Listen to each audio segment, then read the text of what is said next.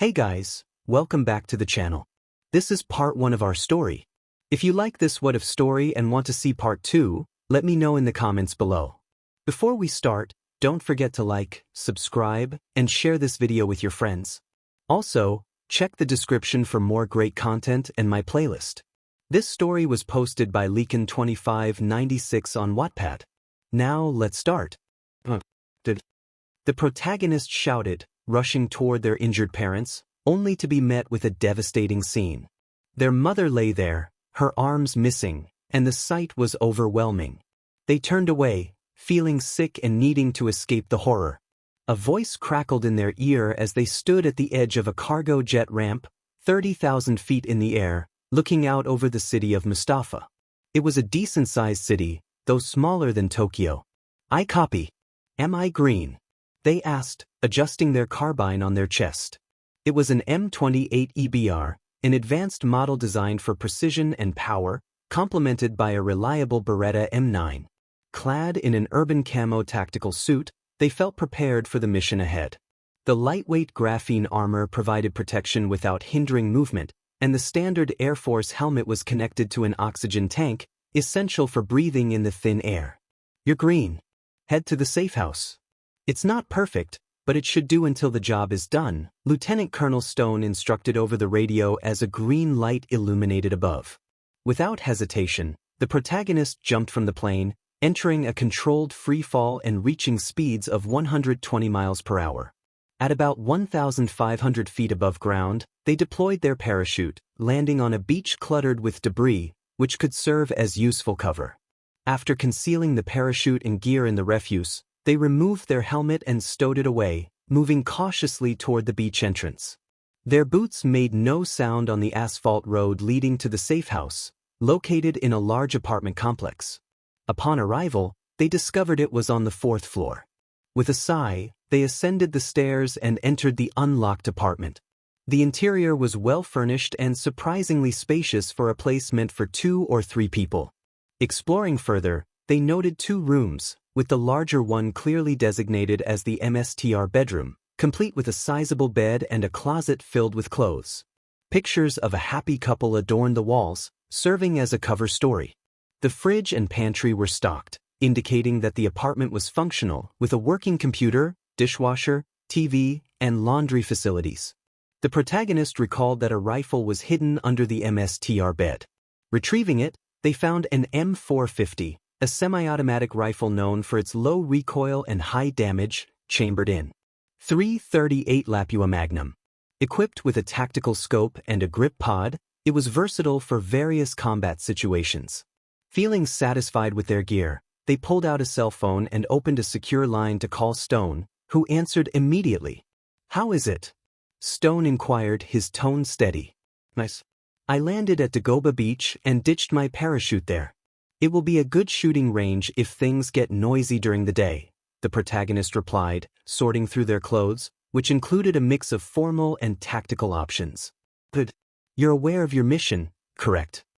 Stone continued, as the protagonist settled onto the couch, fatigue washing over them after a long day. "Provide overwatch for Class 1A at high school, and if necessary, offer tactical and fire support in case of a villain attack." "Speaking of which, who are the villains?" they asked, sensing a sigh on the other end. "They're called the League of Villains. Their leader is a man named Shigaraki Tamura, who possesses a dangerous quirk that allows him to disintegrate anything he touches. While there haven't been any concerning incidents yet, they are planning something significant. We have agents gathering intel, but for now, focus on resting. You found the rifle, right? You'll be doing long-range scouting for the next few days. If you spot them, follow their movements. Stone out." With that, the line went silent. The protagonist sighed and made their way to the shower, shedding their clothes and enjoying a long, refreshing wash. After drying off, they discovered the dresser was already stocked with essentials. They grabbed a pair of black boxers and gray athletic shorts before climbing into bed, quickly succumbing to a deep, dreamless sleep. "I wake up the next morning to the blaring of an alarm. Checking the time, I find it's 5 pre-programmed. Rolling out of bed, I find a muscle shirt in the closet, along with a nice pair of running shoes. Pulling on a pair of socks, I lace up the shoes and locate my headphones in my bag. Grabbing my phone, I connect it and start playing some music before heading downstairs to go for a run. I cover close to 10 miles, a nice warm-up. After I'm done, I make my way to 𝗣𝗏𝗵𝗃 beach and sit down on the sand, looking out over the ocean. It's peaceful here, nice and quiet, especially at 6 a.m. I sit there for about 10 minutes, catching my breath, when I hear footsteps on the sand behind me. I stand up and turn around, expecting an attack, but instead, I'm knocked over by a girl around my age. She asks if I'm okay, holding out her hand to help me up. Once I'm on my feet, I get a better look at her and realize she's actually very pretty. She has dark purple eyes with red triangles underneath them and short purple hair. Her earlobes are elongated, with what look like earphone jacks on the end, probably part of her quirk. She's quite a bit shorter than me and is wearing a pair of shorts and an athletic shirt. I introduce myself as Izuku Midoriya and ask for her name, wondering why I revealed my real name. She responds that she's 𝗬𝗎𝗫 and apologizes for knocking me over, explaining that her hero training is making her more aggressive. Intrigued, I ask if she goes to U. She confirms she's in class 1A and asks where I go to school. I hesitate for a moment but tell her I attend 𝗬𝗏𝗃𝗧, class 1B, lying through my teeth. She seems a bit suspicious, noting that 𝗬𝗏𝗃𝗧 is far from here. I explain that I'm moving soon and that money is tight, making it easier to take the train for now. She understands and says goodbye as she continues her run. I feel a sense of accomplishment. I made contact with a U student, and a cute one at that. I head back to my apartment, take a quick shower, eat breakfast, and then dress in a black tactical bodysuit with active camouflage abilities. Grabbing my 𝗵𝗃𝗏 rifle and packing a small lunch, I head up to the rooftop of the building. I begin jumping from building to building, running several miles until I reach the top of a building across from you. I set up camp there, lying down on the roof with my rifle, overlooking the campus. I spot Jiro talking to people who I assume are her classmates, including a tall girl with spiky black hair who looks familiar. They eventually disappear inside the main building. After waiting for several minutes, a group of students emerges from the room. I spot Jiro among them, confirming it's class 1A. Their teacher, dressed in black robes and a metal scarf, begins a speech before handing a ball to a blonde, angry-looking kid. He throws it a decent distance, but the teacher hands him another ball. This time, the kid produces an explosion behind it, sending the ball flying much further than before, surprising everyone gathered. The class continues testing various skills, from a short-distance race won by a kid with engines for legs to a sidestepping test won by a kid with sticky hair. I find myself getting bored after a while. By lunchtime, the class has gone back inside, and I'm eating my lunch when I notice something off in the distance, a glint of a scope. It's about 1,300 meters away, not an impossible hit, but challenging. I ask into my comm if anyone is at that position. Stone responds, a bit on edge, confirming that there are no operatives in that location and instructs me to try to get the sniper's attention. I grab a small mirror from my bag and shine the light in the other sniper's eyes. He notices and turns to look at my position. I deactivate my active camo and flash him a message in Morse code, asking him to identify himself. He takes a moment to respond, revealing he is Colonel Louis Capaldi of the U.S. Rangers. I relay this information to Stone, who confirms his identity and suggests I make contact. I send over the frequency and 𝗬𝗏𝗃𝗏 my radio. Within moments, a gruff voice comes through, asking if I'm the guy across the way. I introduce myself as Reaper, and he pauses for a moment, surprised to learn I'm just a kid. I explain that I'm 15 but urge him not to underestimate me. He shares that his quirk is a built-in rangefinder, which is useful for our line of work. I describe my quirk, Reaper's Vessel, which enhances all my physical abilities without drawbacks, except for the risk of losing muscle mass if I sustain it for too long. He acknowledges that it's an impressive quirk. Capaldi expressed a hint of surprise when he asked if I was part of JDF. I confirmed that I was, but added that I technically didn't exist. He remarked on my involvement in Black Ops at my age, acknowledging that I must have willingly chosen this path. He then inquired about my purpose for being there. I explained that I was there to protect you. High school class 1A from a potential villain attack. In turn, Capaldi revealed that he was searching for a villain named Tamura Shigaraki, who had been designated a dangerous criminal by the CIA, and they wanted to apprehend him before he could cause any harm. This information piqued my interest, and I raised an eyebrow. I shared that we had common goals, as Shigaraki was the leader of the villains my superiors believed would attack you. Our plan was to capture or eliminate him if the opportunity arose. I had already made contact with one student and felt I was on the right track.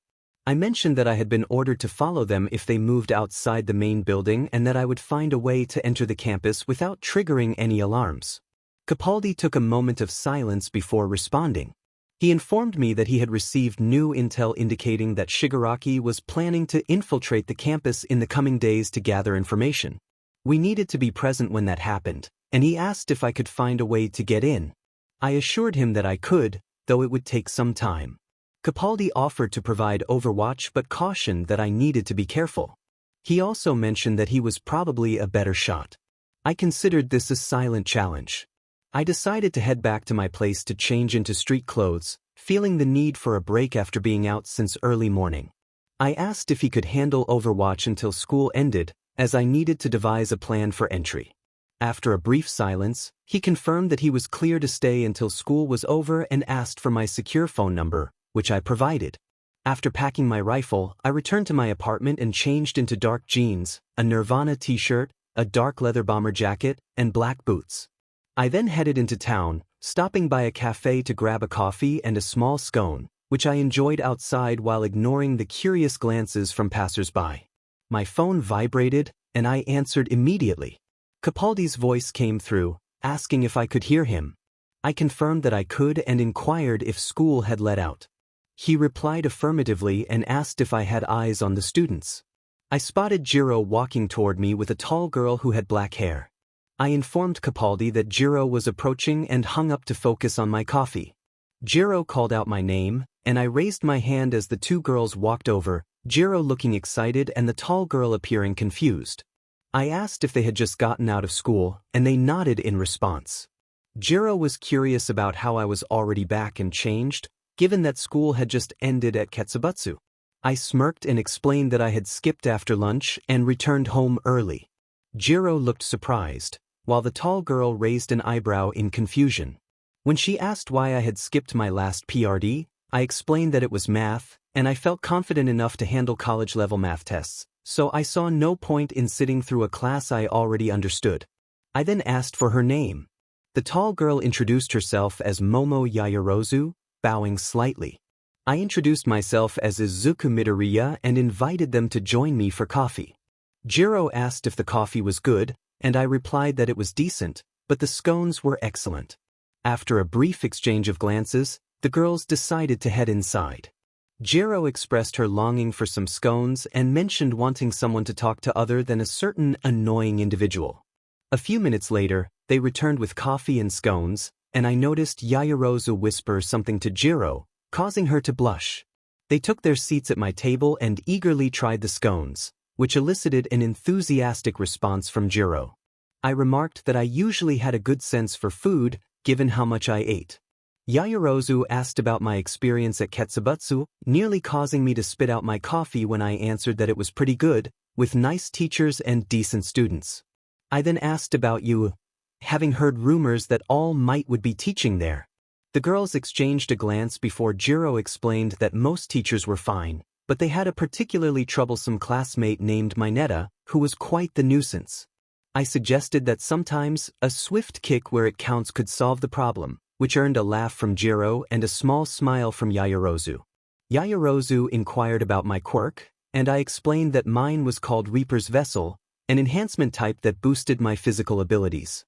I then asked 𝗎𝗫 about hers, causing her to blush as she demonstrated her quirk, earphone jack, which allowed her to listen through walls and create sonic waves. I playfully compared our quirks, noting that while 𝗎𝗫 was a human speaker and Yaoyorozu a human 3D printer, I was like a human engine with a boost. 𝗎𝗫 agreed after a moment of thought. Yaoyorozu then asked how old I was, commenting that I looked 17, which made me chuckle as I revealed I was actually barely, but I am a lot of people think I'm older than I am, based on my height and the way I dress. This thought brings a small smile to 𝗎𝗫's face. She mentions that she likes my shirt, saying Nirvana is awesome while pointing to the logo.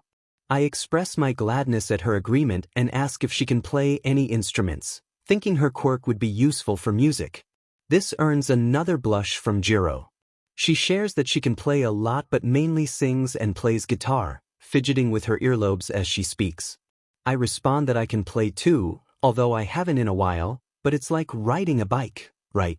I can sing and play guitar, though I'm better at guitar. 𝗎𝗫's eyes light up as she asks if I play electric or acoustic as well. She looks really pretty when she talks about music. It's as if she comes alive. I explain that I mainly play electric, though I can play acoustic too, but most of the songs I know are on electric. Just then, I hear someone clear their throat. As much as I enjoy watching the interaction, 𝗎𝗫 interrupts, expressing her dislike of being ignored and saying she needs to leave. Her comments cause 𝗎𝗫 to blush and me to smirk. 𝗎𝗫 then asks if she can see my phone. I pull it out, and she quickly snatches it from me. Within moments, she hands it back, and I notice a new contact in my phone. Kyoka 𝗎𝗫. She tells me to text her later as she walks away with 𝗎𝗫, leaving me wondering what just happened. I walk home from the cafe, holding my fresh cup of coffee. Back at my apartment, I pull up the files for Class 1A. There are a total of 19 students, which seems like a strange number to me. The blonde explosion kid is Bakugo Katsuki, known for his intense and powerful quirk, despite a track record of bullying. The second most powerful student, at least by my estimation, is Shoto Todoroki, the son of Endeavor. He can use both fire and ice, making him a rare double quirk user. Both he and Momo 𝗎𝗫 were recommended for admission, suggesting they are either exceptionally talented or had some advantages. Then there's Minoru Mineta, the purple-haired kid who has a reputation for being a bit of a troublemaker, ranking last in the class. By far the most intriguing person on file is their teacher, Shota Aizawa, known as the pro-hero Eraserhead. He can erase power and transformation-type quirks, though not mutation types. Despite being a bit of a social outcast, he has gained some notoriety for expelling an entire class last year. However, the classes he teaches usually perform well and often produce capable heroes. Kyoka is about average in physical exams, but she scored high on the written exam, indicating she is either smart or studies well. Her quirk is suited for medium-range combat, leaning more toward a support role. At around 8 p.m., I receive a call from Stone and answer quickly. He asks if I've made any progress, a typical question for a mission like this. I explain that I know the class size and have reviewed the files he sent. I express my confusion about why the League would want to attack this class. Class 1A is powerful, but I'm uncertain if it warrants a full assault from a villain group. I mention that I received intelligence from 𝗵𝗃 about Shigaraki planning to infiltrate you and steal data. I need to find a way inside, but their security system is top-notch. I assure him I'll find a way in over the next few days. Stone asks if I've made contact with any of the students. I tell him I've met two, Kyoka 𝗎𝗫 and Momo 𝗎𝗫. My mind drifts, and I think I should text 𝗎𝗫 soon. He compliments my social skills, and I brush it off, explaining that I bumped into 𝗎𝗫 by accident. After school, we ran into each other at a cafe, and I just got lucky. Stone inquires about the class leader, but I admit I don't have much information. Katsuki and Todoroki seem the most powerful in terms of quirks, but they don't seem like natural leaders. Katsuki is too aggressive, and Todoroki is too aloof. I suspect that if I keep meeting them, I'll gather more information. I mention that I'm pretending to be a 𝗧𝗵𝗲 student, but I don't have any uniforms. I'm claiming I skipped the last class, which is math, and hope the lie holds for a while. Stone tells me to keep up the good work and that he'll head home, but the line will remain open. An operator will be on call if I need anything. After the call ends, I receive a text from 𝗎𝗫. She asks if this is Midoriya. I confirm it is and apologize for being busy with dinner. I admit I haven't eaten in a few hours, but that's all right. 𝗎𝗫 shares that she's doing homework and expresses her annoyance at receiving assignments on the first day. I remind her that it is a hero course and that I was warned about the workload. She agrees but finds it frustrating. I comment that half of everything is annoying to someone. She asks how school was for me, excluding the skipped math class. I reply that it was good, though we didn't do anything hero-related since it was only the first day. 𝗧𝗪𝗻 explains that they had to do tests for their quirks, like running speed. She placed 17th out of 19, which she expected since her quirk isn't suited for that. I reassure her that it's not last, and it doesn't matter much. I emphasize that being a good hero requires more than just physical tests. Strategy is crucial. She thanks me and playfully suggests that I seem dangerous but am really a softie at heart. I admit she's right. She suddenly says she has to go because her parents are calling her and asks if we can talk tomorrow. I agree, wishing her good night. After the conversation, I lean back on the couch and check the time. It's almost. I head to the shower for a long hot wash before collapsing onto my bed. Izuku. My dad groaned, grabbing my hand. He looked at me with a mix of desperation and determination. I held his hand tightly, assuring him that I was there. He urged me to leave, to escape and live, his voice rising to catch the attention of the villain. The villain, surprised to see us both alive, picked me up, his grip tightening around my skull. In that moment, something within me shifted. I felt a surge of power, and the villain's expression changed from rage to fear. With a fierce resolve, I demanded to be released, my voice echoing with an otherworldly intensity. Suddenly, I shot up in bed, drenched in cold sweat. The clock read 4:08. I cursed under my breath and quickly changed into dark sweatpants and a matching muscle shirt. After lacing up my running shoes, I made my way to the beach. Once there, I warmed up and began my shadowboxing routine, losing myself in the rhythm of my movements for several hours. By the time I finished, the sun was rising, and I was soaked with sweat, my dark green hair sticking to my forehead. Midoriya, you're here again. 𝗧𝗪𝗻 called out from behind me, and I turned to see her. She wore an outfit similar to yesterday's, though the colors had changed. I replied that I enjoyed listening to the calming waves crashing on the shore. She noticed my drenched appearance and asked if it had been raining. I explained that I had been shadowboxing, and when she looked confused, I elaborated on the practice. 𝗧𝗪𝗻 asked how long I had been out there, and I mentioned I started shortly after 4 a.m. Her shock was evident when she realized I had been at it for 2 hours. I shrugged, admitting that I hadn't slept well due to nightmares. 𝗧𝗪𝗻's expression shifted to concern as she asked if I was all right. I realized tears had escaped my eyes, and I quickly wiped them away, offering her a small smile. I assured her I was fine and stood up, walking over to her.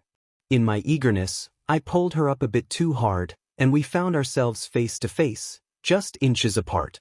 She took a step back, looking hesitant to move away, and I felt a pang of disappointment. "Oh, see you later," she said, her cheeks flushed as she hurried off. I watched her go, heading home, and couldn't help but feel a mix of emotions. Over the next 3 days, the protagonist keeps a close watch on you, searching for any signs that Shigaraki might attempt to break in.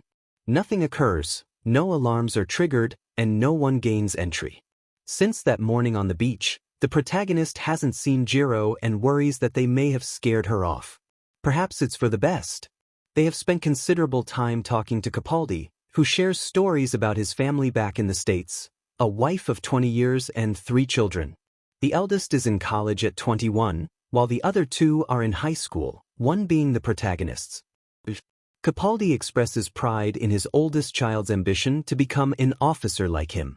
They bond over shared humor and sarcasm, but boredom occasionally creeps in. On that Friday, an unexpected event unfolds. A large group of reporters gathers outside the gates closest to the protagonist's position. 𝗵𝗃𝗄 acknowledges the scene, and the protagonist wonders if Shigaraki is among them.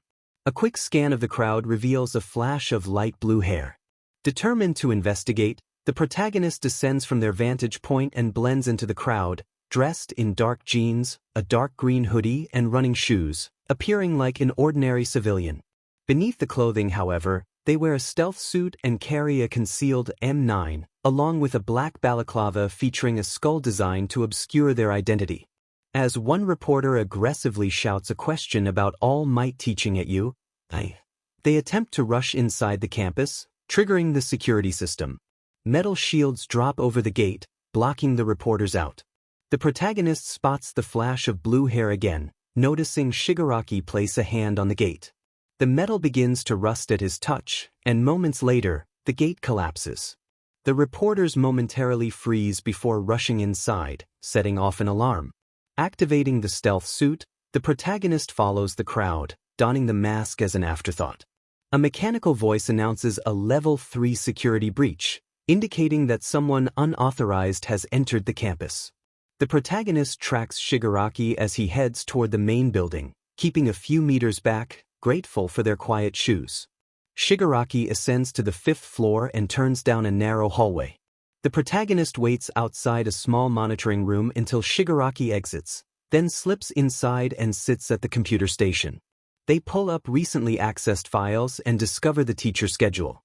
Confused, they sift through the extensive list of teachers and classes until they find Aizawa's schedule.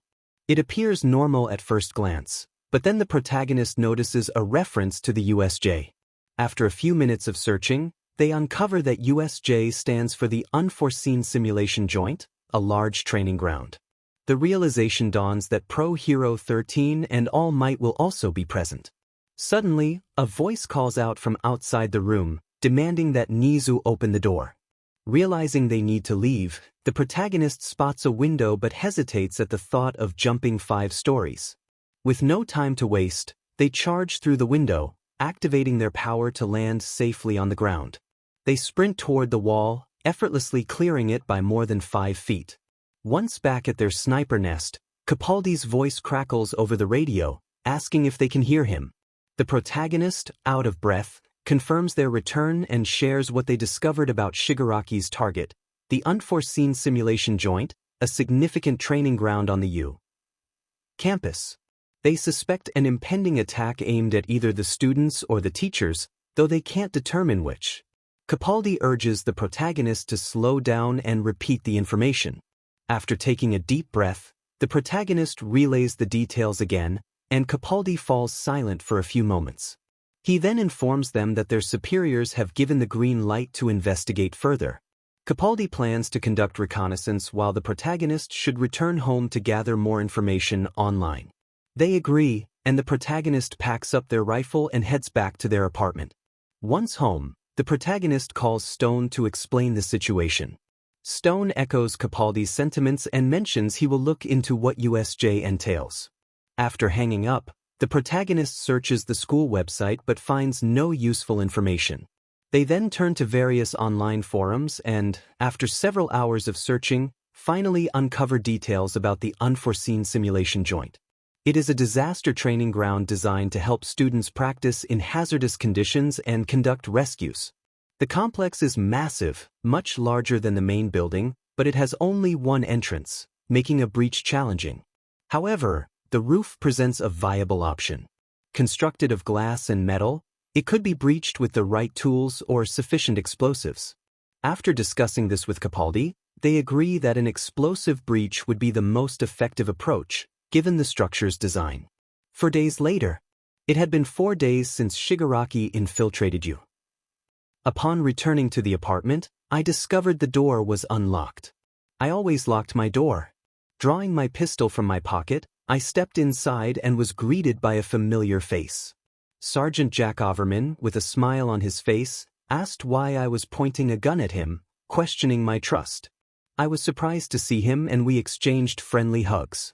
Overman explained that he was there to deliver some supplies I had requested, breaching explosives, armor, and a shotgun. I eagerly looked around and spotted 3 cases on the floor, my excitement growing. He presented the shotgun, an advanced model known as the DP-10, which was lightweight but I suspected would feel heavier when fully loaded. Next, he showed me the Advanced Medium Armor Suit, or AMAS for short, designed to protect against most impacts and provide blast protection, weighing a total of 15 pounds including the helmet. Lastly, he handed me standard breaching charges along with a few frags and 9 bangers. Grateful, I thanked him with a wide smile. Overman wished me luck and gave me one last hug before leaving. Once he was gone, I tried on the armor and prepared for the upcoming USJ fight. The armor featured magnetic connectors on the back, allowing me to carry my M28, the DP-12, and my trusty M9, along with extra ammunition. I also packed my knife, 2 frags, and 2 9-bangers, totaling just under 50 pounds. After stowing my gear under the bed in the MSTR bedroom, I decided to head to the convenience store for some energy drinks. I left my pistol behind but took my knife for safety. Walking several blocks to the store, I grabbed a few drinks and paid. As I headed toward the door, an unexpected blast of air pressure blew the entrance open, knocking me to the ground and causing me to hit my head on a shelf. My vision blurred, but I quickly focused on a dark figure approaching the counter. A loud voice demanded the clerk put the money in the bag, threatening a girl who was being held by a tentacle around her neck. The store clerk complied, handing over a bag full of cash, desperate to appease the creature. As the sludge monster prepared to leave, I struggled to my feet and shouted for it to let the girl go. The creature turned, sizing me up, while the girl looked at me with fear in her eyes. It laughed, mocking my knife, claiming its liquid form made it invulnerable. Determined, I threw my knife at its left eye, burying the blade deep. The monster shrieked in pain and retaliated with a pulse that disrupted my senses, causing me to drop to my knees. It threatened me, releasing the girl and charging at me. I activated the first level of my quirk and dodged, retrieving my knife as I moved. My quirk was incredibly powerful, with multiple stages. The first stage darkened my irises, while the second turned my eyes completely black. The third stage manifested red and black tendrils across my body, followed by an aura in the fourth stage, forming armor. The fifth stage, which I avoided, transformed me into a demon-like state. I asked the girl if she could move, and she nodded. I instructed her to run, call for help, and attract the attention of pro heroes. She dashed away, leaving me to confront the sludge monster alone. The creature charged again, and I dodged its strike, slashing at it with my knife, but it was ineffective. Realizing I needed to escalate, I entered my second release, my eyes turning entirely black. I charged at the monster, jamming my fingers into its damaged eye. It screamed, and I seized the opportunity to grab its mouth and throw it several meters away. The monster was bewildered, questioning how I could hold it. As it charged again, I dodged and plunged my knife into its other eye, blinding it completely. I taunted it, asserting that its threats were meaningless without sight. Just then, a familiar voice rang out, announcing the arrival of All Might, accompanied by the sound of cracking concrete. I acknowledged him with a hint of boredom as I dodged another attack from the monster. All Might, unfazed, declared his intention to defeat the creature with a powerful Texas smash, sending it flying. After the dust settled, I asked All Might how he planned to capture the villain. He simply replied that it was easy, proceeding to contain the creature in plastic bottles while I wiped my knife clean with a rag I found. I sheathed my knife and returned to the store, handing the clerk a large sum of money to cover the damage to the glass doors. As I picked up my energy drinks and exited the store, All Might thanked me for my assistance in capturing the villain. I assured him it was no problem. Now, if you'll excuse me, I have to go home. My mom is probably worried. As the character walks away, an intense gaze lingers on them. Turning around, they notice that All Might has disappeared. It leaves them wondering what that encounter was all about. The suit features green sub-armor with black main plates. M28EBR, M405. Pistol. Over the next 3 days, they scoped out the USJ building and examined the timetable multiple times. It appeared that the training session would be in the afternoon, allowing them to set up without being spotted. The day before the USJ training session, they reviewed their plans repeatedly, discussing variations and potential situations that could arise. They also managed to acquire an 𝗵𝗲 suit and practiced hand-to-hand combat drills. Grappling hooks were obtained to assist in climbing the wall leading to the glass portion. As they surveyed the USJ walls, one of them turned to 𝗵𝗃𝗲, asking if he was ready for the mission. 𝗵𝗃𝗲 replied that he was as ready as he could be while pulling out a picture and looking at it fondly. When asked about the picture, he revealed it was of his kids, the reason he was undertaking this mission. With a sigh, he put the picture away and activated his active camouflage. The other individual activated theirs as well, and they threw the grappling hooks up the walls of USJ, reaching the base wall. They then ascended the glass walls, parting ways at the top of the building. Capaldi took the side with the lake, burning city, and the unusual storm zone, while the other took the mountain and landslide side. After waiting for about an hour, the bus from 𝗳𝗄𝗏 arrived. Capaldi alerted his partner that the class had arrived and asked if they were ready. The response was affirmative as explosives were planted on the glass panel below. Positioned directly over the mountain zone, the fall was manageable, about 60 feet. With their quirk and suit, they felt confident in handling it. As the class entered the USJ, 𝗬𝗏 and Izuku began addressing the students. Suddenly, a massive cloud of purple and black mist appeared in the center of USJ, and villains began to emerge. A student with red hair pointed them out, prompting Izuku to charge in. Attempting to radio Capaldi, there was no response. The transmission blockers were in effect. Trying the detonator for the explosives yielded no results, confirming that all signals were being blocked. Upon closer inspection of the villains, they recognized Shigaraki surrounded by a group of imposing figures. They needed to get down there immediately. With determination, they pulled out their shotgun and fired a shot into the glass, which shattered instantly. They found themselves in free fall but activated their quirk to land safely on the top of the mountain zone, sliding down toward a group of villains. One of the villains questioned their identity, but before they could respond, a blast from the shotgun took them down. Reloading quickly, they took out two more before the remaining villains retaliated. One villain grew blades from his palms and attempted to slash, but they countered with a couple of shots to his midsection. The fight continued for several minutes, but soon the shotgun ran out of ammo. A larger villain shouted that they were out of ammo and charged in. Attempting to 𝗬𝗏𝗏 to their rifle, they were struck hard in the side, sending them flying into a rock. The shotgun was lost, and their carbine was knocked away by another villain. As hands grabbed their helmet and squeezed, they felt the faceplate crack. Just then, a familiar voice called out, followed by a massive shockwave that dropped everyone to their knees. Seizing the moment, they struck the villain trying to crush them with the butt of their pistol.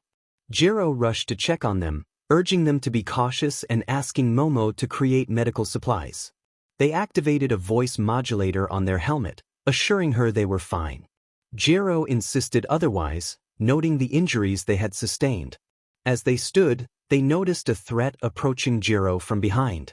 Acting quickly, they pushed her out of the way and caught the incoming fist, responding with a shot from their M9 that took the attacker down.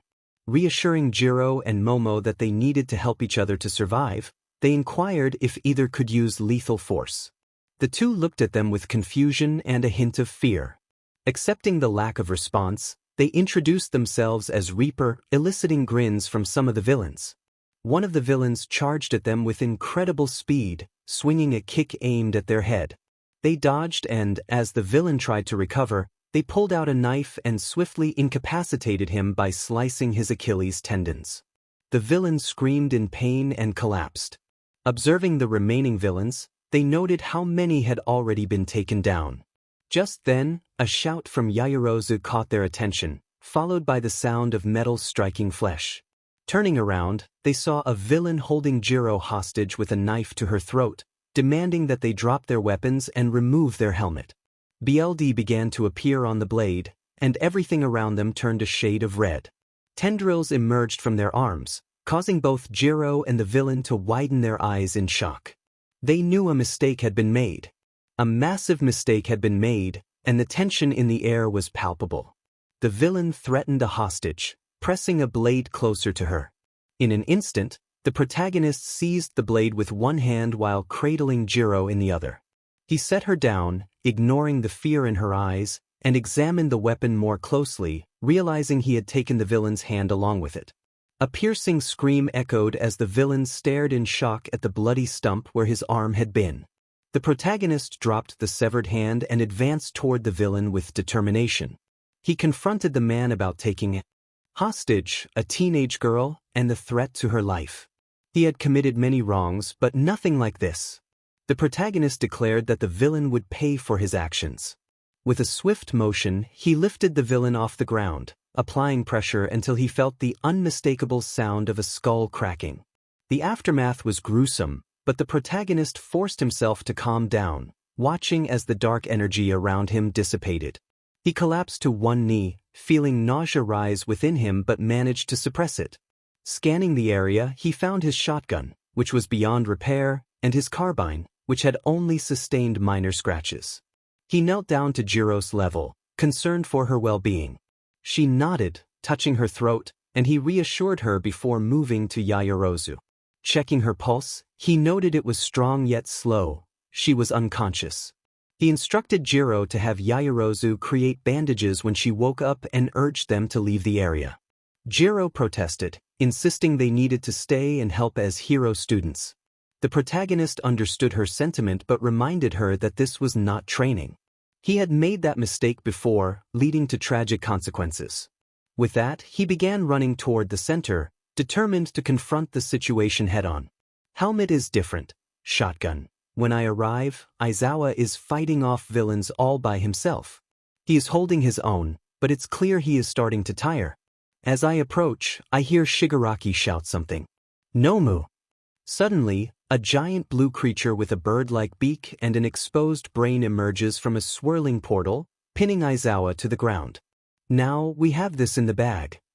Shigaraki exclaims, followed by the sound of something cracking. Aizawa cries out in pain, his arm bent at an unnatural angle. A gunshot rings out, and the Nomu shrieks in distress. Get away from him, you mutant! Capaldi yells, rushing toward the Nomu while firing his M16. The creature stumbles back, clearly injured. I charge forward as well, firing 6 rounds into its chest, causing it to collapse to the ground. Capaldi, you're okay? I say, positioning myself protectively over him as he checks on Aizawa. I'm alive. You look worse than I do. What happened to you? Why are you covered in BLD? Capaldi asks as he helps Aizawa toward a pair of students. One of them has red and white hair, with a burn mark over his left eye, and an unusual form, wearing only boots and gloves. I assume she is invisible. I got slammed into a rock, nearly had my helmet crushed, then took down a guy. What about you? I inquire as the students hurry away, carrying Aizawa. The peppermint-haired kid froze all the villains in my area, so I haven't had much action. It just took me a while to get here, Capaldi replies as the Nomu rises again. My name is Reaper, and this is... I start to say, but Capaldi interrupts. Avenger. Shigaraki, I take it? He asks, keeping his gaze fixed on the Nomu. I am. And this is Nomu, a deadly mutant creature with shock absorption. He can't be killed by normal means. Nomu, eliminate them. Shigaraki commands, and the creature charges at us. I pull the pin on a flashbang, and as the creature closes in, I shove it into its mouth. The explosion startles it. Avenger, distract it. I shout, unleashing my quirk to the second seal. I secure my rifle on my back and draw my knife as Capaldi fires into the Nomu. I leap onto its back, driving my knife into its exposed cranium, then empty an entire magazine into its skull. Reloading, I fire again until the creature collapses, its head a mess of destruction. Geez kid, overkill much? Capaldi remarks as I clean my knife. Maybe a bit. Now, onto the... I begin, but suddenly, I am struck aside and slam into a tree several feet away. Reaper! Capaldi shouts, but he has to block an attack from one of the quartet of villains guarding Shigaraki. 2 of them approach me, one with massive sledgehammer hands and the other with chainsaws for hands. I'm Crusher. Nice to meet you. Time to end this. The sledgehammer guy declares, swinging at me. I roll out of the way, narrowly dodging the hammer. Unfortunately, I don't react quickly enough to avoid the chainsaw that grazes my left arm. It hurts, but I manage to kick the blade away and scramble to my feet. I check my arm, it's not severed so I'll survive. I'm Saw. Nice to meet you too. But I agree with my brother, you need to go, the chainsaw-wielding villain adds, and they advance on me.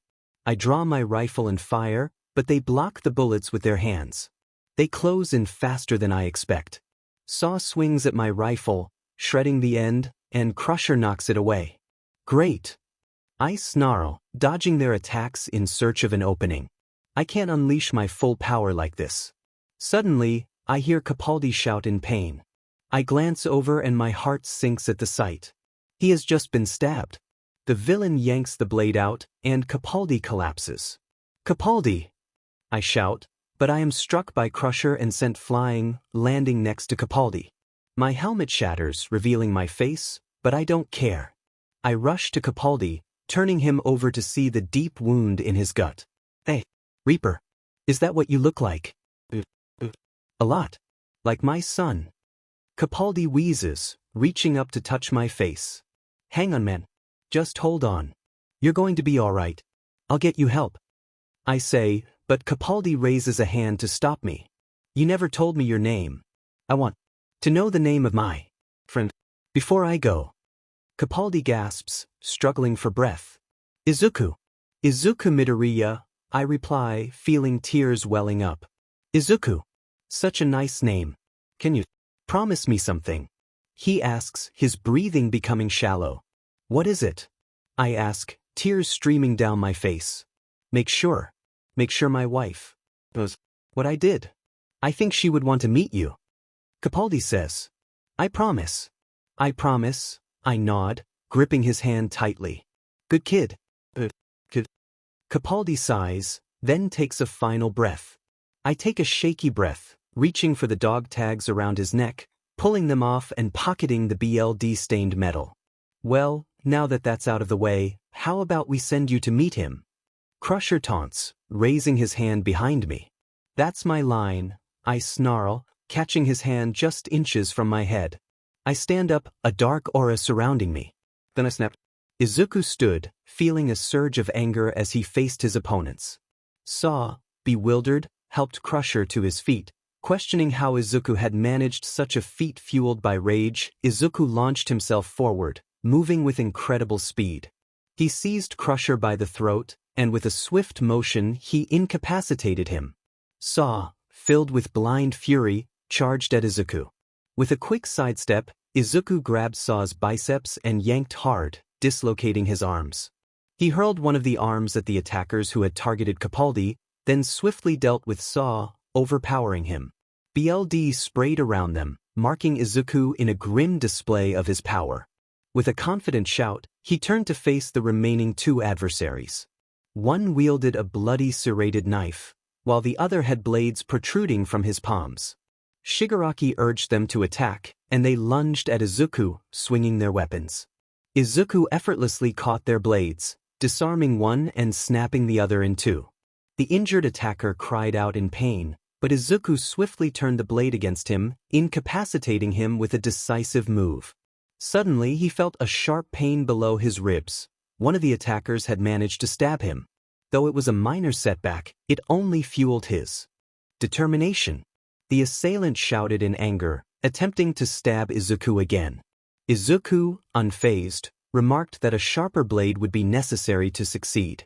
He seized the attacker's arm and twisted it, rendering him helpless. With a swift motion, he ended the confrontation, leaving the attacker incapacitated.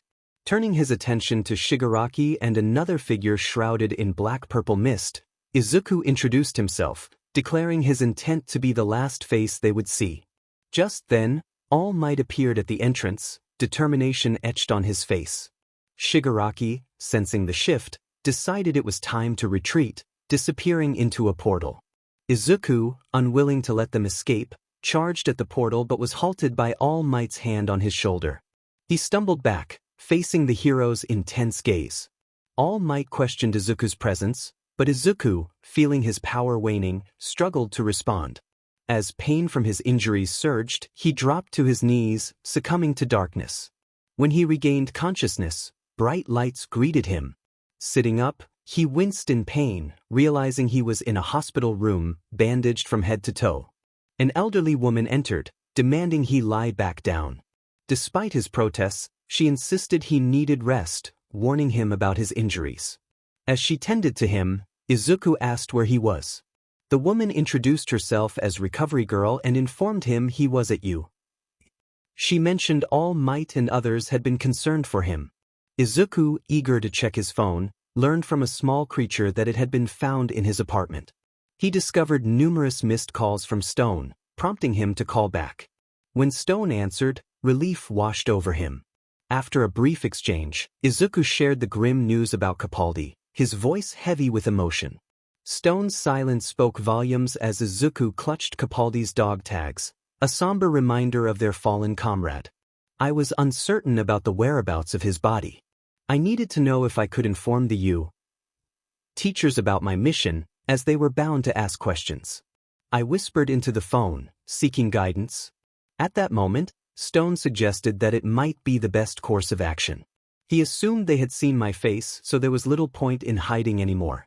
He mentioned needing to discuss it with command but assured me that we could find a way for me to stay and help. After a brief exchange, he urged me to be careful before hanging up. Once I was healed, a small white creature beckoned me to follow. I stood up, grabbing a muscle shirt from the nightstand as we made our way through the halls of We arrived at an office where 3 pro heroes were present, All Might, Aizawa, and a woman dressed in a striking outfit, Midnight, the R-rated hero. Midnight examined me and remarked that she had expected someone more impressive. Aizawa quickly defended me, stating that I was incredibly strong, both physically and mentally, and that my partner and I had saved the lives of his students and him, disregarding our own safety. Curious about my partner, I inquired about his body. The small white creature, now seated behind a desk, informed me that it was in a cryopreservation chamber. He introduced himself as Nizu, the principal of the school, and confirmed my identity as Izuku Midoriya. When asked if I was part of the Japan Defense Force, I explained that technically, I did not exist, being part of a Black Ops unit not listed in any registry. The heroes exchanged odd looks at this revelation. All Might expressed disbelief, commenting on my youth, while I noted that my fighting style should have indicated my experience. I then asked Nizu how many villains had been present that day. He informed me that there were over 200 villains, and I had taken down 24, including a formidable Nomu. Nizu's expression was a mix of emotions that I couldn't quite decipher. Midnight, intrigued, asked how many I had killed overall. I hesitated before estimating that it was over 1,000, eliciting a range of reactions from shock to understanding. Aizawa remarked on the brutality of my fighting style, which combined various weapons and my quirk. Curious about my quirk, All Might inquired about its nature.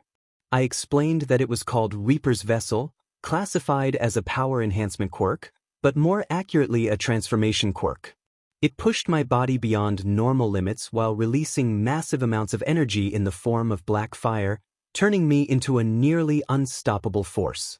However, the more power I used, the less time I could maintain it, and I would lose my memory if I reached the 5th stage. Nizu then proposed that I become a student at UA, which shocked me. He suggested joining Class 1A while continuing my mission to protect them from within.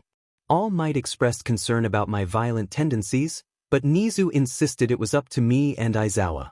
Aizawa reassured everyone that he could manage my quirk if necessary. I agreed to consult with command before making a decision. After a quick call with Stone, who confirmed that the administration was fine with my attendance, I returned to the group. I informed Nizu that I was good to go, though I would need uniforms. Aizawa nodded in approval, and Nizu smiled, clearly pleased with the outcome. 𝗎𝗫 watched in horror as Izuku cradled a man in armor with a serious injury. He never would have imagined that the boy who had taken down so many villains would be the same kid from 𝗬𝗪𝗏. It felt surreal. Bakugo, observing Izuku's tears, commented that the boy seemed weak. Suddenly, a villain with sledgehammers for hands approached, preparing to strike. In an instant, Izuku caught the villain's hand. Black flames erupted around him, and an unearthly cry echoed throughout USJ. The sound froze 𝗎𝗫 and everyone around him, including Bakugo and Kirishima, who were known for their bravery. As Izuku stood up, he hurled the sledgehammer-wielding villain into another foe armed with chainsaws. On that Monday, 𝗎𝗫 waited outside Class 1A. Aizawa had planned to introduce him after class began. He arrived about 5 minutes early, and everyone else was already inside. Dressed in the uniform, he opted not to wear a tie, which he disliked, and left his shirt untucked, as was his habit. Aizawa called for attention, announcing the arrival of a new student. Jiro slid the door open and stepped inside. Jiro's eyes widened in shock upon seeing him, nearly falling from her chair. Yaoyorozu maintained her composure but wore a surprised expression. "This is Izuku Midoriya. He'll be joining our class, so be nice," Aizawa instructed. A blond boy with an angry demeanor questioned who Izuku was, expressing skepticism about his significance. "Bakugo. That is exceptionally rude. You should apologize." A blue-haired boy interjected, but Jiro raised his hand to stop him. "It's fine. That's a fair question. I think it would be best answered by this," he said, unleashing his power to the 4th level. Black flames enveloped his body, his eyes turned pitch black, and dark tendrils emerged. "Does this answer your question?" he asked, his voice freezing everyone in place, including Aizawa. When he released his power, the tension eased slightly. "You were the one at USJ. Just who are you exactly?" a girl with short brown hair inquired. "To put it simply, I am the embodiment of danger. I'm a Black Ops member and a protector. I'm here for one reason only, to safeguard this class from Tomura Shigaraki," he stated, silencing the room. "I want to fight you," Bakugo shouted, jumping to his feet. "No, you don't," Jiro replied. "Actually, it might be a good idea to have you fight the class, just to gauge everyone's abilities. We'll arrange it for the afternoon," Aizawa suggested, glancing at Jiro, who wore an exasperated expression. "Fine. But don't blame me if they all end up needing recovery girl," he remarked, shaking his head. After lunch, out in the training yard, Bakugo expressed his impatience, wondering when their instructor would arrive. Ida chimed in, urging Bakugo to be more patient, which made me chuckle as I walked onto the field. Everyone's attention shifted to me, their expressions a mix of confusion and surprise at my attire. I wore a fitted tank top, dark sweatpants, and simple black running shoes, with a pair of knives secured in forearm sleeves on either arm. Rolling my shoulders and bouncing on my feet, I felt ready. Kirishima asked where my armor and costume were, and I noticed some of the girls blushing, particularly Jiro and Uraraka. Jiro looked great in her dark salmon shirt and unique boots, complemented by a black jacket and white gloves. I thought she was really pretty. I explained that my armor was being repaired and that I doubted I would need it. Unleashing my quirk to the 2nd level, I drew one of my knives. Bakugo suddenly charged at me, launching an explosive attack, with Ida right behind him. I swiftly countered, grabbing Bakugo and swinging him into Ida, sending them both flying back. Kirishima charged next, followed by Kaminari and Siro. Kirishima aimed a low uppercut at me, but I deflected his arm with my knife and countered with a knee to his face, sending him crashing into Kaminari. Siro attempted to restrain me, but I yanked him toward me and kicked him away. As I regained my footing, a laser shot past me. I dodged just in time to see Sato trying to land a punch, but instead, he ended up on the ground after I expertly threw him over my shoulder. Ojiro shouted for Todoroki to freeze me, but I grabbed Ojiro's tail and hurled him at Aoyama, knocking them both down. However, I soon found myself trapped in ice up to my knees. The invisible girl celebrated their apparent victory, but I broke free from the ice and struck her aside. Mina launched acid at me, which I dodged before countering with a right hook. As I prepared for the next attack, I felt a tongue wrap around me, pulling me toward Azui, who was next to Uraraka. I cleverly maneuvered the tongue to touch Uraraka's hands, causing Azui to float. I then dropped Uraraka with a kick before attempting to strike Azui again, but she dodged. Unfortunately for her, she missed the uppercut I delivered, and I knocked her down. I assessed the remaining opponents: Todoroki, Yaoyorozu, Mineta, Jiro, Tokoyami, Koda, and Shoji. Determined, I charged forward. I quickly took out Koda and Mineta by slamming their heads together. Tokoyami tried to use his dark shadow against me, but I was too quick, tossing him into Shoji and knocking them both out of the fight. Yaoyorozu attempted to strike me with a bow staff, but I dodged, seized the staff, and struck her with it, causing her to fall. I then blocked a blade strike from Jiro, disarming her and kicking her away gently. Suddenly, Bakugo's explosion hit me, sending me sliding back. When my vision cleared, I saw Kirishima, Iida, and Bakugo ready to fight again. I acknowledged their resilience, noting that it had been a good warm-up. Bakugo protested, but Iida, confused, asked what I meant. I explained that I had been holding back against the others, but their determination impressed me. I activated my third stage, black and red tendrils snaking up my arms and legs, tearing the bottom of my sweatpants.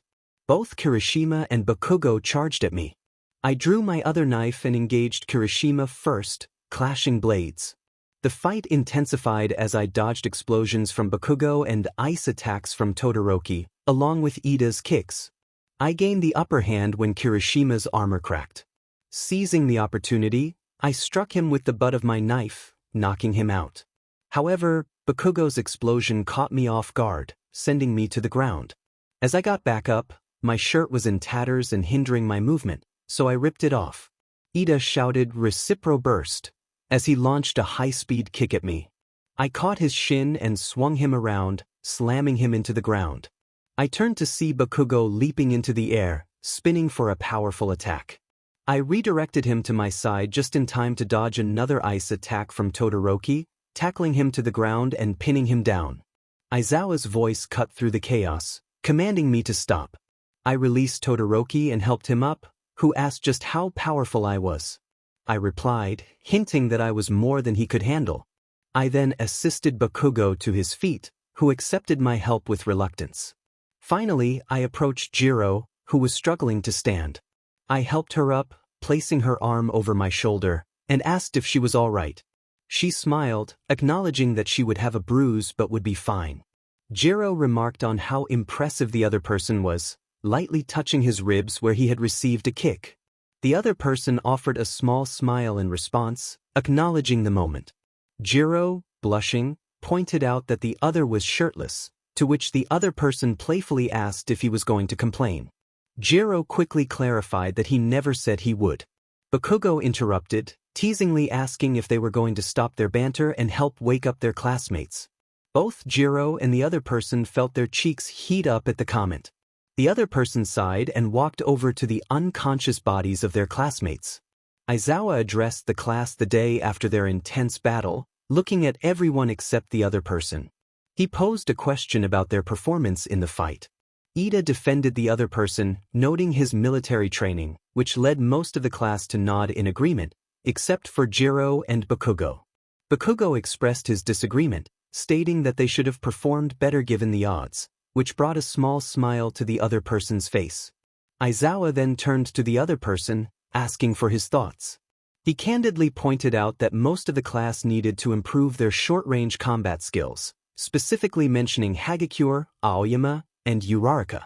He noted that Aoyama relied too heavily on his laser, while Hagakure needed to learn self-defense, and Uraraka required more training. He acknowledged that only a few, including Iida, Kirishima, Bakugo, and Todoroki, had truly challenged him, while the rest had fallen easily. Iida suggested that more close-quarters combat training could have given them a better chance, especially since the other person was a close-range fighter. Aizawa nodded in agreement, reflecting on the previous fight and how he hadn't expected the class to perform as well, given the other person's fighting style. He emphasized the need for the other person to learn to hold back and work with a team, glaring at him to make his point clear. The other person nodded in understanding. Aizawa then informed the class about the upcoming 𝗬𝗍 sports festival, which would take place on Friday. He explained that they would all be participating, including the other person, as it was an opportunity for pro heroes to see them in action and for them to showcase their abilities to Japan and the world. Aizawa exited the room, and present Mike burst in, energetically asking if everyone was ready, but was met with silence in response. Before long, it was lunchtime.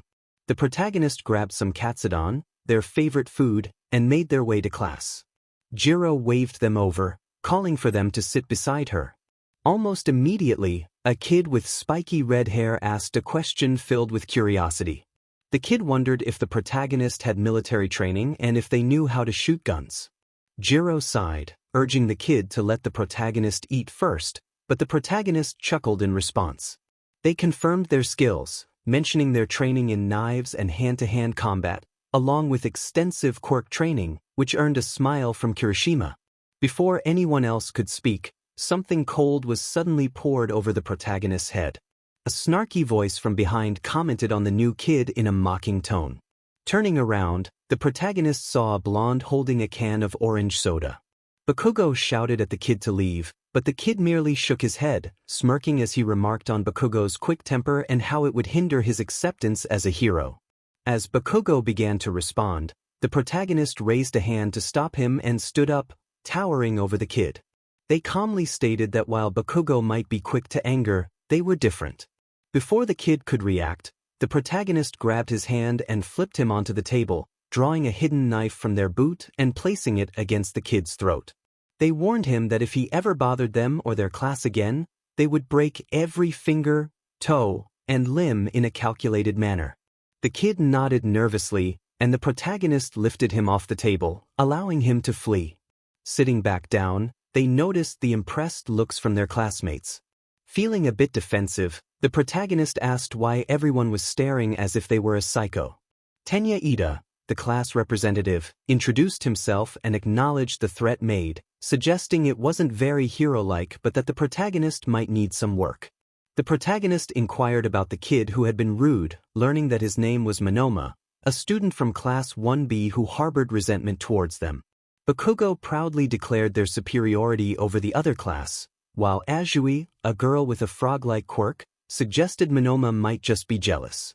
The protagonist sighed, wiping the soda off their face, and Bakugo expressed his approval of the protagonist's actions.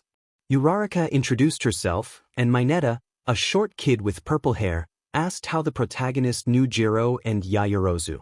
The protagonist explained how they had met both of them, but Mineta's eager curiosity took a turn when he whispered something inappropriate. The protagonist recalled Jiro's warning about Mineta and decided to push him away, reminding him of the consequences for perverts in the military. Mineta, sensing danger, asked what would happen, but before he could get an answer, the protagonist picked him up and tossed him out of the cafeteria, prompting cheers from the girls. During lunch, Mina suggested they all go to the mall to bond and have fun. Ida questioned the timing, concerned about preparing for the sports festival. Hagakure enthusiastically agreed, raising her hands. Ojiro, slightly blushing, decided to join as well, followed by Kirishima. Bakugo, seeing his friends participating, asked Kaminari and Siro if they were in, and they shrugged before nodding. Uraraka smiled and said she would go, and Azui agreed, albeit because Uraraka was going. Tokoyami expressed his indifference, but Dark Shadow excitedly declared they were going, which made the protagonist chuckle. The protagonist shrugged, taking a bite of their katsudon, and agreed to join. Jiro asked Yaoyorozu if she was in, and after a moment of surprise, she agreed, also checking with Todoroki, who expressed his willingness to avoid his father. Mina squealed with excitement and organized their meeting at Kiyoshi Shopping Ward at 5 p.m., collecting everyone's numbers before bouncing away. The protagonist turned to Jiro, commenting on how interesting the outing would be, and Jiro nodded with a small smile, seemingly calculating the day's potential. After arriving home from school, the protagonist called Stone to provide an update. Stone laughed upon hearing about the recent fight, which had slipped the protagonist's mind during their last conversation. He congratulated them and encouraged them to keep up the good work before hanging up. Checking the time, the protagonist noted it was 3 p.m. The train ride to Kiyoshi would take about 10 minutes, so they had some time to spare. They decided to change into comfortable dark jeans, a black shirt featuring the kanji for "I don't care," and a black bomber jacket, as it was still a bit chilly for late April. Grabbing their black combat boots, phone, headphones, and wallet, they headed to the cafe where they had previously met Jiro and Yaoyorozu. Ordering a large black coffee and a strawberry scone, they settled outside, enjoying American and British rock music. The sounds of Queen, AC/DC, Led Zeppelin, and Nirvana filled their headphones while they quickly finished their coffee. Suddenly, their phone dinged with a text from Jiro, stating that she was behind them. Turning around, the protagonist spotted Jiro holding 2 cups of coffee and a bag of scones. They pulled off their headphones as Jiro sat down across from them, dressed in a shirt with a large collar, dark jeans, and black high tops. 𝗬𝗪 offered an Americano, handing over the warm cup of coffee. The protagonist accepted and inquired about the types of scones she had chosen. 𝗬𝗪 playfully smacked their hand away, claiming first pick, and pulled out a strawberry scone. The protagonist reached into the bag and retrieved a blueberry scone, which, while not their favorite, was still enjoyable. Reflecting on their last visit, the protagonist mentioned that they had been at 𝗬𝗪𝗃, or at least 𝗬𝗪 thought they were. 𝗬𝗪 expressed confusion about why they had chosen 𝗬𝗪𝗃 over any other school. The protagonist admitted to panicking and selecting 𝗬𝗪𝗃, acknowledging that lying was not their strong suit. 𝗬𝗪, amused, remarked on the protagonist being a black operations member yet not skilled at deception. The protagonist explained that their missions primarily involved infiltrating warehouses or compounds to gather data or eliminate threats, which didn't require much lying. They took a sip of their coffee and checked the time, noting it was a little after 4. 𝗬𝗪 asked about the time, recalling that 𝗵𝗃 wanted them at the mall by 5. The protagonist confirmed it was just past 4 and calculated that the train to Kyoshi would leave at 4:40, suggesting they take that option. They spent the next 30 minutes finishing their coffee and discussing various topics, with 𝗬𝗪 sharing stories about her parents that made them both laugh. As 𝗬𝗪 stood up, suggesting they head toward the station, the protagonist stood as well, quickly finishing the last scone. They began walking toward the station but soon realized they had misjudged the time, hearing the train pull in from a distance. Panicking, the protagonist grabbed 𝗬𝗪's wrist and broke into a run, urging her to hurry. They navigated through the crowd and barely made it onto the train. Once on board, the protagonist began to release 𝗬𝗪's wrist, but to their surprise, she held onto their hand instead. 𝗬𝗪 mumbled that she wanted to hold it because it was warm, turning away with a blush on her face. The warmth of her hand felt nice, and the protagonist squeezed her hand lightly, feeling content with the moment. They arrived at the Kyoshi Mall a few minutes later, and 𝗬𝗪 let go of the narrator's hand the moment they got off the train. The narrator chose to ignore the sting of that moment. 𝗵𝗃 ran up to them, excitement evident in her voice as she asked if they had met up beforehand. The narrator explained that it was purely coincidental, having bumped into 𝗬𝗪 at a cafe. 𝗬𝗪, however, seemed more interested in grabbing 𝗵𝗃's hand and leading her over to a group of girls who were chatting together. Kirishima greeted them with enthusiasm, and the narrator joined the group of guys, which included Bakugo, Kirishima, Sero, Kaminari, Todoroki, Tokoyami, 𝗬𝗪, and myheroacademia. The narrator couldn't help but question Kaminari about myheroacademia's unexpected presence, to which Kaminari raised his hands in mock surrender, insisting he had no idea how myheroacademia had shown up. Myheroacademia, ever the opportunist, declared his intentions to make good memories with the girls, punctuating his statement with a wink. Bakugo, not one to hold back, snapped at myheroacademia, suggesting that the only memories he would make would be disappointing ones. The narrator teased Bakugo about his unusual protectiveness, pointing out 𝗬𝗪's obvious crush on Hagakure, which made 𝗬𝗪 blush and protest his feelings. Kaminari then inquired about Bakugo's own crush, only to be met with a fierce denial. The narrator continued to tease, revealing the crushes of others in the group, causing several to blush or stutter in embarrassment. Bakugo erupted in laughter at their reactions, which caught the attention of the girls. 𝗵𝗃 approached the narrator, curious about the couples in their group. The narrator, adhering to the bro code, refused to divulge any secrets, insisting that she should figure it out herself. With the teasing behind them, 𝗵𝗃 shifted the focus to fun, asking where they should go first. Bakugo shouted for the arcade, prompting cheers from the boys, while the narrator remained confused, questioning what an arcade even was. 𝗬𝗪 approached, incredulous that an elite Black Ops soldier wouldn't know about arcades. The narrator explained that they hadn't had much time for fun, which prompted Kirishima to express his admiration for their dedication. Determined to change that, Kirishima declared they would take the narrator to the arcade for some fun, rallying the group in excitement. The narrator sighed, wondering what they had gotten into, just as 𝗬𝗪 grabbed their wrist and laughed, leading them toward a brightly lit room filled with neon lights and the sweet smell of soda. The narrator felt a sense of anticipation, realizing they could get used to this new experience.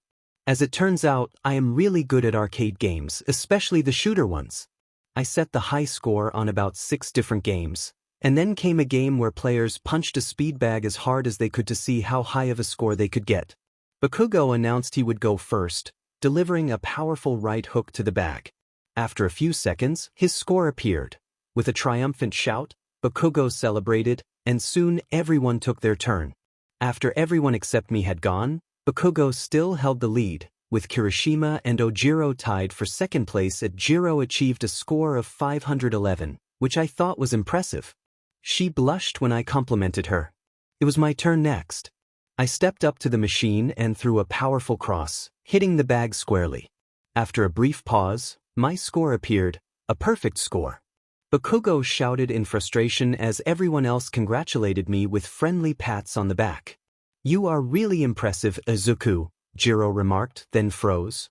I smiled and teased her about using first names. She began to respond, but I leaned in and kissed her. She froze for a moment, and when I pulled away, she looked at me in surprise. "I like it, Hyoka," I said with a smirk. Bakugo shouted in disbelief, playfully clapping me on the shoulder, nearly knocking me off balance. I suddenly remembered everyone else was watching. The girls stood frozen, while Mineta, overwhelmed, was being held back by Siro and Kaminari, who were giving me thumbs up. Heat rose to my cheeks as I felt the attention. The girls erupted in excitement, questioning Jiro about our relationship. "Well done, man. That was so manly," Kirishima laughed, giving me a fist bump. I jokingly suggested he ask Mina out to become the ultimate example of manliness, causing him to blush. Just then, Mineta clung to my leg, tears streaming down his face. "Why did you get a girlfriend before me, Midoriya?" he asked, looking up at me.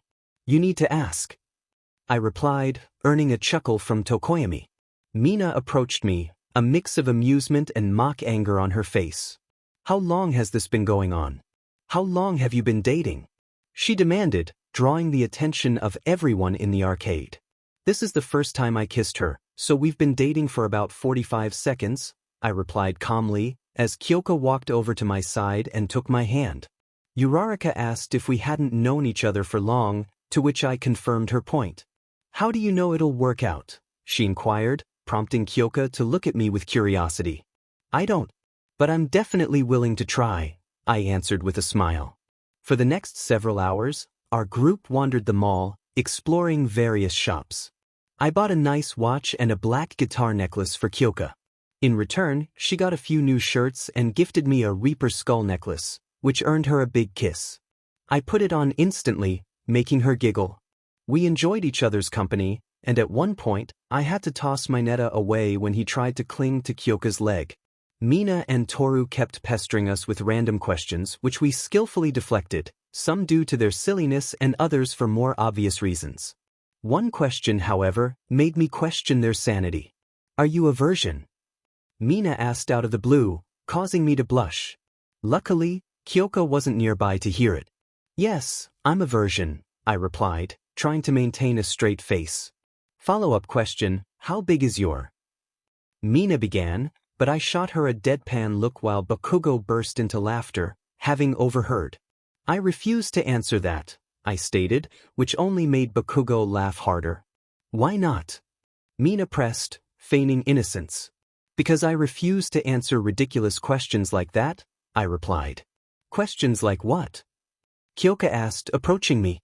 Mina started to explain, but Kirishima quickly covered her mouth. "Just ignore her.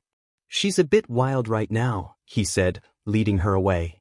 Kyoka looked at me, curious about what had just happened as Mina began to scold Kirishima.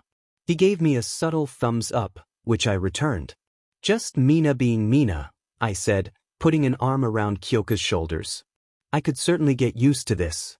The next day, Izuku and Kyoka met up at the cafe before school.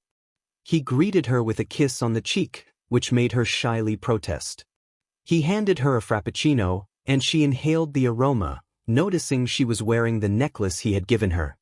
He could feel his own necklace resting against his chest. She asked if he had brought scones, and he held up a bag in response. They each chose a scone. Kyoka picked a blueberry one while Izuku opted for strawberry. As they walked onto campus with his arm around her shoulders, He mentioned that Ida would probably be upset with them. Kyoka inquired if it was for the coffee or their relationship, and he admitted it was both. They entered the main building and made their way to Class 1. Mina spotted them and waved, and soon Ida approached, his eyes widening at the sight of the coffee and Izuku's arm around Kyoka.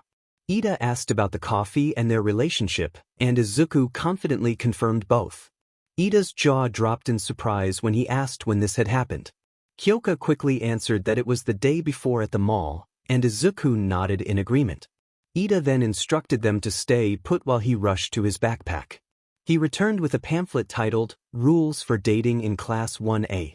Izuku was incredulous, flipping through the glossy pages that outlined various restrictions, including no public displays of affection and no distracting classmates. Ida insisted on the seriousness of the rules, emphasizing their responsibilities as hero students. Izuku quickly scanned the pamphlet and pointed out that he had an issue with the PDA rule. He then leaned in and gave Kyoka a gentle kiss, causing Ida to freeze in shock while Kyoka blushed deeply. Their classmates erupted in laughter, with Kirishima praising Izuku's boldness. Kyoka mumbled her disapproval, and Ida remained speechless. Izuku adjusted his arm around Kyoka and picked up his coffee, leaving the pamphlet behind. When Ida expressed his frustration over the display, Izuku simply smiled and stated that he didn't care about the rules. Just then, Aizawa entered the room, instructing them to sit down and warning Izuku about the consequences of his actions. He announced that the youth sports festival was approaching and that they would have combat training that day, which would differ from their usual routine. After pressing a button, the costume doors slid open, and Izuku retrieved his modified 𝗵𝗃 suit, now featuring green accents instead of the usual black. He was pleased with the change and noticed a pair of pistols inside, loaded with non-lethal rounds. As he changed, Kirishima asked about the scars on Izuku's chest, drawing the attention of the other boys. Izuku sighed, knowing this question would come up eventually. He explained that the scars were the result of years of combat training and real battles, touching a recent scar below his ribs. Kaminari expressed disbelief, asking how he was still alive. Izuku shared that a combination of advanced medical technology and his determination to survive had kept him going. He encouraged his classmates to never give up in life-or-death situations, to find something or someone worth fighting for, and to use that as motivation. The room fell silent as his words resonated with everyone, and Kirishima murmured about how manly Izuku was as they continued changing. I walked out of the changing room, dressed in my armor, with M9s at my hips and knives in forearm sleeves. As I stepped onto the field, I noticed some of my classmates already present, along with a few unfamiliar faces. Among them was a kid with silver spiky hair, reminiscent of a silver version of Kirishima, a girl with bright orange hair, and another girl whose hair appeared to be made of vines. Eventually, the flow of students from the changing rooms ceased, and we found ourselves facing a group of 20 unfamiliar students, with the exception of Minoma. Aizawa stepped onto the field, flanked by 𝗵𝗃𝗃, a pro hero with the ability to control BLD. He announced that we would be participating in a 20-on-20 team fight. This match is fairly simple. The first team to knock out or restrain all members of the opposing team will be the winners, 𝗵𝗃𝗃 explained. A silver-haired kid raised his hand, drawing attention. Why are we doing this? He asked, prompting murmurs from both sides. Why, you may ask? Nizu chimed in, popping out from Aizawa's scarf. Most people jumped back in surprise, while I couldn't help but laugh. Principal Nizu, was this your plan? I inquired, smiling beneath my mask. Yes, it was, Mr. Midoriya. I wanted to see if Class 1B could keep up with a combat-hardened class. Nizu proclaimed, eliciting more laughter from me. Minoma snapped, questioning what was so funny. Oh, that's simple. You don't stand a chance, I replied, removing my helmet to reveal a confident smile. It's 20-on-20, we'll be fine, the silver-haired kid insisted, cracking his knuckles. You won't. Midori bro here beat all 19 of us in a 1-on-19 fight. None of you stand a chance. Kirishima declared, giving me a supportive clap on the shoulder. How about a bet? If I can defeat all of Class 1B, you have to concede that you have no chance of beating us. Deal. I proposed, turning to Aizawa, Nizu, and Vlad. I'm okay with it. You good, Vlad? Izawa asked, looking at the Class 1B teacher. If and when you lose, I demand a personal apology, along with your removal from the sports tournament, Vlad King stated, locking eyes with me. I nodded, and Nizu clapped his small paws together. Let's begin. Class 1A, except for Midoriya, please clear the field, Nizu instructed, and Class 1A stepped off the field, gathering beside Izawa. You better not lose, you nerd. Bakugo shouted, and cheers erupted from the class as I rolled my neck in preparation. Go get him. Kirishima encouraged as Class 1B readied themselves. Izuku. Good luck. Kyoka called out as I donned my helmet. I gave her a thumbs up and focused on the task ahead. All fighters ready? Nizu asked. I nodded, and Class 1B followed suit. Begin. Nizu shouted. I unleashed my quirk to its second level as the first wave charged at me. I blocked kicks, air waves, and punches, retaliating with my own fierce strikes. Members of Class 1B began to fall as I took down more than a dozen in under a minute. Who's next? I challenged, facing the remaining members, the orange-haired girl, whose hands had transformed, the silver-haired kid, now appearing to be made of steel, Monoma, whose abilities remained a mystery to me, and the girl with vine-like hair. Tetsu, let Monoma take your quirk. Shiozaki, try to restrain him. I'll distract him, the orange-haired girl instructed, and the others nodded in agreement. Looks like I'll have to get serious, I said, unleashing my quirk to another level as dark tendrils appeared on my arms and legs. Shiozaki now. Tetsu shouted, charging at me, with Monoma close behind. I attempted to move, but my legs were ensnared in vines. Even my pistols were immobilized. Get moving, you nerd. Bakugo yelled, and I felt a punch strike my helmet. It didn't crack, but it absorbed some impact. I shifted to defense, blocking as many punches as I could while searching for openings. However, facing two opponents made of steel proved challenging. At one point, my helmet was knocked off, and Monoma grinned before deactivating his quirk. Time to see what your quirk really is. Monoma declared, reaching out to touch my forehead. You're making a mistake. I shouted, breaking free from the vines as dark flames erupted from Monoma. What is this? Ag.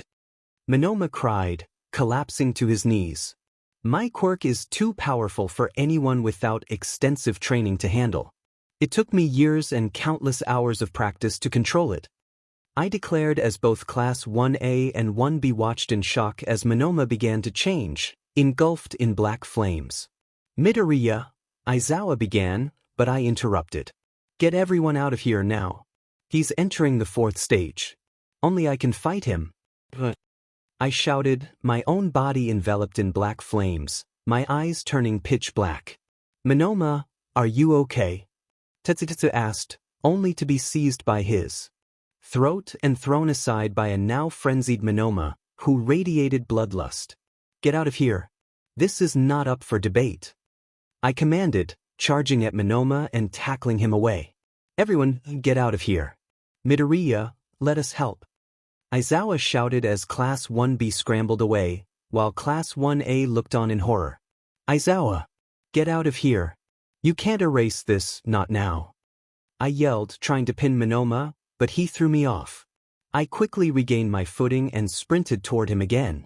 He let out a primal roar, and we engaged in a flurry of punches, our strikes so powerful that dust billowed around us. Everyone, get out of here. Let's go. Izawa urged as the others began to flee. Monoma and I continued to grapple, trading blows and attempting to pin each other. At one point, I hurled Monoma into the ground, creating a crater from the impact. He sprang back up, and we resumed our fierce exchange, knocking each other back repeatedly. After over 20 minutes of intense combat, we both landed heavy strikes on one another, sending us sprawling. We dropped to our knees, blood spilling from our mouths, each of us pushing ourselves to the limit, refusing to back down. I forced myself to my feet, ready to continue the fight. I need to end this now, otherwise, I might be too injured to fight. Kyoka rushed toward Izuku, closing the distance quickly. Izuku called out to her, urging her to leave, but before he could finish, 𝗵𝗲𝗄 struck him in the face, sending him crashing into a tree several yards away.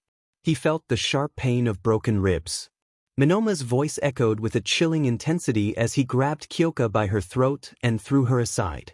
She landed hard, clearly in pain. Struggling to rise, she was met with a swift kick from 𝗵𝗲𝗄 that knocked the breath from her lungs. He then loomed over her, his grip tightening around her neck. Izuku's heart raced with fury at the sight, and in that moment, everything faded to black. Recovery Girl examined the injuries with a professional eye, noting the cracked ribs and minor internal damage. She assured that the healing process would be swift and instructed him to remain still as she applied her powers. Curiosity about 𝗵𝗲𝗄's condition led him to inquire about the unconscious figure nearby. Recovery Girl confirmed that he would recover from his serious concussion, but her tone turned serious as she asked what had caused such harm. He casually mentioned that he had slammed 𝗵𝗲𝗄's head into the ground with enough force to crack the surface. After a brief walk, he found himself in 𝗍𝗔's office, where pro hero 𝗧𝗵𝗃 and a detective were present. 𝗍𝗔 gestured for him to take a seat, and he complied, wondering what this meeting was about. 𝗍𝗔 explained that they needed to discuss his quirk, which had proven to be extraordinarily powerful. He was asked how he could suddenly manifest such a quirk when his medical records indicated he had none. Tension filled the room as he revealed that during a recent fight, he had learned the truth about his abilities. He spoke of a man named 𝗲𝗄𝗏, who claimed to be a reaper, an immortal being who determined the fate of others. He explained that after the loss of his parents to a villain, he had unknowingly absorbed some of 𝗲𝗏𝗏's power, allowing him to access it like a quirk. The detective expressed skepticism but acknowledged that he could sense honesty in his words. 𝗍𝗔 and 𝗧𝗵𝗃 exchanged glances, and 𝗧𝗵𝗃 pressed for proof of his claims. He demonstrated his transformation, showcasing the enhancement of his physical abilities and the armor that materialized around him. Just then, 𝗲𝗏𝗏 appeared before them, formed from black flames, confirming the truth of Midoriya's story. He stated that he could only hold this form for a short time but emphasized that Midoriya derived his power from him. With that, 𝗲𝗏𝗏 vanished, leaving the room in stunned silence.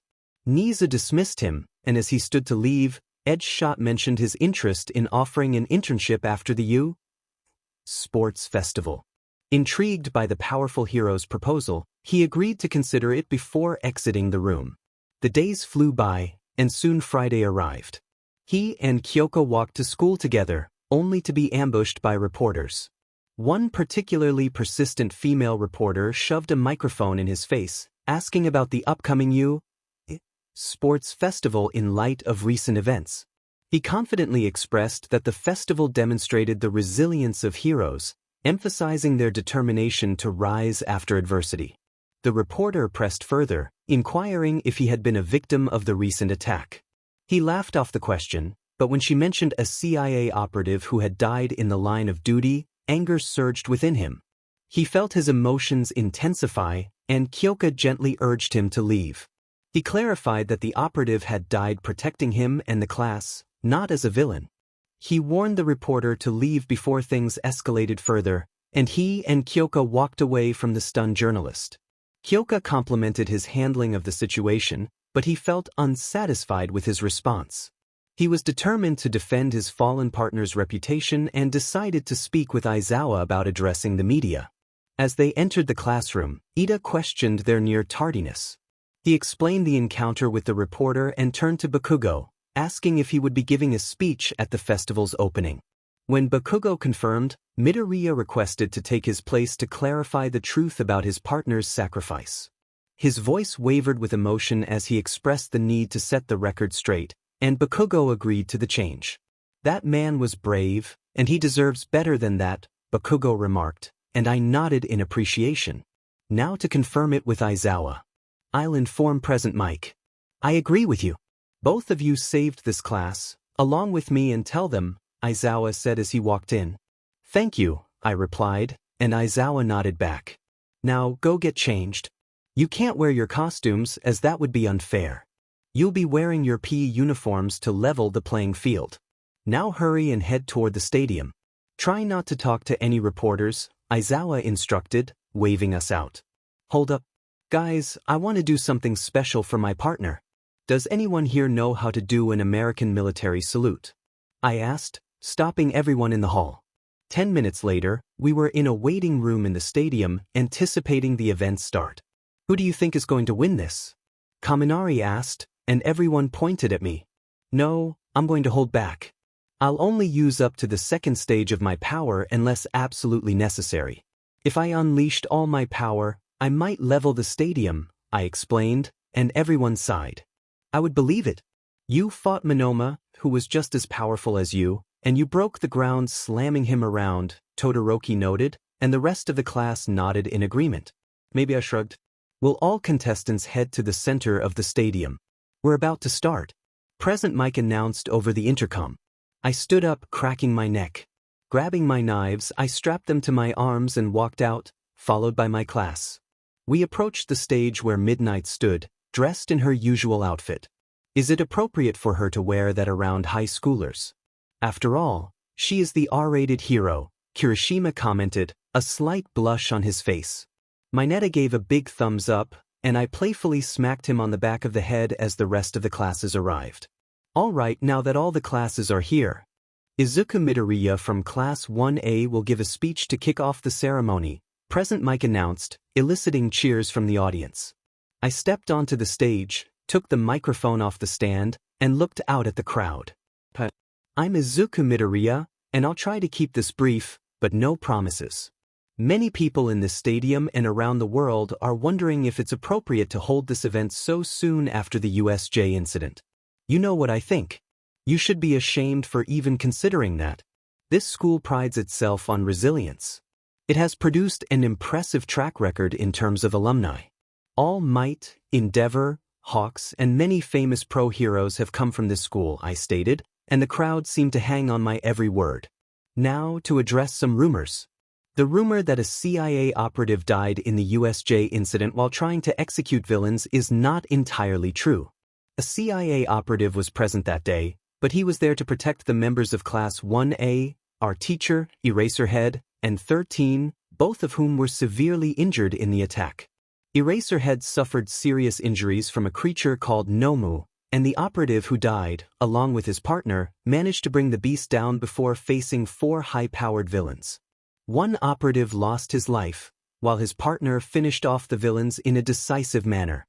The man who died is a hero, a truer hero than many pro-heroes today.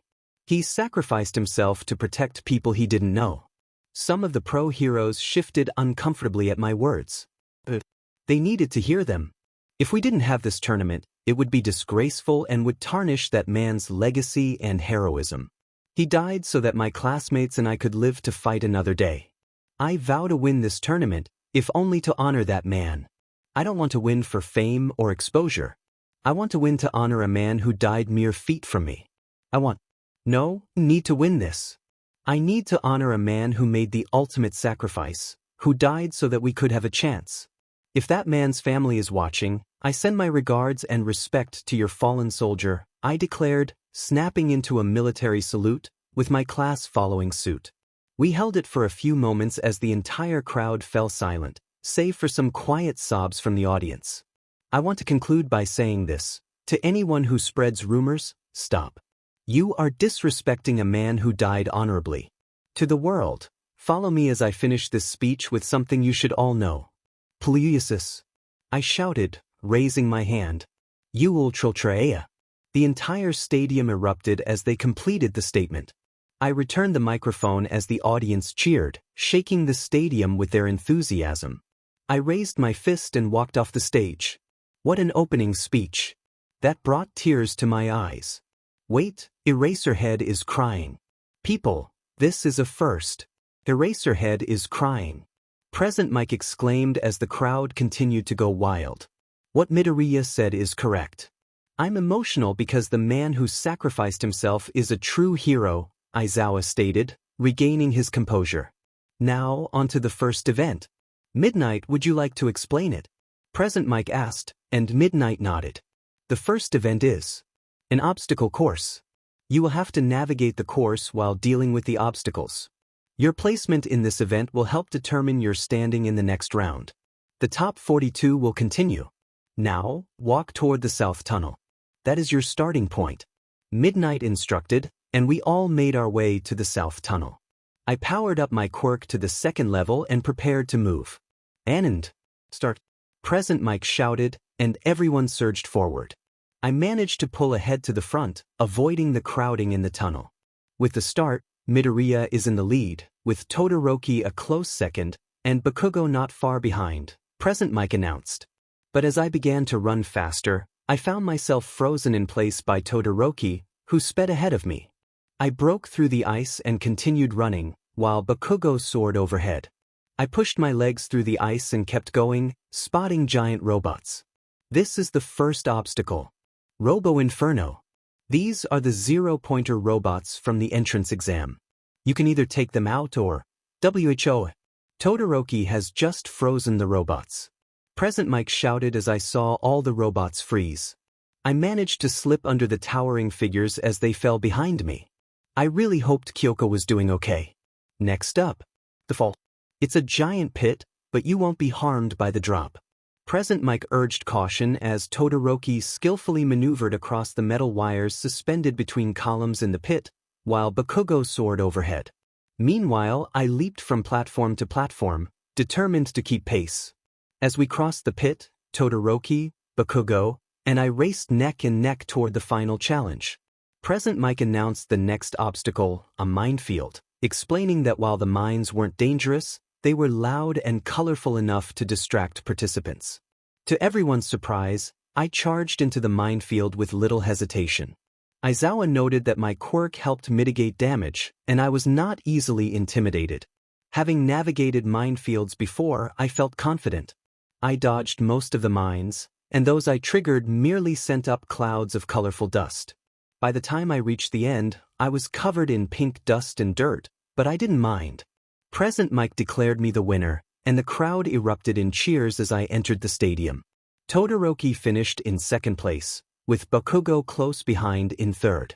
Everyone from Class 1A made it through, along with all of Class 1B. The last two competitors were a girl from the support course and a boy from general studies named Shinso.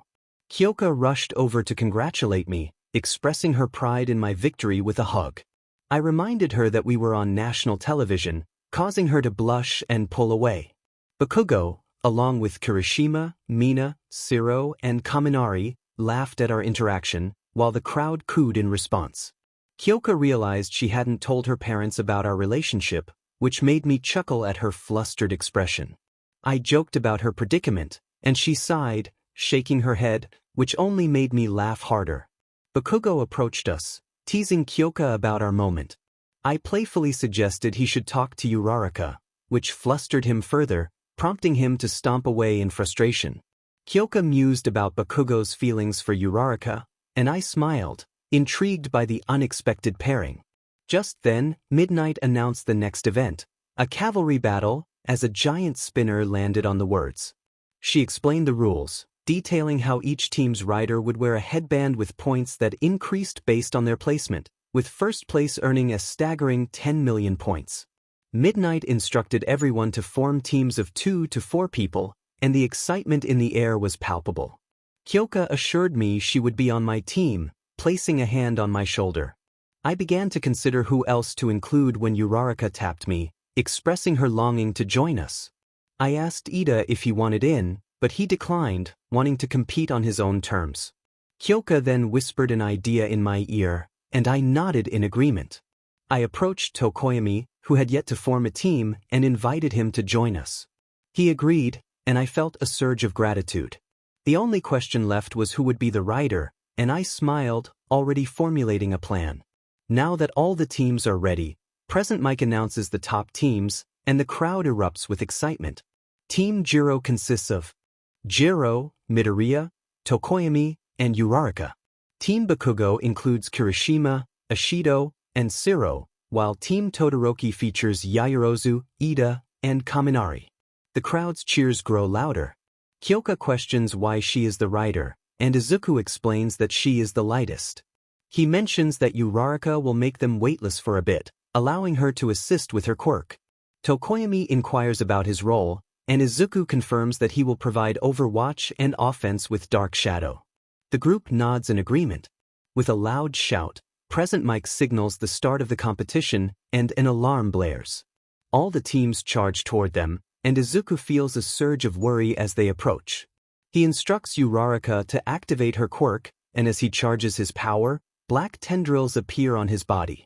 Uraraka makes them weightless, and they leap into the air, soaring above the competition. 𝗵𝘃𝗃 announces their aerial advantage, and 𝗧𝗪𝗀 comments on the cleverness of the plan. As they descend, Uraraka prepares to release the anti-gravity, but a massive ice flow shoots toward them, courtesy of Todoroki. They dodge it and attempt to distance themselves from Todoroki's group, but Ida leads them closer. Izuku calls for Tokoyami as Denki charges up, and Tokoyami unleashes Dark Shadow, causing Ida to change direction and avoid Kaminari's attack. Izuku checks on Kyoka, who is doing well, but suddenly, Bakugo appears, shouting as he flies toward them. Dark Shadow intercepts him, but his team catches him before he hits the ground. Izuku praises Tokoyami's quick thinking, but their escape is cut short as another ice flow blocks their path, trapping them. Todoroki declares their impending defeat, but Izuku refuses to back down. He slams his foot into the ground, sending a line of earth toward Todoroki's team, who narrowly dodge it. With only 2 minutes left, 𝗵𝘃𝗃 announces the countdown, and Izuku feels the adrenaline surge. Ida activates his Recipro Burst, propelling his team toward Izuku. He attempts to counter, but Ida's speed is overwhelming. As Bakugo charges with an explosive shout, Izuku slams his foot down, cracking the ground and nearly causing Ida to stumble. Tokoyami calls upon Dark Shadow to block Bakugo, who continues to advance. Just as Bakugo is inches away from their headband, 𝗵𝘃𝗃 announces the results, declaring Team 𝗧𝗪𝗀 the winners with a score of 10,425 points. Uraraka cheers in celebration, and Kyoka hugs Izuku, who sighs in relief. Todoroki approaches Izuku, requesting a private conversation. Kyoka expresses concern for Izuku, but he reassures her, teasing her about needing to speak with her parents. Once alone, Izuku leans against the concrete wall and asks Todoroki what he wants to discuss. Todoroki reveals that he is a product of a quirk marriage, explaining the harsh upbringing he endured due to his father's ambitions. He shares the pain of his past, including the scars left by his mother. Izuku feels a mix of disgust and anger at Todoroki's story, acknowledging the severity of his father's actions. Todoroki mentions that his father may view Izuku as a stepping stone in his quest to surpass All Might, prompting Izuku to caution him about holding back in battle. He emphasizes that in the real world, those who hesitate can face dire consequences. As Izuku walks away to grab some food, he reflects on Todoroki's words about being a stepping stone. Suddenly, Kyoka runs up to him, grabbing his hand and calling his name. "Sorry I spaced out." Izuku smiled and gave Kyoka a gentle kiss on the cheek. A man approached with a serious expression, introducing himself as Kyotoku 𝗧𝗪𝗀, and gesturing to his wife, Mika 𝗧𝗪𝗀. He had long blonde hair, and it was clear that Kyoka had inherited her eyes from him, while most of her features resembled her mother, who appeared to be an older, shyer version of Kyoka. Izuku nodded in response, extending his hand. Mr. 𝗧𝗪𝗀 inquired about Izuku's age, slowly shaking his hand. Izuku replied that he was 15, noticing Kyoka's nervous glances between them. Mr. 𝗧𝗪𝗀 then asked how Izuku had met his daughter, prompting a smile from Izuku as he recalled the memory. He explained that Kyoka had run into him at Dagoba Beach while he was resting after a run. Mr. 𝗧𝗪𝗀 continued with his questions, asking how long they had been dating. Izuku mentioned it had been about 5 days. The final question was about Izuku's music preferences. He shared that he enjoyed American and British rock, which made Mr. 𝗧𝗪𝗀 break into a wide smile and pull Izuku into a hug, surprising both him and Kyoka, while Mrs. 𝗧𝗪𝗀 laughed. Kyoka, looking confused, asked her father what that was about. Mr. 𝗧𝗪𝗀 explained that he had wanted to see how Izuku would react under pressure and complimented him on handling it well. He then expressed a longing to speak to Izuku's parents and learn how they raised such a wonderful young man. Izuku's expression changed, and Mr. 𝗧𝗪𝗀 noticed. Izuku shared that his parents had passed away when he was very young, and he didn't remember much about them. 𝗵𝘃𝗧𝗏 expressed his sorrow, looking ashamed. Izuku reassured him that it was okay and shifted the topic to music. 𝗵𝘃𝗧𝗏 revealed that he could play guitar, drums, and sing a bit, though singing was more his wife's forte. Izuku mentioned that he played guitar and could somewhat sing, which earned a smile from 𝗵𝘃𝗧𝗏. 𝗵𝘃𝗧𝗏 then asked if Izuku had ever heard 𝗧𝗏𝗃 sing, pulling out her phone. Izuku admitted he had not. 𝗧𝗏𝗃 protested, feeling embarrassed, but 𝗵𝘃𝗧𝗏 played a video of 𝗧𝗏𝗃 singing, capturing Izuku's attention. As 𝗧𝗏𝗃 sang, Izuku found her voice captivating and reassured her that it was appealing, effectively silencing her self-doubt. 𝗵𝘃𝗧𝗏, seeing their interaction, remarked on how cute they were together and wanted to take a picture. Izuku playfully picked 𝗧𝗏𝗃 up in a bridal style, prompting her to protest. He insisted she smile for the photo, and after some playful tickling, she genuinely laughed and smiled, capturing the moment. However, 𝗧𝗏𝗃 playfully warned him not to do that again, her cheeks flushed. Izuku acknowledged her request and set her down, only to receive a playful punch on the shoulder. They spent a few more minutes together, discussing music, 𝗧𝗏𝗃, and the festival. Izuku felt a warmth from 𝗧𝗏𝗃's parents, sensing their love for her. Suddenly, Aizawa's voice echoed through the mic, calling all contestants back to the stadium. Izuku sighed, realizing it was time to leave. 𝗵𝘃𝗧𝗏𝗏 pulled him into a hug, urging him to take good care of 𝗧𝗏𝗃, emphasizing her toughness but also her need for someone to look out for her. Izuku nodded, receiving another hug from 𝗵𝘃𝗧𝗏𝗏. As they walked away hand in hand, 𝗧𝗏𝗃 asked what her mother had told him. Izuku smiled and replied that it was nothing he didn't already know. 𝗧𝗏𝗃 pressed for more details, but he simply said it was just a reminder to be careful, which made her frown. On their way to the stadium, they spotted Yaoyorozu running toward them in a cheerleading outfit. She explained that Kaminari and Mineta had suggested they wear it, which made Izuku laugh at the absurdity of the situation. Yaoyorozu looked confused, while 𝗧𝗏𝗃 shook her head in disbelief. Izuku asked if anyone else was wearing the outfit, to which Yaoyorozu replied no. He encouraged her to change while he dealt with the situation, cracking his knuckles in preparation. 5 minutes later, everyone was out on the field, except for the girls. When they walked out in their normal uniforms, Kaminari and Mineta appeared rather disappointed. One of them asked if they were expecting something different, playfully smacking them on the back of the head. Kaminari wisely kept quiet, while Mineta exclaimed that he had hoped they would be in revealing cheerleading uniforms, which would have been amazing. The response was clear. If they wanted something different, they should have come up with a better plan. Considering that the speaker's girlfriend was supposed to be part of the event, there was no room for leniency. He picked up Mineta and walked over to 𝗧𝗏𝗏, asking if he could tape up the squirming boy. 𝗧𝗏𝗏 agreed, wrapping him in tape but leaving his eyes and mouth exposed. After thanking 𝗧𝗏𝗏, he set Mineta down by the entrance. Midnight then announced the final event, revealing it to be a one-on-one fighting tournament. A chart appeared on the screen, displaying the matches. First match, Shinso and Midoriya. Second match, Iida and 𝗵𝗃𝗃. Third match, Kaminari and Jiro. Fourth match, 𝗬𝗏𝗏 and Todoroki. Fifth match, Yaoyorozu and Tokoyami. Sixth match, Mina and Aoyama. Seventh match, Kirishima and Ojiro. Eighth match, Uraraka and Bakugo. To everyone's surprise, Ojiro expressed his longing to withdraw from the match. The speaker turned to him and noticed a familiar look of shame. Iida approached Ojiro, urging him not to give up this opportunity for professionals to see him. The speaker intervened, asking Ojiro why he wanted to pull out. Ojiro quietly explained that Shinso had done something to him and the rest of his team, hinting at his quirk that could brainwash anyone who answered his questions. He had only snapped out of it midway through and warned the speaker to be careful. Midnight asked if they were done discussing, and the speaker nodded, stepping back.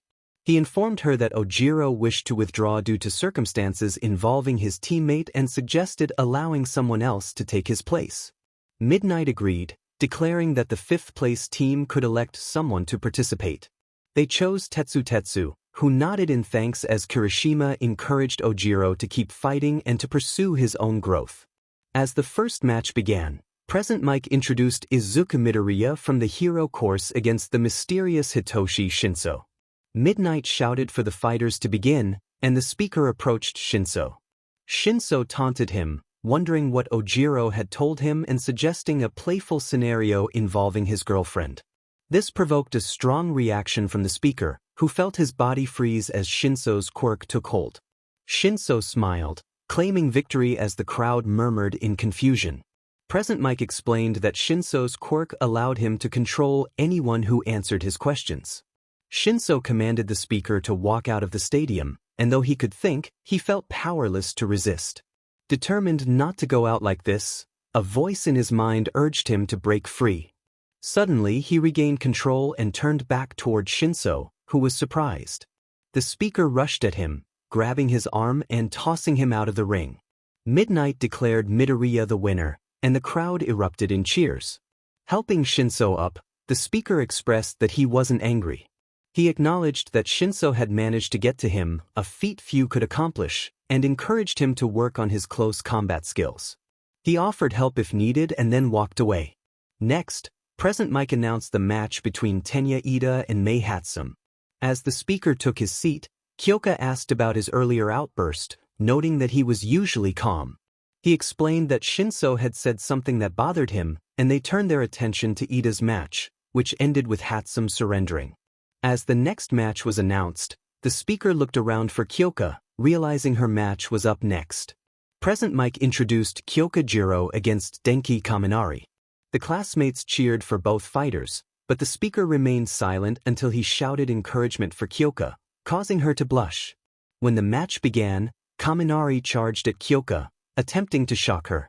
However, she skillfully dodged and used her earjacks to unleash a powerful sound wave, incapacitating him. The crowd cheered as Kaminari was carted off by medic robots, and Kyoka received congratulations from their classmates. The speaker congratulated her with a kiss on the cheek, while Mina and Toru squealed in excitement. He playfully flipped them off with one hand while wrapping his other arm around Kyoka's shoulder. The tournament continued, with Todoroki defeating 𝗬𝗪, Tokoyami overcoming Yaoyorozu, and Mina besting 𝗬𝗪𝗓. Kirishima and Tetsu ended their match in a tie, setting up a tiebreaker for later. Bakugo defeated Uraraka, but she had put up an impressive fight. Midoriya stood up, kissed Kyoka on the cheek, and prepared to leave. Iida also stood, extending his hand. They shook hands, both nodding in agreement as they made their way to the waiting rooms. Midoriya passed All Might, who called out to him. All Might expressed his surprise at Midoriya's growth as a fighter, acknowledging his strength but also warning him about the darkness within. He cautioned that if Midoriya wasn't careful, that darkness could lead him down a dangerous path. As Midoriya reached the edge of the tunnel, he watched Kirishima and Tetsu arm wrestle to determine who would advance. Kirishima won, but only after Tetsu's arm faltered. Present Mike announced the first match of the second round, Izuku Midoriya versus Tenya Iida. As they stepped onto the stage, Midnight signaled the start of the match. Iida charged forward with a flying kick aimed at Midoriya's ribs. Activating his quirk, Midoriya caught Iida's leg just in time, causing the concrete beneath him to crack under the force.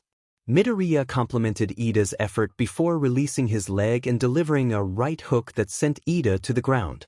Iida quickly recovered, touching his face where he had been struck, and smiled before darting around Midoriya. Iida taunted Midoriya about his inability to keep up with his speed, transforming into a blur on the stage. Present Mike exclaimed the excitement of the moment, but Midoriya remained calm, knowing he could handle the situation. Iida launched a kick that seemed impossible to block, but Midoriya caught his leg and spun, sending Iida out of bounds. Present Mike marveled at Midoriya's quick reaction, while Aizawa explained that Midoriya's quirk enhanced all his physical abilities, including speed and reflexes. Midoriya helped Iida up and offered constructive feedback on his attack strategy. They walked toward the arena's entrance, passing Kyoka, who was on her way to compete. Midoriya wished her luck with a kiss on the cheek, and she smiled in response. Iida, feeling frustrated, questioned Midoriya's encouragement. Midoriya explained that it was simply a way to uplift others as Kyoka prepared to fight Todoroki. Midnight signaled the start of Kyoka's match. She charged at Todoroki, who retaliated with an ice attack. Kyoka skillfully dodged and closed the distance, managing to get one of her earjacks in Todoroki's ear, causing him to freeze momentarily. Despite the pain, Todoroki fought back, sending another wave of ice toward Kyoka. She dodged again but ultimately fell short, as Todoroki captured her in an ice flow, rendering her unable to move. Midnight declared Todoroki the winner, and as the ice melted, Midoriya noticed Todoroki trembling, as if he were cold. As the next match was announced, Toru praised Kyoka for her performance as she joined Midoriya. She seemed upset about her loss, and Midoriya comforted her, emphasizing that her effort was what truly mattered. Tokoyami easily defeated Mina, while Kirishima succumbed to Bakugo's explosive onslaught. Midoriya stood up, telling Kyoka he would return shortly. 𝗵𝗃𝗏 approached Midoriya, asserting that Todoroki needed to defeat him to become the perfect hero. Midoriya firmly stated that Todoroki should not be pressured by his father and warned 𝗵𝗃𝗏 to step aside. As he unleashed his quirk, black flames flickered around him, prompting 𝗵𝗃𝗏 to move aside. Midoriya rejoined the match, ignoring the crowd's reaction to his late arrival. Todoroki asked about his tardiness, and Midoriya explained that 𝗵𝗃𝗏 had tried to provoke him. He urged Todoroki to use his flames, but Todoroki refused, claiming they belonged to his father. As the match began, Midoriya activated his quirk to the 3rd level, stopping Todoroki's ice attack effortlessly. He encouraged Todoroki to embrace his full potential, shattering the ice wall with ease. Todoroki, in defiance, sent another ice flow toward Midoriya, who remained calm and collected, urging him once more to unleash his true power. This one was tapped with a foot, resulting in an explosion. Another ice flow was sent my way, and I was urged to use it. I tapped it with my hand, but it was met with another refusal. The seawell continued until I shouted in frustration, slamming my fist into the ice flow, causing it to shatter like glass, sending shards everywhere. 𝗬𝗲𝗍 flew from my hand, splitting my knuckles. Present Mike observed the scene, noting that Midoriya and Todoroki seemed to be engaged in a power match, though neither had landed a hit. He was confused about what was happening. Aizawa explained that it was a battle of wills and pride, rather than pure power. Midoriya was barely using his abilities, while Todoroki was only utilizing half of his quirk. I sat down, watching Todoroki, whose right side was covered in ice crystals. I looked at Todoroki with sadness and called him an absolute idiot. He questioned my words as he sent another ice flow my way. I told him he was using his ice as if it were all-powerful, but it wasn't. His body couldn't handle the cold, and he needed his left side just as much as his right. I smacked the ice flow away, redirecting it to my side. Todoroki shouted back, expressing his frustration and refusing to use his father's power, no matter the circumstances. He sent another, slower, weaker ice flow my way, clearly at his limit. I shouted at him, emphasizing that the power was his, not his father's. I approached him, deflecting ice flows as he looked panicked. When I got close enough, I lifted him by his collar, raising him above me. I urged him to use his right side before it was too late. Todoroki looked at me, confused, and firmly refused. In a last-ditch effort, he sent ice up my arm, freezing it to my shoulder. I sighed and flexed my arm, causing the ice to explode and scratch me. I declared that I was done. He wouldn't fight me with all his power because he was scared of becoming his father. It wasn't just about the burn or what he had experienced, it was fear. I dropped him and walked back to my side of the arena, watching him struggle to get up. 𝗵𝗃𝗏 called out to Midnight, who began to say Todoroki was unable to continue, but I held up my hand, insisting he needed a moment. Suddenly, a flare of heat and flame erupted on the other side of the arena. I smiled and stood back up. 𝗵𝗃𝗏 began to shout, but I interrupted him, asserting that Todoroki was still himself and determined to win. As Todoroki stood up, he expressed his gratitude to me with a smile. I suggested we finish the match with one final exchange, activating my 4th level, causing black flames to envelop my body. Todoroki agreed, charging at me as I exploded forward at the same time. We collided, and a massive explosion rippled through the arena. Present Mike shouted in confusion, unable to see anything amidst the chaos. Aizawa explained that the sudden change in temperature had caused an explosion, leaving the question of who had won. As the dust settled, I growled that I had won, deactivating my power and dropping to one knee. I stood where Todoroki and I had met, covered in burns and with my shirt destroyed. Todoroki lay unconscious in front of me, half of his shirt gone. Midnight announced that Todoroki was unconscious, declaring me the winner. I forced myself to my feet and picked up Todoroki, carrying him to Recovery Girl. He was a rival, a comrade, a friend. I had once been like him, scared of my own power and what it could do. He had overcome that fear and I was glad. As I walked toward Recovery Girl, 𝗵𝘃𝗧, with a shocked expression, remarked on my victory. I told him to move aside, as I needed to take Todoroki to her. 𝗵𝘃𝗧 questioned why I was still a student and not a hero, given my power. I explained that I had too much of a killer's impulse within me and needed to overcome that before I could truly be a hero. Recovery Girl asked if I was okay as I set Todoroki down on a hospital bed. I mentioned my burns but assured her I was otherwise fine. She healed my wounds quickly, and I inquired about Todoroki's condition. She assured me he would be all right and handed me a shirt, instructing me to sit in the stands. I made my way to the stands and sat down next to Kyoka. She expressed concern for my well-being, and I explained that Recovery Girl had healed me. I asked if the next match had started, and she informed me they were still repairing the stage after the explosion. She questioned why I had used my fourth stage when I had said I wouldn't. I explained that since Todoroki was using all his power, it felt fair to use my most powerful stage that I could sustain. I couldn't have used my fifth stage as I was too tired. Kirishima noticed me and asked if I was okay, and the rest of the class gathered around us. I reassured them that I was fine and praised Recovery Girl's abilities. Kaminari excitedly recounted how I had redirected one of Todoroki's ice blasts with just my hand, and the rest of the class nodded in agreement. I acknowledged that I had used my quirk, but by that point, Todoroki had been weakened. I couldn't have done it when he was at full power, no way. The thought crossed my mind as Bakugo scoffed in response. Yaoyorozu, with a concerned look on her face, asked if Todoroki would be okay after the hit he took. I assured her that he would be fine, curious about her level of concern.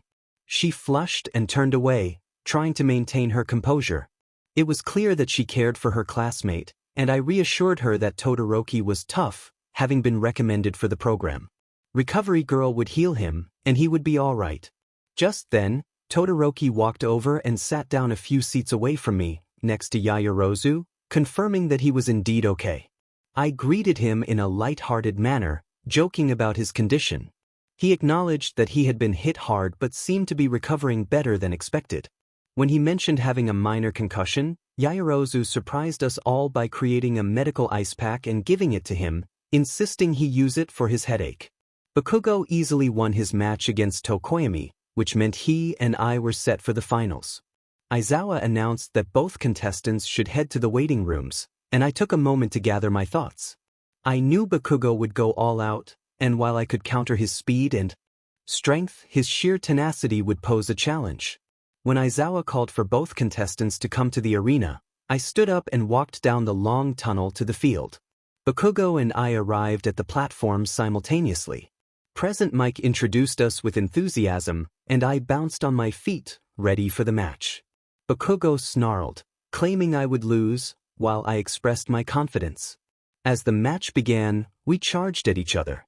I dodged a close-range explosion and landed a punch, but he countered with a powerful right hook, sending us both back a few feet. The fight escalated into a flurry of blows, with explosions erupting around us. We both bore the marks of battle, BLD on our faces and injuries from the fierce exchange. Present Mike announced that we were evenly matched after 3 minutes of fighting. I spat BLD and Bakugo shouted that I was holding back. I dodged his next attack, countering with a strike that knocked the wind out of him. As he collapsed, I moved behind him, but he quickly regained his footing. I pointed out that I was holding back because I could tell he was too. He admitted he wanted to fight on even terms, and I decided it was time to go all out. As I jumped to a higher level of power, Bakugo was eager to match my intensity. We charged at each other again, and I threw a punch, but he leaped over me, detonating an explosion behind my head that nearly knocked me off balance. I scrambled to my feet just in time to take a hit from him, landing flat on my back. He attempted a large blast to finish me, but I swept his feet out from under him and dodged the attack, regaining my stance behind him. Bakugo acknowledged my skill, and I confirmed that I often held back due to the power of my quirk. He leaped at me again, and I seized the opportunity to slam him into the ground, cracking the concrete beneath us. As he got up, I landed a punch that sent him near the edge of the arena. Bakugo, undeterred, announced his next move, launching himself high into the air and spinning like a tornado propelled by his explosions. He shouted the name of his attack as he descended toward me. In response, I tapped into my highest level of power, raising my hand just as he made contact, resulting in a massive explosion. As the dust settled, the crowd was stunned by the sight of me standing in black flame armor, holding Bakugo off the ground. I threw him out of bounds and then dropped to my knees, exhausted. Midnight declared me the winner, and the stadium erupted in cheers as I raised my fist in victory, smiling through the pain. In the crowd, I spotted Kyoka cheering for me, and a wave of affection washed over me. Bakugo approached the stage, extending his hand. He acknowledged my strength and vowed to beat me next time, and I smiled in response, ready for whatever challenges lay ahead. I take his hand and shake it. The challenge is clear, and I can see the determination in his eyes. Midnight calls the boys up to the tri-layered podium. I step onto the first place podium, while Bakugo takes his place on the second. A few minutes later, Todoroki and Tokoyami join us on the third place podium. Midnight begins to announce a special guest to present the medals, and suddenly, All Might appears, declaring his presence with enthusiasm. He apologizes to Midnight for interrupting her and takes the 2 third-place medals, presenting them to Tokoyami and Todoroki with encouraging words. He then hands the silver medal to Bakugo, who beams with pride. Finally, All Might approaches me with the gold medal. He places it around my neck and gives me a light hug, a gesture he shares with the other contestants as well. However, his words catch me off guard. He expresses his uncertainty about trusting me but acknowledges my achievement, urging me to keep proving him wrong. I barely register the commotion from the stadium as the crowd erupts in cheers. My focus is solely on All Might's words. After the medal ceremony, I make a quick stop by Recovery Girl, who efficiently patches up my head. When I return to Class 1A, I'm met with a wave of congratulations and pats on the back from my classmates. Aizawa calms everyone down, expressing his pride in our accomplishments. He reminds us that while we all made it into the top 42, we still have room for improvement. With that, he retreats to his sleeping bag and falls asleep. Kirishima enthusiastically praises my fighting skills, noting how I held my own against Bakugo, Todoroki, and Ida. However, I notice Ida is absent, and my curiosity piques. I ask about him, and Uraraka informs me that he had to leave due to a situation involving his brother. My concern deepens when I learn that Ingenium, Ida's brother, may have been injured on the job. I share my knowledge about the Ida family, known for their heroics, and mention the recent sightings of the hero killer Stain in Hosu. The mention of Stain sends a chill through the room.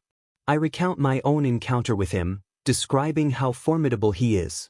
I emphasize the danger he poses, especially if he has harmed Ida's brother.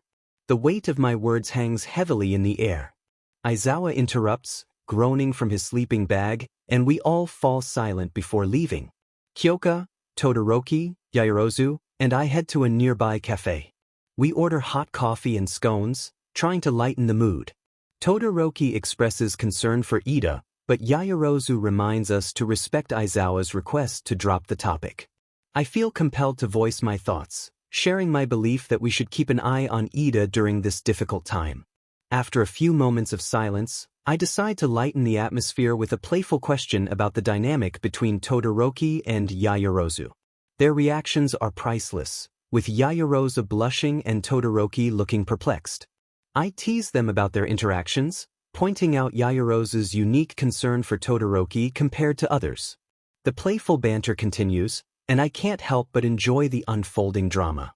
Just as Yaoyorozu insists that she doesn't have romantic feelings for Todoroki, he surprises us all by kissing her. Laughter erupts, and Kyoka captures the moment on her phone. Todoroki, slightly flustered, apologizes for the unexpected kiss, while I cheer him on for taking the initiative. Kyoka can't resist sharing the moment with the girls' group chat, much to Yaoyorozu's embarrassment. The lightheartedness of the moment brings a much-needed break from the weight of our earlier conversation, reminding us of the bonds we share as friends and heroes. Todoroki begins to speak, but he is interrupted by Yaoyorozu kissing him, which makes me laugh even harder. I feel like I might burst from the joy of it all. Yaoyorozu expresses her relief, saying she's glad it happened, but wishes it hadn't been so sudden. I then ask if they plan to eat their scones, snapping the new couple out of their moment. Yaoyorozu enthusiastically declares that they are indeed delicious, covering them protectively with her hands. Kyoka chimes in, teasingly referring to them as lovebirds, and I laugh, realizing I was just a moment too slow to make the same joke. The couple blushes even more at the playful banter. We spend a few more hours talking before parting ways. When I get home, I take a shower and then relax on the couch, watching TV. Today had been great. Over the weekend, I had taken it easy, recovering from the soreness I felt after the sports festival. As I turned on the news, I found myself the center of attention, which was both flattering and embarrassing. I was portrayed as either the face of the next generation or a potential villain. One line that stood out to me was, "This kid is so powerful and has such sheer will that he could either become the #1 hero or the #1 villain. And there would be no one who could stop him." It was an interesting time. Kyoka and I had a lot of discussions over the weekend about the news and what was happening at school. She mentioned that Yaoyorozu and Todoroki had spent quite a bit of time together, even hinting that Todoroki stayed over at Yaoyorozu's place. We left the details to our imaginations. When Kyoka and I met at the coffee shop on Monday, I was suddenly surrounded by a group of fangirls, all eager for my autograph. I obliged, but then they attempted to kiss me, which caught me off guard. I asked Kyoka if she wasn't concerned about the girls trying to kiss me, to which she responded with laughter, teasing that I was a terrible kisser. I reminded her that she was my first kiss, causing the girls to freeze and look at her in surprise. One of the girls made a comment that Kyoka could have been better, which set me off. I quietly asked what she had called Kyoka, my voice trembling with anger. When the girl repeated her words, I felt a surge of protective instinct. Kyoka, with a big smile, declared that she was my girlfriend, and I felt a rush of black flame around me, causing the girls to back away in fear. I warned them not to say that again, and they quickly ran off. Kyoka remarked that I didn't have to go that far, but I explained that I wouldn't let anyone disrespect her like that. We decided it was time to leave, and as we walked toward campus, it started to rain lightly. Ida joined us, wearing a green poncho over his uniform and looking determined. I commented on his outfit, and he insisted we needed to hurry to make it on time. Kyoka pointed out that class started in 15 minutes and that it was only a 2-minute walk. Ida insisted on being early, which struck me as unusual for him. I asked if he was alright since he usually wanted us there 10 minutes early. He insisted he was just being more prepared, and then he took off running. Kyoka and I exchanged glances, knowing that this wasn't typical behavior for Ida. We entered the main building a few minutes later and took our seats. Midnight burst into the room, interrupting Izuku, and announced that she would help us pick hero names. She instructed us to write down our names on sheets of paper for presentation. As I sat and thought, several classmates went up to share their names. I paid attention when Kyoka presented hers, proudly declaring herself the hearing hero, 𝗵𝗃𝗃. Midnight approved, and I gave Kyoka a thumbs up, earning a bright smile in return. After a few more names were shared, I was the last one left, aside from Bakugo, who seemed to favor a more aggressive theme. Suddenly an idea struck me. I stood up and walked to the podium, declaring that I had a name. Midnight encouraged me to share it. I announced, "The power hero, Avenger." The room fell silent. Midnight asked what it meant, noting that it didn't directly relate to my quirk.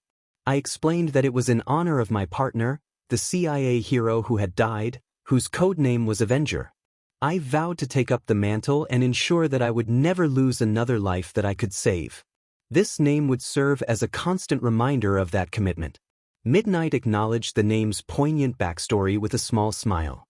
Just as I sat down, Bakugo shouted, "Lord Explosion Murder." Midnight sighed, still refusing his choice, while Bakugo growled in frustration. I wake up on an endless red plain. Confused, I stand up, wearing nothing but a pair of shorts. A voice behind me greets me, saying that this is my world. I turn around to see a figure in a red cloak. The figure lifts its hood, revealing a black skull with eyes that are entirely black, except for a striking red iris. I ask who they are and why I'm here.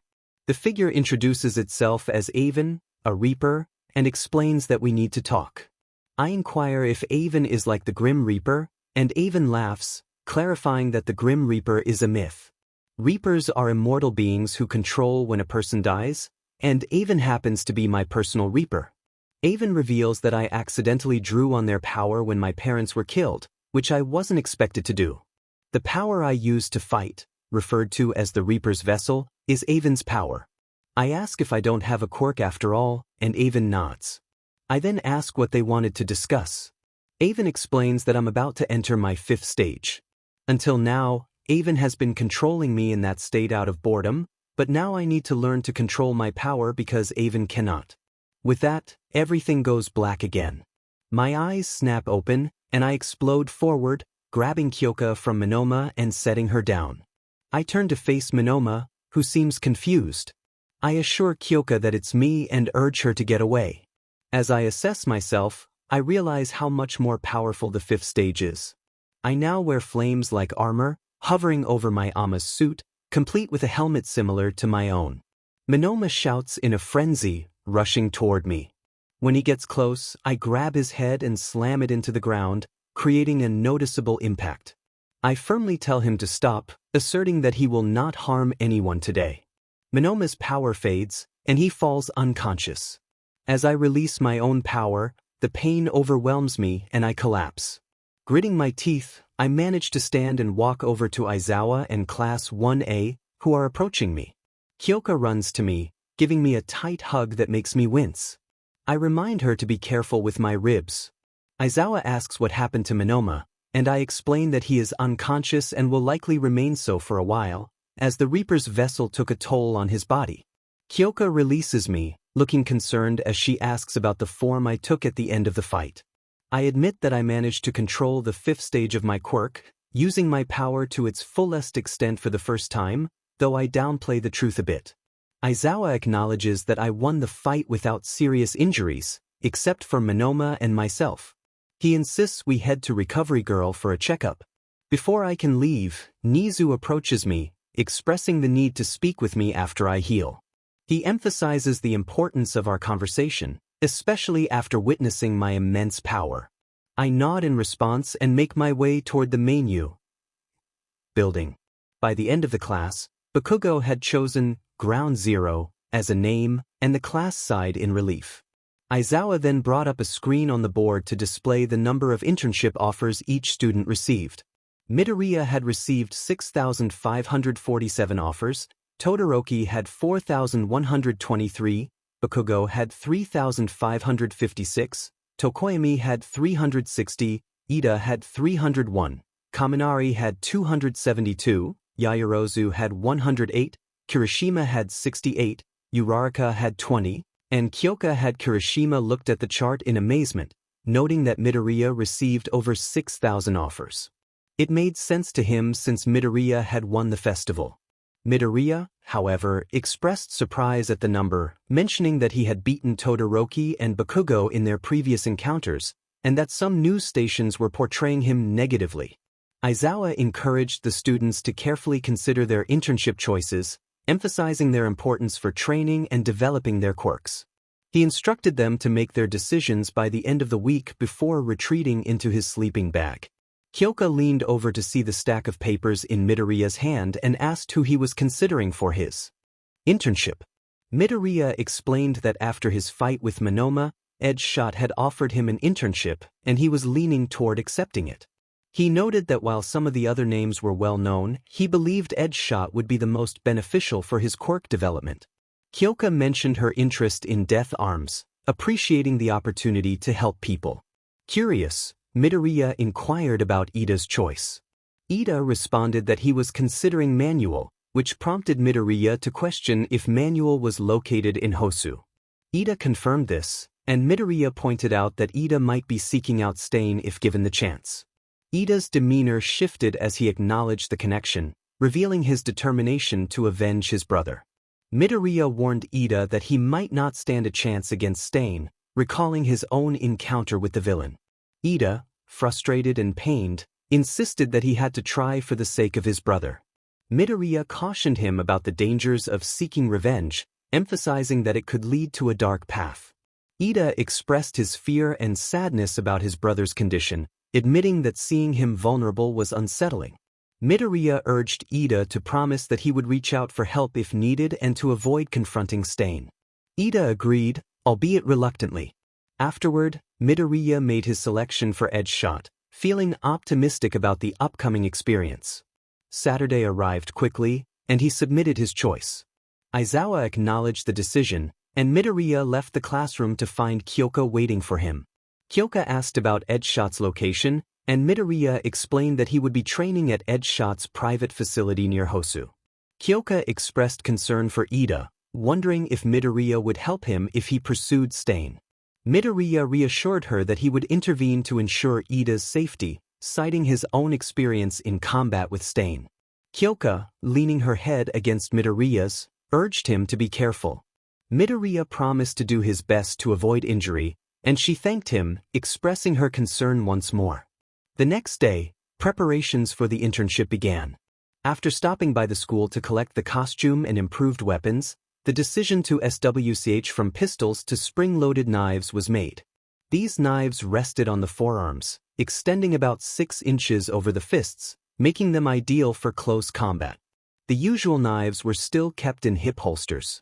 A restful weekend was spent packing for the week ahead. Although Hosu wasn't far away, staying with 𝗳𝗏𝗃 for a full week required thorough preparation. Enough clothes were packed for the duration, along with a few extras just in case. Throughout Sunday, Kyoka and the protagonist exchanged numerous texts about their internships. Kyoka would be staying at her place, which was a relief for her. On Monday, an early train to Hosu was caught, arriving outside 𝗳𝗏𝗃's building around 6:30 a.m. The large apartment building housed 𝗳𝗏𝗃 in the penthouse. Upon entering the lobby, the protagonist approached the desk. The receptionist, with a cat-like appearance, inquired if assistance was needed. Just then, 𝗳𝗏𝗃 appeared from behind, confirming the protagonist's presence. The receptionist offered a room, but 𝗳𝗏𝗃 declined, indicating he had a guest room. He led the way to the elevator, pressing the button for the 30th floor. Curiosity arose about the obviousness of the setup for a ninja, but 𝗳𝗏𝗃 simply shook his head, hinting at simplicity. When the elevator doors opened, the living room revealed itself as a dojo, complete with tatami floors and weapon racks lining the walls. The gray slate floors were silent underfoot, contrasting with 𝗳𝗏𝗃's noiseless movements. 𝗳𝗏𝗃 instructed the protagonist to change into a 𝗬𝗊, pointing down the hall to the guest room. Inside, the room was simple, containing only a bed and a nightstand. After setting the suitcase aside, a 𝗬𝗊 was found in the closet. Though only a white belt was available, it was accepted without complaint. Emerging shoeless as requested, the protagonist found 𝗳𝗏𝗃 in a 𝗬𝗊, his mask still covering the lower half of his face. 𝗳𝗏𝗃 inquired about the protagonist's combat training background. The protagonist listed various disciplines, noting the extensive training received. 𝗳𝗏𝗃 expressed surprise at the impressive array of skills. The protagonist explained that the training focused on non-quirk users, as military specialists often avoided using their quirks, viewing it as a weakness. Engaging quirk users presented a different challenge, especially with the restriction against lethal force. 𝗳𝗏𝗃 proposed a sparring session, starting with the protagonist using their most powerful quirk form. The protagonist unleashed their quirk to the 5th level, enveloping themselves in armor. 𝗳𝗏𝗃 asked how long the form could be maintained, and the protagonist estimated a maximum of 2 minutes. With a nod, 𝗳𝗏𝗃 encouraged the protagonist to use boxing techniques, intrigued by Western fighting styles. The protagonist assumed a boxing stance and launched a series of punches, but 𝗳𝗏𝗃 dodged effortlessly, showcasing remarkable speed. Something felt off, as if 𝗬𝗏𝗃 was evading with ease. After a brief session, 𝗬𝗏𝗃 called for a stop, prompting the protagonist to catch their breath. He explained the reason for the missed punches, revealing that his quirk, 𝗲𝗏𝗍𝗵, allowed him to become incredibly thin, enabling him to dodge the rapid strikes. The protagonist acknowledged the effectiveness of 𝗬𝗏𝗃's quirk and the limitations of their own. 𝗬𝗏𝗃 proposed a plan to spar until lunch, focusing on increasing quirk endurance, followed by further sparring until a hit was landed. The protagonist agreed, and they trained for several hours. By the end, the protagonist could maintain the 5th stage for nearly 6 minutes, despite exhaustion. 𝗬𝗏𝗃 praised the improvement and offered a meal, asking if the protagonist liked 𝗬𝗏𝗃. Surprised by his knowledge, the protagonist inquired about his cooking skills. 𝗬𝗏𝗃 explained that he learned to cook at a young age and prepared his own meals. The protagonist admitted to being able to cook but struggled with certain dishes. As they ate, 𝗬𝗏𝗃 remarked on the protagonist's difficult past, noting their resilience and humor. The protagonist reflected on their losses and the weight of responsibility, mentioning a recent traumatic event involving a comrade. 𝗬𝗏𝗃 shared his own struggles, revealing a challenging upbringing but expressing pride in becoming a hero and the opportunity to be a better parent than his own had been. He pointed to photos on the wall, showcasing moments with a woman who was his girlfriend, currently away on a business trip. 𝗬𝗏𝗃 expressed his intention to propose when she returned, or shortly thereafter, revealing his nervousness as he rubbed the back of his neck. He shared that he had attended a few weddings, noting that those in Black Ops felt like family. They had faced literal armies and some of the most dangerous individuals on the planet, yet they claimed that proposing was the most nerve-wracking experience they had ever encountered. He reassured 𝗬𝗏𝗃 that he was not alone in feeling this way. 𝗬𝗏𝗃 was surprised by this revelation but quickly shifted the conversation, asking about my own romantic life. I smiled a little wider as I mentioned my girlfriend, 𝗬𝗏𝗃𝗧𝗵𝗏, whom he might have seen at the sports festival. 𝗬𝗏𝗃 smirked, though it was hard to read his expression behind the mask. He recalled the moment she hugged me after the cavalry battle, and I nodded in agreement. I explained that I had met her just a few weeks prior when she literally ran into me at Dagobah Beach. After saving her at USJ and spending several hours talking, we naturally grew closer. 𝗬𝗏𝗃 acknowledged her strength and potential as a hero, but pointed out that she could improve her hand-to-hand combat skills. I chuckled, agreeing that both Class 1A and Class 1B could benefit from more training in that area. I recounted how I had managed to defeat Class 1A without even using my 4th stage, and 𝗬𝗏𝗃 nodded in understanding. With a sense of determination, 𝗬𝗏𝗃 suggested we continue our training, and I stood up, activating my quirk to the 5th level once more as we prepared for another round. The first hit came just before 8 o'clock, following a rapid series of punches that ended with a knee to the gut. After a quick dinner, Izuku took a shower and collapsed onto his bed. He checked his phone and found more than a dozen texts from 𝗬𝗏𝗃. Izuku explained that he had been training with 𝗬𝗏𝗃, which had taken longer than expected. 𝗬𝗏𝗃 expressed her frustration at the duration of his training, and they exchanged details about their respective sessions. Izuku mentioned that 𝗬𝗏𝗃's training was intense, and he anticipated being sore the next day. 𝗬𝗏𝗃 shared that her training with Death Arms was shorter but still productive. As their conversation wrapped up, 𝗬𝗏𝗃 wished him good night, and Izuku quickly fell into a deep, dreamless sleep. Over the next 3 days, Izuku and 𝗬𝗏𝗃 followed a similar training routine, focusing on endurance in the mornings and sparring in the afternoons. Tuesday was dedicated to knife combat, Wednesday to swords, and Thursday returned to hand-to-hand training. However, on Thursday, something unexpected occurred. During a sparring session focused on karate, Izuku executed a high kick and felt a strange sensation in his foot, accompanied by an arc of black flame trailing behind it. 𝗬𝗏𝗃 stepped back in surprise, and Izuku marveled at the black fire that erupted from his feet, even over his flame armor. When he deactivated his quirk, the fire disappeared. 𝗬𝗏𝗃, intrigued, asked how Izuku had achieved that. Izuku admitted he had no idea and decided to run a few tests. He activated the 1st level of his quirk but found nothing happened.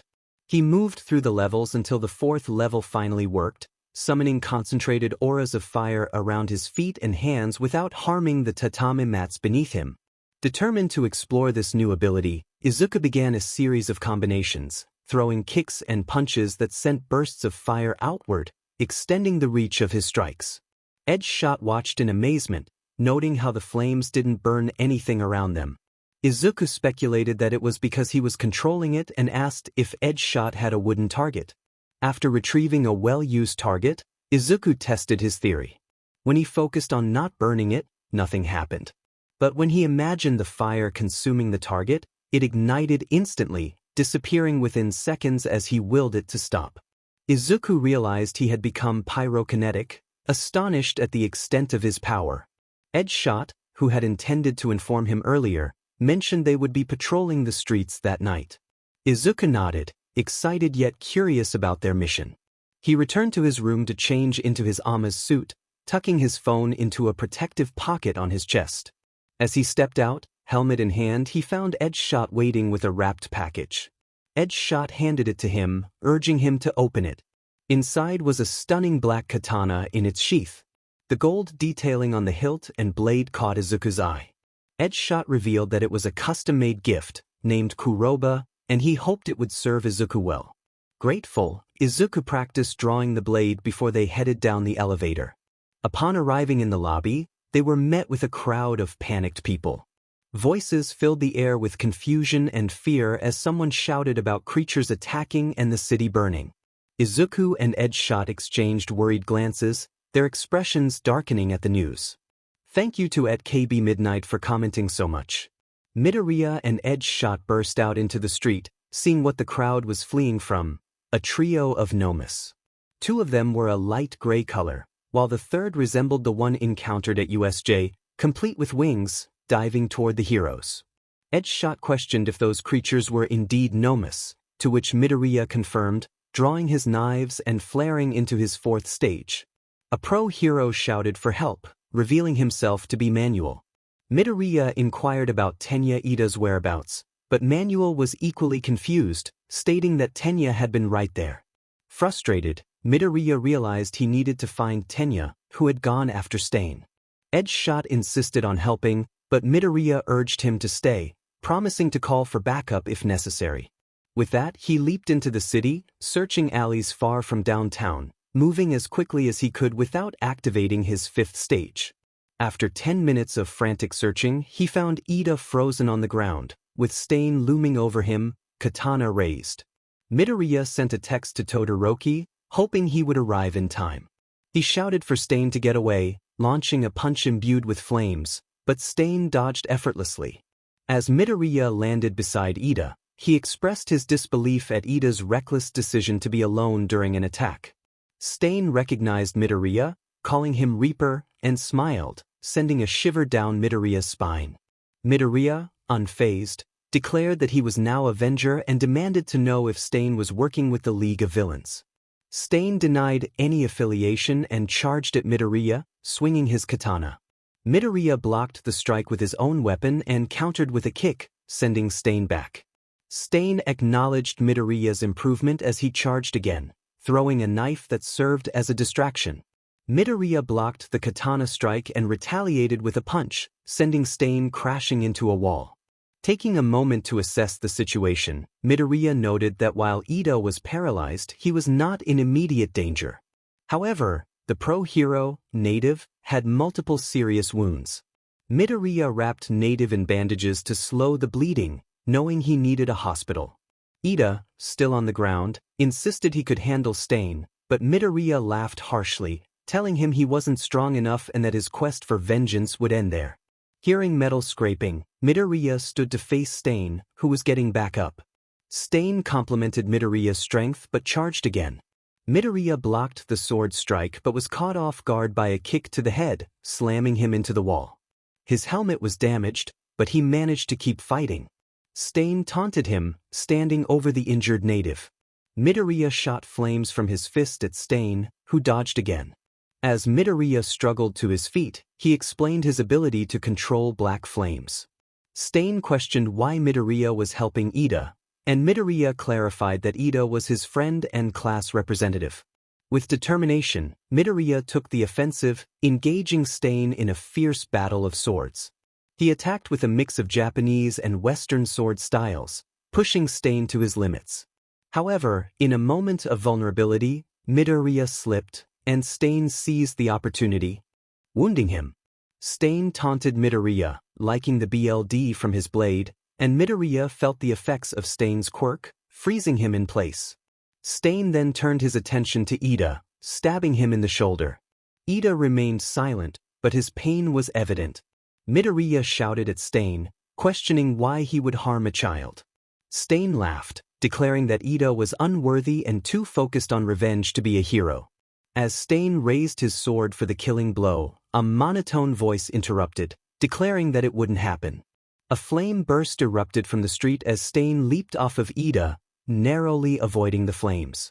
Midoriya laughed, recognizing Todoroki's timely arrival as he walked into the alley, fire blazing up his left arm and ice forming on his right. Todoroki remarked that Midoriya was lucky he had made it, explaining that his father had been quite upset about him leaving but was likely occupied with the 𝗵𝗵 by now. Midoriya inquired how long they would need to hold off 𝗧𝗵 before the heroes arrived, feeling his fingers move just a little. Was 𝗧𝗵's quirk slipping? How much longer until he could move again? 𝗧𝗵 eyed Todoroki warily and asked if he was 𝗬𝗲𝗏's son. Todoroki confirmed this, and 𝗧𝗵 challenged him to prove his worth as the son of the second hero. He charged forward, but Todoroki quickly countered with a line of ice, forcing 𝗧𝗵 to dodge. This back and forth continued for several minutes, with Todoroki launching ice and 𝗧𝗵 evading. Midoriya could almost move again, but he needed more time. 𝗧𝗵 taunted Todoroki, declaring him too weak and throwing a trio of knives that struck Todoroki's arm. Grimacing in pain, Todoroki swiftly removed the knives and cauterized his wounds with fire, gritting his teeth through the process. Midoriya explained that it was a long story but emphasized the need to focus on defeating 𝗧𝗵. He then asked Ida if he could move, while 𝗧𝗵 looked on in shock. 𝗧𝗵 hadn't expected Midoriya's paralysis to wear off so quickly and noted that Midoriya's BLD type was O, which he claimed was the weakest, allowing Midoriya to rise faster than anticipated. Ida struggled to get to his feet but was determined to join the fight. As Ida stood, Todoroki expressed confidence that they could take 𝗧𝗵 down. Midoriya confirmed they were ready, and Ida shouted his battle cry, launching himself forward, followed closely by Midoriya with his knives drawn. 𝗧𝗵 dodged Ida's initial kick but was grazed by the second, only to be slammed into the asphalt by Midoriya, leaving a mark on his side. 𝗧𝗵 rolled away from an axe kick from Ida and leaped aside to avoid another ice flow, but Midoriya struck him again with a powerful kick. As 𝗧𝗵 recovered, he dodged another kick from Ida and jumped to evade another ice attack. In that moment, Midoriya and Ida acted in unison, leaping directly towards 𝗧𝗵, who was unable to defend himself. They struck simultaneously, delivering a full-force kick from Ida and a powerful punch from Midoriya to either side of 𝗧𝗵's chest. In an instant, 𝗧𝗵 lost consciousness, collapsing midair. After landing, Ida expressed disbelief that they had succeeded, while Midoriya, exhausted, deactivated his quirk and fell to his knees. Todoroki approached, carrying Midoriya's sword, and handed it to him. Midoriya sheathed the blade, acknowledging his injury from 𝗧𝗵's katana but assuring them he was fine. Ida mentioned his own shoulder wound but was more concerned about 𝗵𝗵, who was injured but grateful for Midoriya's help. As Midoriya assisted 𝗵𝗵 to his feet, Ida and Todoroki began dragging 𝗧𝗵 out of the alley. Suddenly, 𝗬𝗏𝗏 rushed over, accompanied by several pro-heroes, including 𝗬𝗏𝗏 and 𝗵𝗏𝗏. 𝗬𝗏𝗏 confirmed that the 𝗵𝗵𝗏 had been dealt with, and 𝗬𝗏𝗏 inquired about 𝗧𝗵's identity. Ida confirmed that they had captured the hero killer, 𝗧𝗵, and the heroes reacted with disbelief at the students' achievement. 𝗵𝗏𝗏 clarified that it was the students who had taken down 𝗧𝗵, leaving the pro-heroes astonished. Just then, Ida shouted a warning as a flying 𝗵𝗏𝗏 dove toward Midoriya. He couldn't react in time, and the creature grabbed him by the shoulder. Todoroki quickly intervened, unleashing a flurry of flames that decapitated the 𝗵𝗏𝗏 and set Midoriya down safely on the ground. Midoriya looked up to see 𝗧𝗵 standing defiantly before the pro-heroes, proclaiming that Midoriya was one of the true heroes left and that he would protect him to his dying breath. But suddenly, Stain's fierce aura faded as he collapsed, unconscious yet still standing, having passed out with confidence. After the fight with Stain, the group was taken to Hosu General Hospital for their injuries. Todoroki had cauterized his own wounds, so the doctors wrapped up the burns and kept him under observation to prevent infection. Midoriya had a stab wound through his forearm, which was stitched shut. The doctors informed him that it would scar, but he would be fine. Ida was still waiting for a report on his injuries when they received some visitors. The nurse announced that they had important visitors, and in walked 𝗳𝗵𝗃𝗁𝗍, and a man with the head of a beagle. Midoriya and Todoroki were dressed in regular clothes, as the doctors had approved it, but Ida remained in a hospital robe. The beagle-headed man introduced himself as 𝗍𝗵𝗃𝗁𝗍, the chief of police, and explained that he needed to discuss their illegal use of quirks. He stated that while they had apprehended Stain, a notorious criminal, they had acted without provisional licenses, which could lead to arrest. Hearing this, Todoroki and Ida lowered their heads, while Midoriya felt a surge of anger. He stood up, his eyes darkening with rage, and expressed his frustration at being punished for saving lives. 𝗳𝗏𝗃𝗁𝗍 intervened, telling Midoriya to listen. 𝗬𝗪𝗍𝗻 clarified that, based on their actions, they would be pardoned if they allowed Endeavor and 𝗳𝗏𝗃 to take credit for capturing Stain. They could not disclose the truth about who had really captured him. Manuel explained that if they remained silent, they could continue their lives as hero students. Midoriya acknowledged their lack of options, and 𝗬𝗪𝗍𝗻 expressed his belief that they had been unfairly treated. He thanked them for their actions, bowing slightly before leaving. 𝗳𝗏𝗃𝗁𝗍 reminded them to avoid trouble in the future, lightly tapping Midoriya on the head, to which Midoriya responded with a smirk. 𝗳𝗏𝗃𝗁𝗍 then handed Midoriya his phone, which had numerous missed calls from Kyoka. Midoriya stepped out to call her, and she picked up immediately, sounding distressed. She expressed her fear that he was dead, and he reassured her that he was fine, though he had sustained a deep cut from sharp metal. Kyoka inquired about Ida and Todoroki, and Midoriya updated her on their conditions. Ida had a piece of metal in his shoulder, and Todoroki had cauterized his own wounds. Kyoka expressed relief upon hearing they were okay, and as they continued talking, Midoriya heard some commotion on her end. Mina's voice broke through, and Midoriya felt a mix of amusement and concern as Kyoka struggled to regain control of the conversation. After the call ended, Midoriya returned to the room where Ida was finishing up with the doctor. Ida explained that he would have some lasting damage in his hand, but it was not serious. He intended to leave it as a reminder of his journey to becoming a true hero.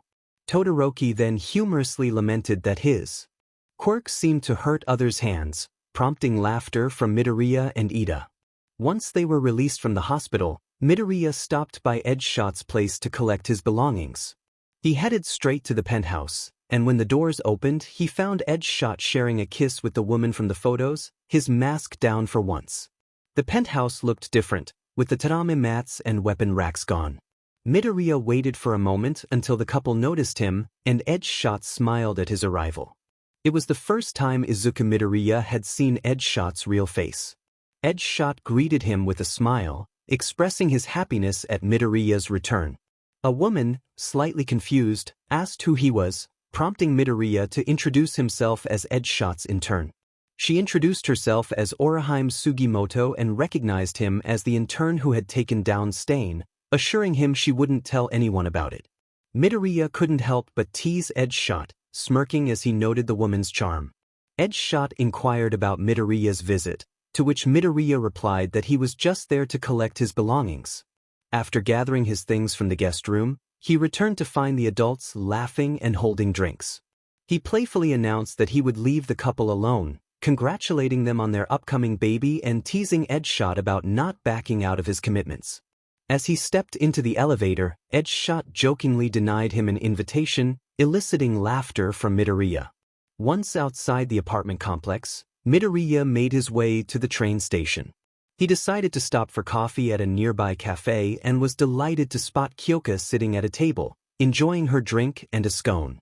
With a smile, he approached her and sent a quick text, letting her know he was right behind her. When she read the message and turned around, her face lit up with joy. She jumped up and ran to him, wrapping her legs around his waist and her arms around his neck. They shared a tender kiss, and when they finally pulled apart, she was slightly breathless. Midoriya playfully asked if she missed him, and she admitted she might have just a little. Their moment drew the attention of others in the cafe, who began to clap, causing both of them to blush. Midoriya went inside to get his coffee while 𝗧𝗄𝗃 settled back down. When he returned, 𝗧𝗄𝗃 commented on the embarrassment of the moment. Midoriya reassured her that it was fine and that he was okay with it. She noticed a scar on his forearm and asked about it. He confirmed it was from an earlier incident, and as she examined it, she expressed concern for his well-being. Midoriya explained that he hadn't felt much pain at the time, attributing it to adrenaline. 𝗧𝗄𝗃 questioned if he was saying that just to ease her worries, but he assured her it was true, adding that he had experienced worse injuries. 𝗧𝗄𝗃 frowned slightly, still concerned, and Midoriya responded with a playful compliment about her beauty, which made her smile.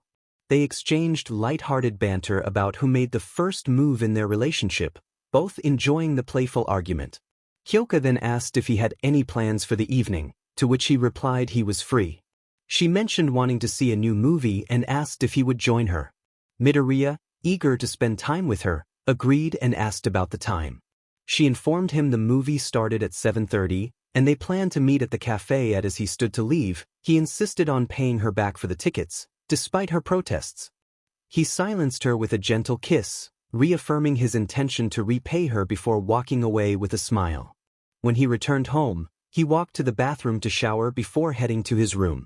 After a few moments of deliberation on what to wear, he chose a pair of black joggers, black high tops, a white shirt with the AC/DC logo, and a black leather jacket. He also grabbed the silver watch he had bought at the mall, along with his Reaper necklace. Not bothering to comb his hair, he took his phone and wallet, noting that he had about 6,000 yen in cash. He hoped it would be enough, as he preferred not to use his debit card, which could be traced. For the next couple of hours, he waited around, reading a bit and tossing his knives between his hands. Around 6:50, he walked to the coffee shop and sat outside. At about 6:55, he spotted 𝗧𝗄𝗃 approaching, and he was taken aback by how lovely she looked in her black shorts, a purple and black striped tee, a black jacket, and black sneakers. He approached her and complimented her appearance, expressing how amazing she looked.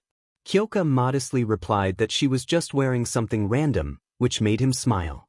He then inquired about the movie ticket price as they walked to the train station. She insisted he wouldn't pay her back, but he was determined to do so.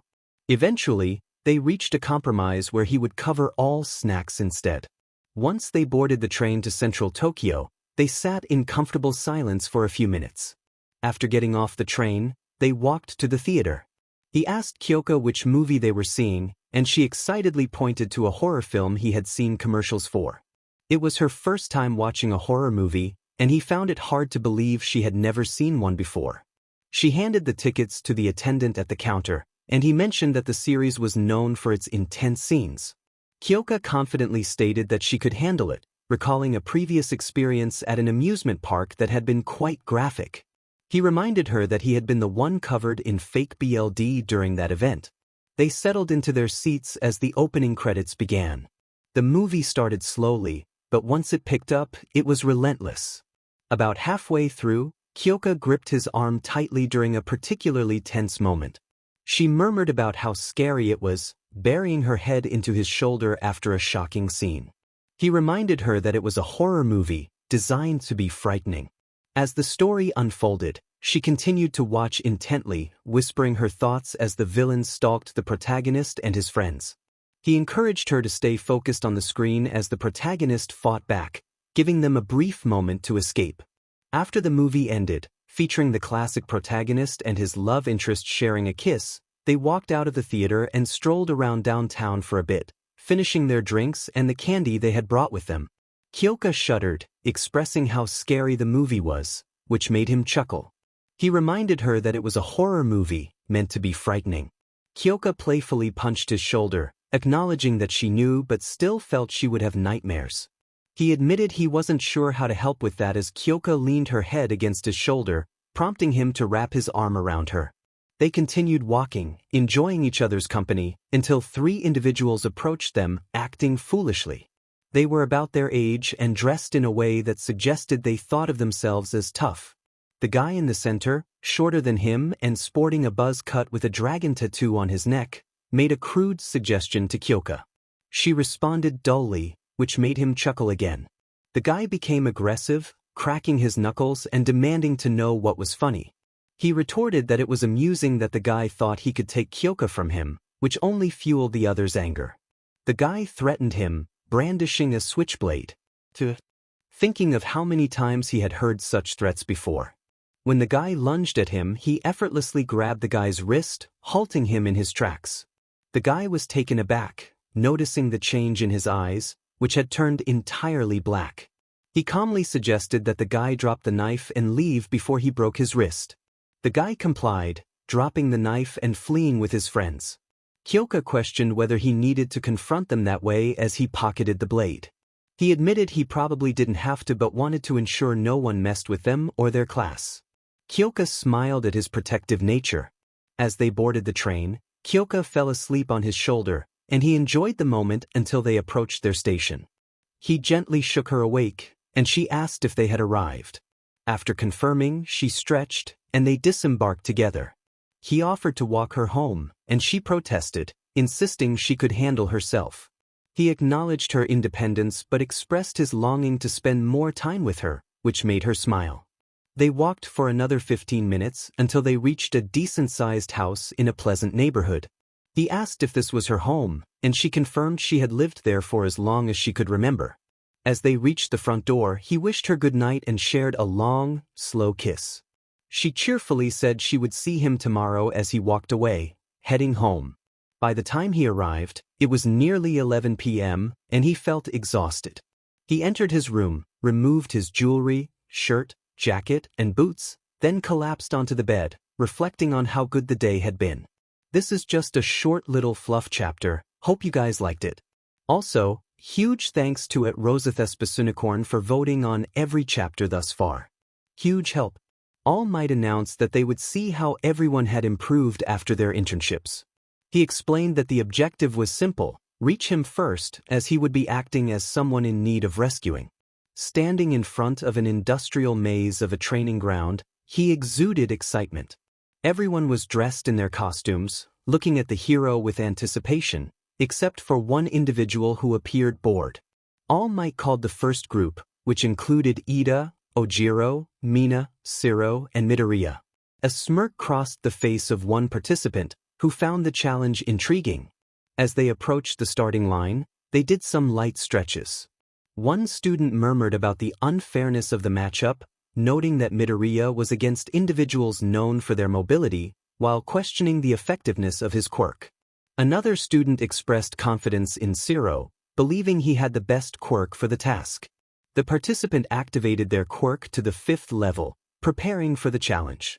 With a loud shout, All Might signaled the start of the race, and everyone took off.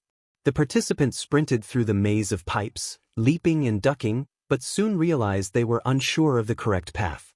To gain a better perspective, they leaped high, crashing through a pipe, and spotted All Might in the center, atop a massive water tank. They landed on a nearby pipe and sprinted toward him. A voice in the distance commented on Midoriya's unexpected lead. Upon reaching All Might, the participant noticed the hero's surprise at their arrival. They deactivated their quirk and exchanged a look with him. The participant remarked on the challenge, suggesting that if it was meant to be difficult, weights could have been added to their legs as well. All Might appeared frustrated.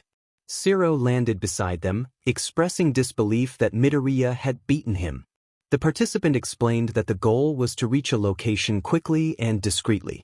All Might managed a forced smile as the rest of the group arrived, and he began a speech about improvement before sending everyone back. Afterward, All Might called Midoriya to stay for a moment. The participant felt a rush of apprehension as the others left.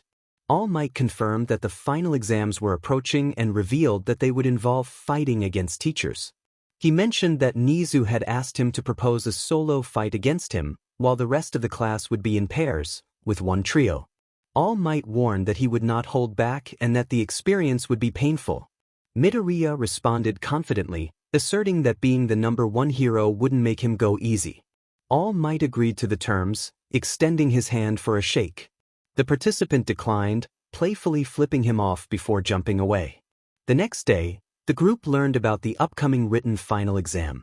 Mina expressed her frustration, feeling overwhelmed by the pressure. Kaminari, equally anxious, admitted his uncertainty about their chances of passing. 𝗵𝗃𝗧, with a smug grin, teased them about their struggles, which earned him a light smack on the head. Mina questioned how he managed to place so high, and 𝗵𝗃𝗧 proudly confirmed his rank. Ida chimed in, noting that 𝗵𝗃𝗧 had clearly worked harder than the rest. Mina and Kaminari, who had placed lower in the rankings, protested against Ida's comment. Bakugo, who had achieved a respectable position himself, snapped at them, defending their intelligence. Momo, who had placed second, offered her assistance, prompting Mina and Kaminari to express their gratitude enthusiastically. Kyoka, despite her own decent placement, admitted she could use help with quadratic equations. Ojiro, gesturing to Hagakure, suggested they could both benefit from some extra tutoring. Yaoyorozu approached Midoriya, asking if he could assist with tutoring, acknowledging his top score in the class.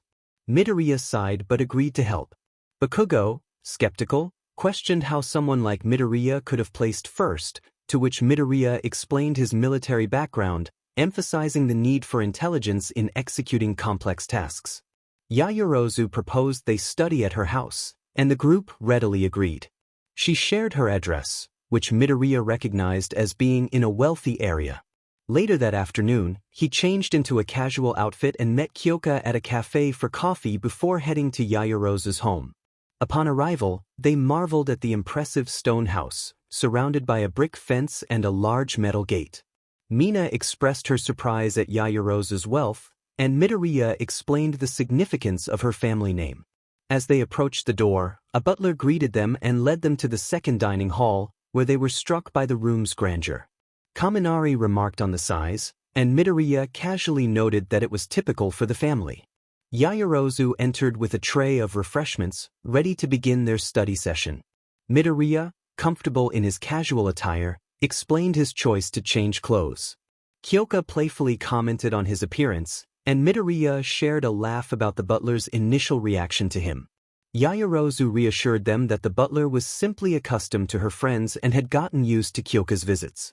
With everyone settled, Mina clapped her hands, signaling the start of their study session. The day of the final exams has arrived. The class spends the morning taking the written exam, and after lunch, they change into their gear and head out to a training ground designed to resemble a town. Mina expresses her confidence about the written exam, thanking Momo and giving a fist bump to another classmate. One of their teachers, Aizawa, calls everyone over, flanked by other teachers. Mina wonders why the additional teachers are present, and suddenly, 𝗍𝗄 pops out from Aizawa's scarf. 𝗍𝗄 announces that the students will be fighting the teachers for the final exam. He explains that, given their experience, it's fitting for them to face off against their instructors. He lists the matchups: 𝗍𝗄 against Kaminari and Ishido, 13 against Achiko and Aoyama, Present Mic against Koda and Kyoka, Ectoplasm against Tokoyami and Tsuyu, Midnight against Siro, 𝗵𝗃𝗧, and Bakugo, Snipe against Shoji and Hagakure, Cementoss against Sato and Kirishima, Power Loader against Ida and Ojiro, and Aizawa against Todoroki and Yaoyorozu. Kyoka then asks who Midoriya will be fighting, and a chuckle comes from the building behind them. All Might jumps down in front of the class, declaring that he will be facing Midoriya alone. The class is surprised, and Midoriya cracks his knuckles, ready for the challenge. 𝗍𝗂 mentions that the teachers will wear weights to level the playing field, but Midoriya insists on fighting All Might at full strength, prompting a dangerous glint in All Might's eyes. All Might questions Midoriya's confidence, to which Midoriya responds affirmatively. 𝗍𝗂 instructs all students to head to their designated zones, explaining the rules: either restrain the teacher with cuffs or escape through a gate at the far end of the training ground. As the group disperses, Midoriya stands just outside the gate, waiting for the exam to begin. When it does, he walks down the main road without any stealth. Within moments, All Might crashes down in front of him, a fierce look in his eyes. All Might declares himself a villain intent on defeating the hero, and Midoriya activates his 5th stage. He welcomes the challenge as All Might charges forward, shouting his signature move.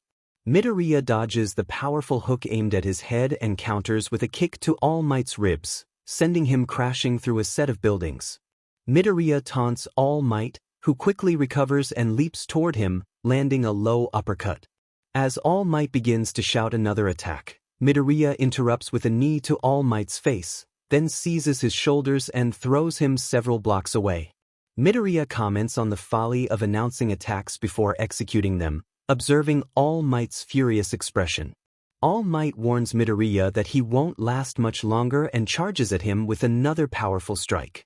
The impact creates a loud explosion, and in the control room, Recovery Girl expresses concern for Midoriya's well-being as the dust clouds the scene. Once the dust settles, Recovery Girl is astonished to see All Might standing with his fist inches from Midoriya's face, who is holding All Might's fist steady. All Might, shocked, asks how Midoriya managed that, but Midoriya simply smiles, asserting his strength. He then forces All Might's wrist backward, bringing him to one knee before cuffing him. Nizu announces Midoriya's victory, and Midoriya drops his quirk, feeling a mix of relief and surprise. As he walks toward the exit, he removes his helmet and shakes his hair, reflecting on the quick outcome of the fight. All Might admits defeat, expressing disbelief that anyone has ever beaten him. Midoriya responds that there's a first time for everything and heads toward the control room, where Recovery Girl checks him for injuries. She praises his performance, noting the impressive feat of defeating All Might alone. Midoriya, however, is more focused on Kyoka's fight, searching for her match on the screen. He finds her in the bottom left corner, aware that she and Coda are up against Present Mic, a challenging opponent given their hearing-based quirks. As he watches, he sees Kyoka and Coda struggling to approach Present Mic. Midoriya's heart sinks when Kyoka falls to her knees, clearly in distress. He clenches his fists in frustration. Kyoka encourages Coda, who steels himself for the challenge. The camera shifts to Present Mic, who suddenly panics as insects crawl up his legs, leading him to faint. Coda then carries Kyoka out of the gate, and Midoriya smiles, knowing they have both passed. Recovery Girl observes Midoriya's concern for Kyoka and playfully remarks on it.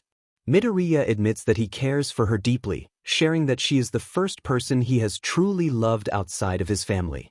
He reflects on his difficult past, filled with high expectations and challenges, but he has persevered, even losing parts of himself along the way. The character reflected on the choices that could have led to a life behind bars, but somehow, they had emerged from that darkness. In the midst of this transformation, they had met someone special, igniting a glimmer of hope for a new beginning. Recovery Girl placed a reassuring hand on their shoulder, acknowledging the journey they had undertaken. The impact of saving those children at USJ had shifted the trajectory of their life. Recovery Girl noted the changes she had observed over the past few months. She recalled the footage from USJ, where the character had displayed a fierce determination, acting without hesitation. Yet, she had also witnessed a more compassionate side, one that had helped Todoroki unleash his true potential. With a promising future as a hero ahead, she had faith in their growth. With a nod, she mentioned her need to attend to the character's girlfriend before departing. Over the next 3 days, the narrator and Yaoyorozu assisted the study group, addressing their weaknesses and enhancing their strengths. Yaoyorozu's butler became more accustomed to the narrator, even offering a nod of acknowledgement.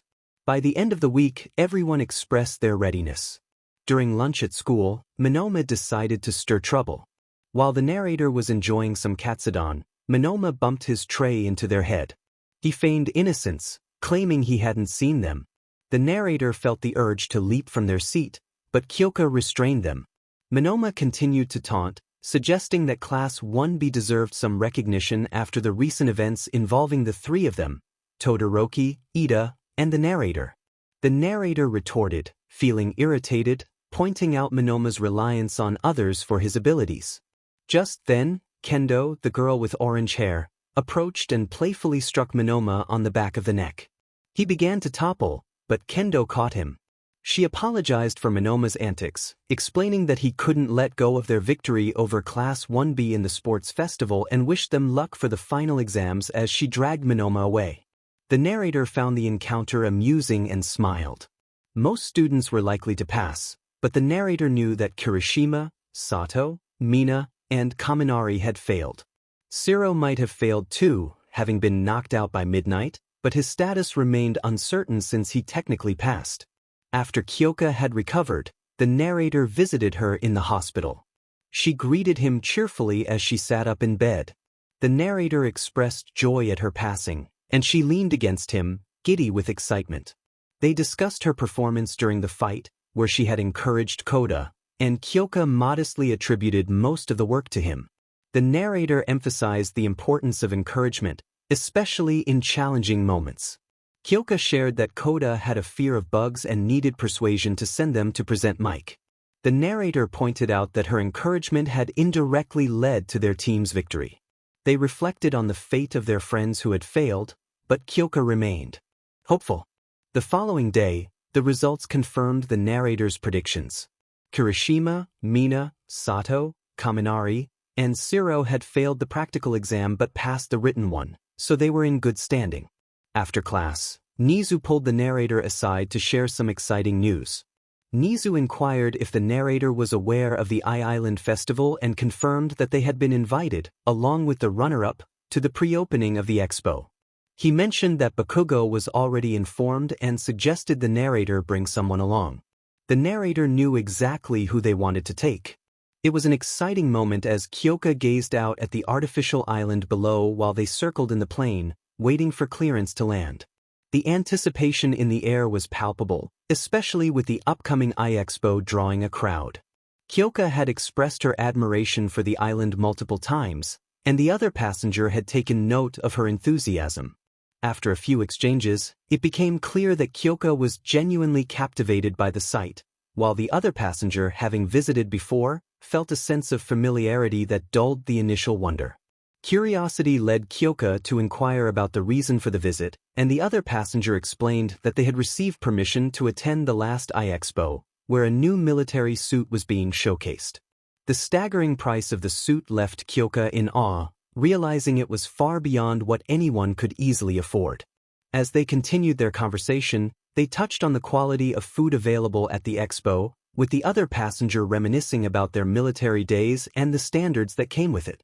Kyoka playfully complimented their taste in women, leading to a moment of shared comfort as they leaned against each other. The pilot's voice broke through their conversation, announcing the imminent landing. Kyoka's nervousness about the landing was evident, and the other passenger reassured her, sharing their own experiences. The flight had been a mix of excitement and anxiety for Kyoka, who had a tight grip on the other passenger's arm during takeoff. The playful banter continued as they discussed the possibility of their friends attending the expo. The other passenger had a better idea of who might be there, surprising Kyoka with the names of familiar classmates. She had initially thought it would just be the two of them, but the prospect of seeing others added to her excitement. The conversation shifted to memories of the past, with the other passenger recalling how they used to mutter quickly, drawing a humorous comparison to a famous American rapper known for his speed. Kyoka laughed at the thought, imagining the scene vividly. As the seatbelt sign illuminated, signaling their descent, Kyoka's apprehension returned, and she instinctively grabbed the other passenger's arm, a gesture that spoke volumes about her trust and reliance in that moment.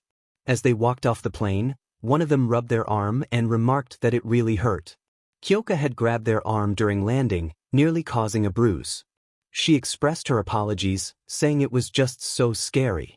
They both shared a laugh, and the other one described a much scarier experience, landing a plane on fire, without landing gear, under enemy fire, at night, in a Siberian forest during winter.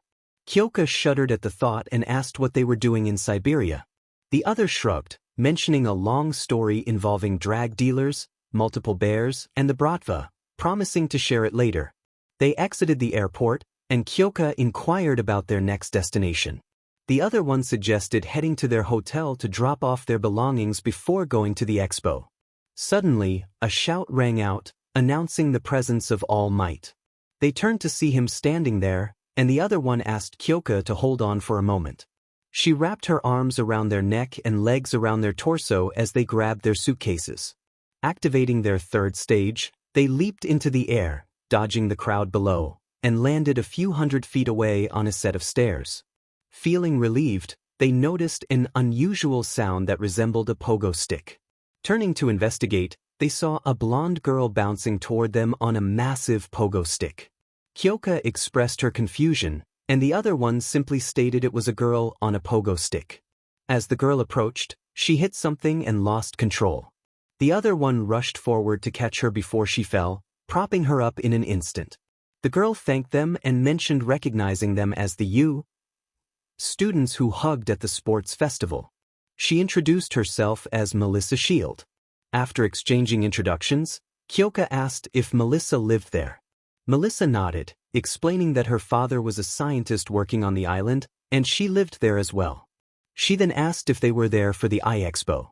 The other one confirmed they were, having been invited as the winner of the sports festival, with 𝗧𝗄𝗃 as their +1.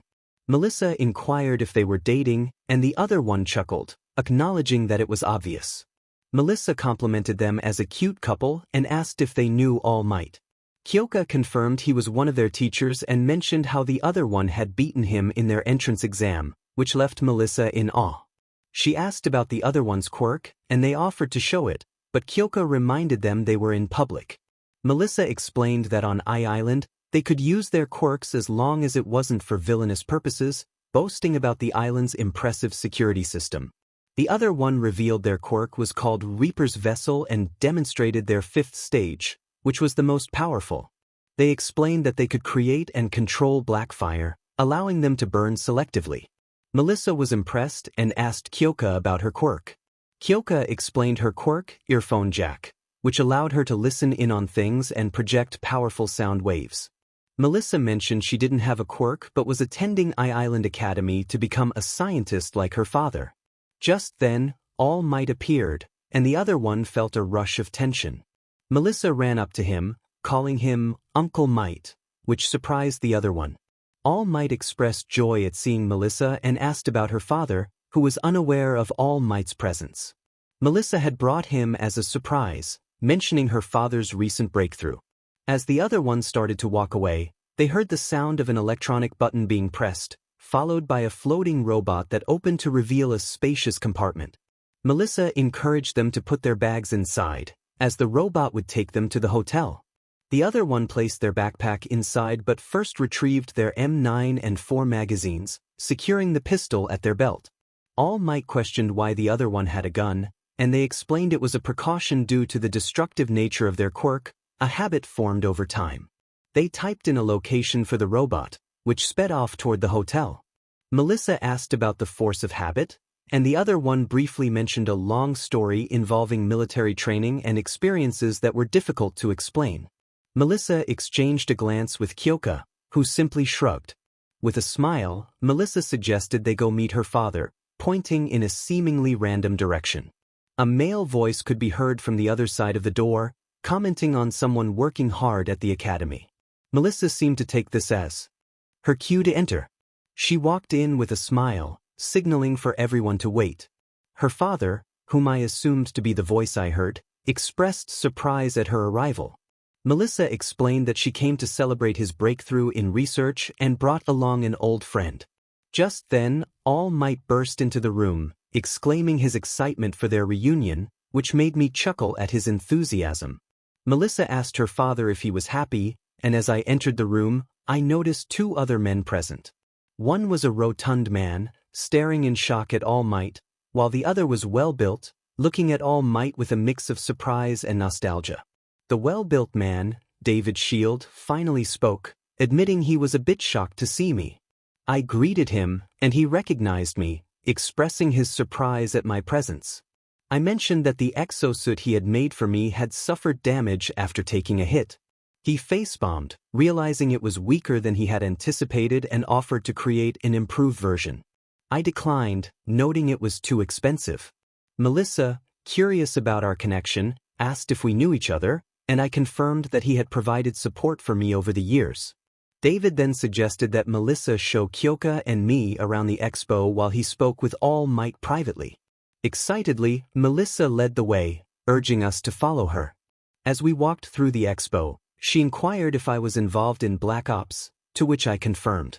She pointed out that I was also a student, and I explained that it wasn't by choice, having been somewhat forced into it. 𝗧𝗄𝗃 looked at me with concern, and I reassured her that I didn't dislike being at U. It was just a complicated situation. Melissa commented on our dynamic, calling us cute, which prompted some playful banter between 𝗧𝗄𝗃 and me. I teased her, and she lightly punched me in response, which only made Melissa smile. As we approached a large central building filled with support gear, I expressed my interest in seeing what I might find. 𝗧𝗄𝗃, puzzled by my enthusiasm for breaking things, questioned my motives. I explained that my past missions often involved demolition, and I had a knack for handling explosives and heavy tools. Melissa seemed intrigued, while 𝗧𝗄𝗃 scrutinized me further, asking what I had done. I downplayed it, joking about not having single-handedly destroyed a server room. Melissa shared that she was close with her father, having lost her mother at a young age. 𝗧𝗄𝗃 then asked about the kinds of things in the building, and Melissa eagerly began showing us around. The impressive displays included high-tech gear, like a helmet with multiple views and a submarine plane hybrid. Suddenly, a familiar voice called out to us. Turning around, I saw Yaoyorozu with Mina and Achiko, who looked surprised to see us. I casually mentioned winning the sports festival, and they inquired about how I had an extra ticket. Mina asked about Melissa, and before I could respond, she introduced herself. The girls from U. Confirmed they were my classmates, and Melissa engaged them in conversation. 𝗧𝗄𝗃 leaned against me, commenting on Melissa's appearance, but I reassured her that she was the only girl I cared about. She sighed, and I wrapped my arm around her shoulders, sensing that something was bothering her. What is it? The protagonist wondered, looking at her. Nothing, she replied, quick to deflect. Do you not trust me? He asked, but before she could respond, Melissa interjected. Hey lovebirds. I know a great cafe nearby if you want to join, she suggested. He glanced at 𝗧𝗄𝗃 and shrugged. As long as they have good coffee, I'm in, he said, and 𝗧𝗄𝗃 nodded in agreement. Scones. I want some scones, she murmured, prompting a smirk from him. They have scones? He inquired, and Melissa confirmed with a nod. Some of the best on the island, she assured them. 𝗧𝗄𝗃's face lit up with a smile. Sure. Let's go, she exclaimed, and he returned her smile, though he couldn't shake the feeling that something was troubling her deeply. At the cafe, 𝗧𝗄𝗃 sits with the other girls while the narrator enjoys a cup of coffee made from 𝗬𝗲𝗄𝗃 coffee beans, which is notably strong. As they sip the brew, AC/DC's Back in Black plays in the background. While listening to the song, the narrator reflects on 𝗧𝗄𝗃's recent behavior, which seemed to shift after they arrived and especially after meeting Melissa. They wonder if 𝗧𝗄𝗃 feels jealous or intimidated by the possibility of competition from Melissa. Although Melissa is undeniably attractive and has many admirers, the narrator feels she isn't their type and is also older. The narrator has only known 𝗧𝗄𝗃 for a few months, but she has positively influenced them, making them less cold and harsh. They recognize that they are still a work in progress, but they are concerned about 𝗧𝗄𝗃's state of mind. As the narrator sets down their coffee, a voice from behind interrupts their thoughts, followed by a playful slap to the back of the head. Removing their headphones, they see Kaminari laughing heartily, with Mineta beside him. Kaminari comments on the narrator's appearance, and the narrator responds with annoyance while rubbing the back of their head. Kaminari then inquires about the attractive girl at the table, leading the narrator to clarify that she is their girlfriend. Mineta, however, is curious about Melissa, referring to her as a foreign goddess. The narrator points out that Melissa speaks Japanese, to which Kaminari shrugs, seemingly unfazed. Melissa, overhearing the conversation, humorously states that she is flattered but too old for the two boys.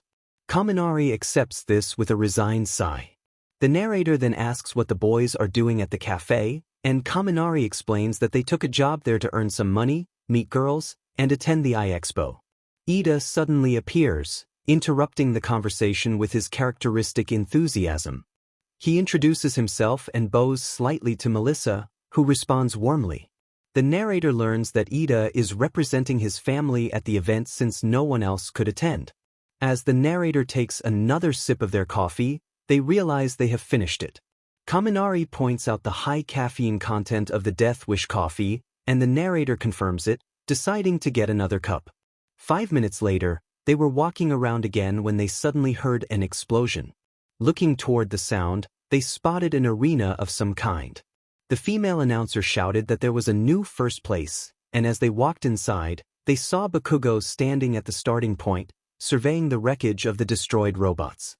The narrator called down to 𝗵𝗃𝗲, complimenting his performance. 𝗵𝗃𝗲 turned around, frowning at the comment. He shouted back, questioning the remark, and the narrator clarified, calling him a son of a gun. 𝗵𝗃𝗲 narrowed his eyes but then nodded, acknowledging that he could let it slide this time. Another classmate, Melissa, asked about the situation, and 𝗵𝗃𝗲 inquired about her identity in a blunt manner. The narrator sighed as 𝗵𝗃𝗲 was quickly reprimanded by Ida, who 𝗵𝗃𝗲 retorted against. Melissa, slightly flushed, asked if 𝗵𝗃𝗲 was always like this, to which the narrator confirmed that he would eventually earn a nickname that would stick. The announcer's voice rang out again, announcing a competitor's impressive time, and the narrator looked around the still arguing 𝗵𝗃𝗲 at Kirishima. The narrator commented on bringing Kirishima along, and 𝗵𝗃𝗲 explained that Shitty Hair had insisted on joining and it was impossible to refuse him. The narrator challenged 𝗵𝗃𝗲, asking if he thought they could beat his time, to which 𝗵𝗃𝗲 confidently replied that there was no way. With a chuckle, the narrator handed Ida their coffee and declared they would show 𝗵𝗃𝗲 what they could do. As the timer started, the narrator crouched down, ready to make their move. When the timer hit 0, they sprang into action, leaping from robot to robot with incredible agility. The crowd was left in awe as the announcer declared a record time had been set, placing the narrator in first place. With a triumphant shout, the narrators celebrated their victory and returned to their friends, taking back their coffee. Melissa expressed her admiration for the performance, and the narrator shrugged, downplaying it. Todoroki approached, stating he wouldn't even attempt to beat that time. Melissa asked if he was another classmate, and the narrator confirmed. Curious, the narrator asked Todoroki about his presence there, and he explained that his father had sent him as a representative. The narrator remarked on the ongoing annoyance of 𝗵𝗃𝗲, and Todoroki agreed, noting he had improved but still had his moments. They continued to walk around for about an hour, during which Melissa distributed tickets to 𝗵𝗃𝗲 and myheroacademia, and Ida made them promise to reconvene at the main entrance for the ball later that evening. The narrator and 𝗧𝗍𝗃 headed to their hotel. As the narrator opened the door, 𝗧𝗍𝗃 asked if they were staying in the same room. The narrator confirmed, and she hesitated, inquiring about the bed situation. The narrator assured her there were 2 queen beds, and upon entering, they found the room spacious, complete with a small kitchenette and a large bathroom. Noticing their suitcases, the narrator muttered about them being there. 𝗧𝗍𝗃 suggested they get ready, checking her watch. The narrator glanced at their phone, noting it was 5 p.m. They mentioned they wouldn't be getting ready just yet, allowing 𝗧𝗍𝗃 to do so if she wished. Timidly, 𝗧𝗍𝗃 expressed her reluctance to attend the event, especially with Melissa and Yaoyorozu present. The narrator realized her concerns stemmed from feelings of inadequacy. 𝗧𝗍𝗃 admitted she felt unattractive and like a tomboy, leading to tears. The narrator encouraged her to look at them and revealed their own scars, emphasizing that they were not perfect either. 𝗧𝗍𝗃 compared herself to others, but the narrator reassured her that beauty was subjective and that they found her appealing in many ways. As 𝗧𝗍𝗃 prepared to change, she smiled slightly, instructing the narrator not to follow her. The narrator playfully responded, and she walked into the bathroom, flipping them off. Truth sometimes doesn't hurt. As 𝗧𝗍𝗃 changes in the bathroom, he quickly puts on his own attire. He wears a dark green dress shirt, a black suit coat, black slacks, a black tie, a green pocket square, and nice black socks and shoes. However, he has a few extra additions. Under his suit coat rests a shoulder 𝗧𝗪𝗔, holding his M9 and 3 magazines for the gun. He has worn similar outfits before, so he knows how to conceal it. After buttoning the bottom button of his suit coat, he examines himself in the mirror. He can't tell he has a gun, so it's fine. Kyoka walks out of the bathroom after what seems like forever, and he admires her appearance. She looks stunning in an elbow-length black leather jacket over a pink and purple dress. The dress features a pink skirt that goes down to her mid-thigh, with a purple bow at the waist, leading up to a pink central section. The upper part covers just her chest, leaving everything above that exposed, adorned with a line of pink frills on top. She also wears gray thigh-high socks, pink high heels, and red gloves. To complete her look, she has a simple black choker and a purple and pink flower hair clip. He compliments her, saying she looks amazing, and she blushes in response. She mutters a playful retort, feeling self-conscious about her appearance. He reassures her, expressing that he appreciates how she looks and suggesting they need to work on her self-confidence. 5 minutes later, as they walk out of the elevator, Ida greets them, pleased to see they are on time. He notes that proper timing is essential for heroes, and they share a light-hearted moment about Kyoka taking longer to get ready. As they chat, Yamamoe, Mina, and Achiko join them, and Todoroki arrives shortly after. Ida checks his watch and notes they are only missing Bakugo, Kirishima, and Melissa. Just then, Melissa appears, and Kyoka seems to shrink a bit as the other girls begin talking to the boys. He puts his arm around her shoulders and lightly kisses the top of her head, causing her to blush. Before they can head inside, an alarm suddenly blares, cutting off their conversation.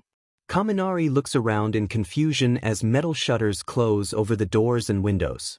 He expresses concern, and the announcement over the intercom informs them of a bomb threat, urging everyone to remain calm and stay indoors until the situation is resolved. He mutters that this isn't standard protocol for a bomb threat, and Melissa confirms his suspicion. He takes his arm off Kyoka and reaches into his jacket, pulling out his pistol and chambering a round. The click echoes in the lobby, drawing everyone's attention. Kaminari is surprised to learn he had the weapon the whole time. He insists they need to find a vantage point to observe the party, and Melissa suggests a balcony with a glass canopy that will allow them to see without being heard. They ascend a set of stairs and reach the balcony. Peering over the edge, he feels a chill run through him. Every pro hero in the room is restrained with blue, rope-like devices, including All Might. The sight is alarming, especially with several armed men in military-grade bodysuits carrying high-caliber rifles. He mutters that this is a serious threat and backs away slightly from the edge.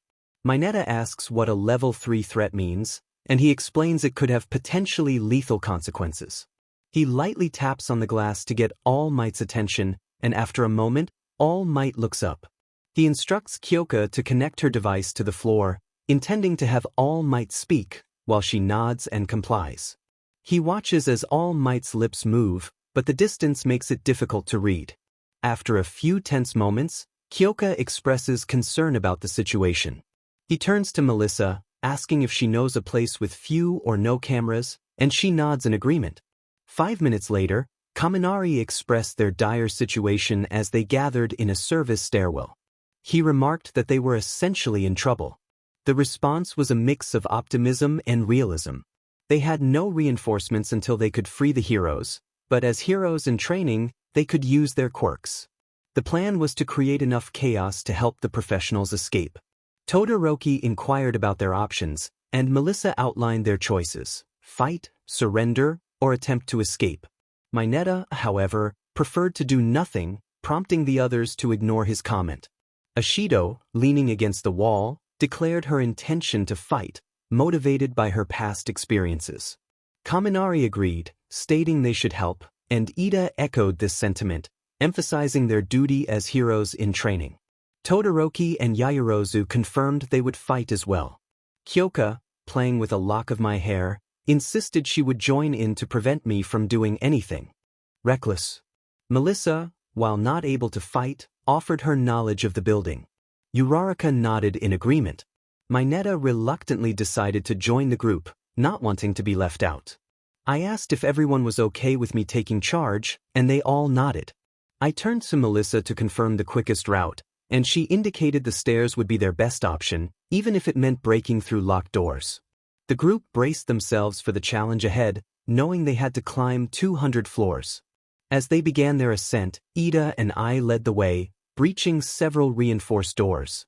Upon reaching the 80th floor, they entered a large room that resembled an indoor garden. Just as I was about to strategize, the sound of elevator doors opening interrupted us. We quickly took cover behind some bushes, my grip tightening around my pistol. Two villains entered the room, discussing their mission. One was tall and rat-like, while the other was short and round. Just then, 𝗵𝗃𝗲 and 𝗵𝘃𝗫 appeared, confronting the villains. 𝗵𝗃𝗲 was visibly angry, while 𝗵𝘃𝗫 attempted to defuse the situation. The villains seemed unimpressed, and I sensed the tension rising. I instructed Todoroki to create an ice barrier as I prepared to act. With a swift motion, I fired several rounds, incapacitating the tall villain. The other fell to the ground as well, and I approached them, demanding answers. Ignoring Ida's protests, I pressed my pistol against the tall villain's head, insisting he reveal their purpose. The man confessed they were hired to steal technology and mentioned a figure named Wolfram. My heart sank at the name, and I quickly subdued both villains, my hands trembling. 𝗵𝘃𝗫's voice broke through my thoughts as he expressed relief at finding us. I insisted on reaching the security room immediately, my tone serious. Melissa questioned the urgency, and as they noticed my haunted expression, I explained that Wolfram Jaeger was behind the chaos. The group understood the gravity of the situation and prepared to move quickly. Melissa asked, a noticeable hint of fear in her voice as she processed the information. The mention of Wolfram Jaeger, a notorious war criminal and former Navy SEAL, sent a chill down her spine. He was the elite of the elite, and if he was involved, they were in serious trouble. The narrator reflected on past encounters with Wolfram, recalling that none had ended without casualties.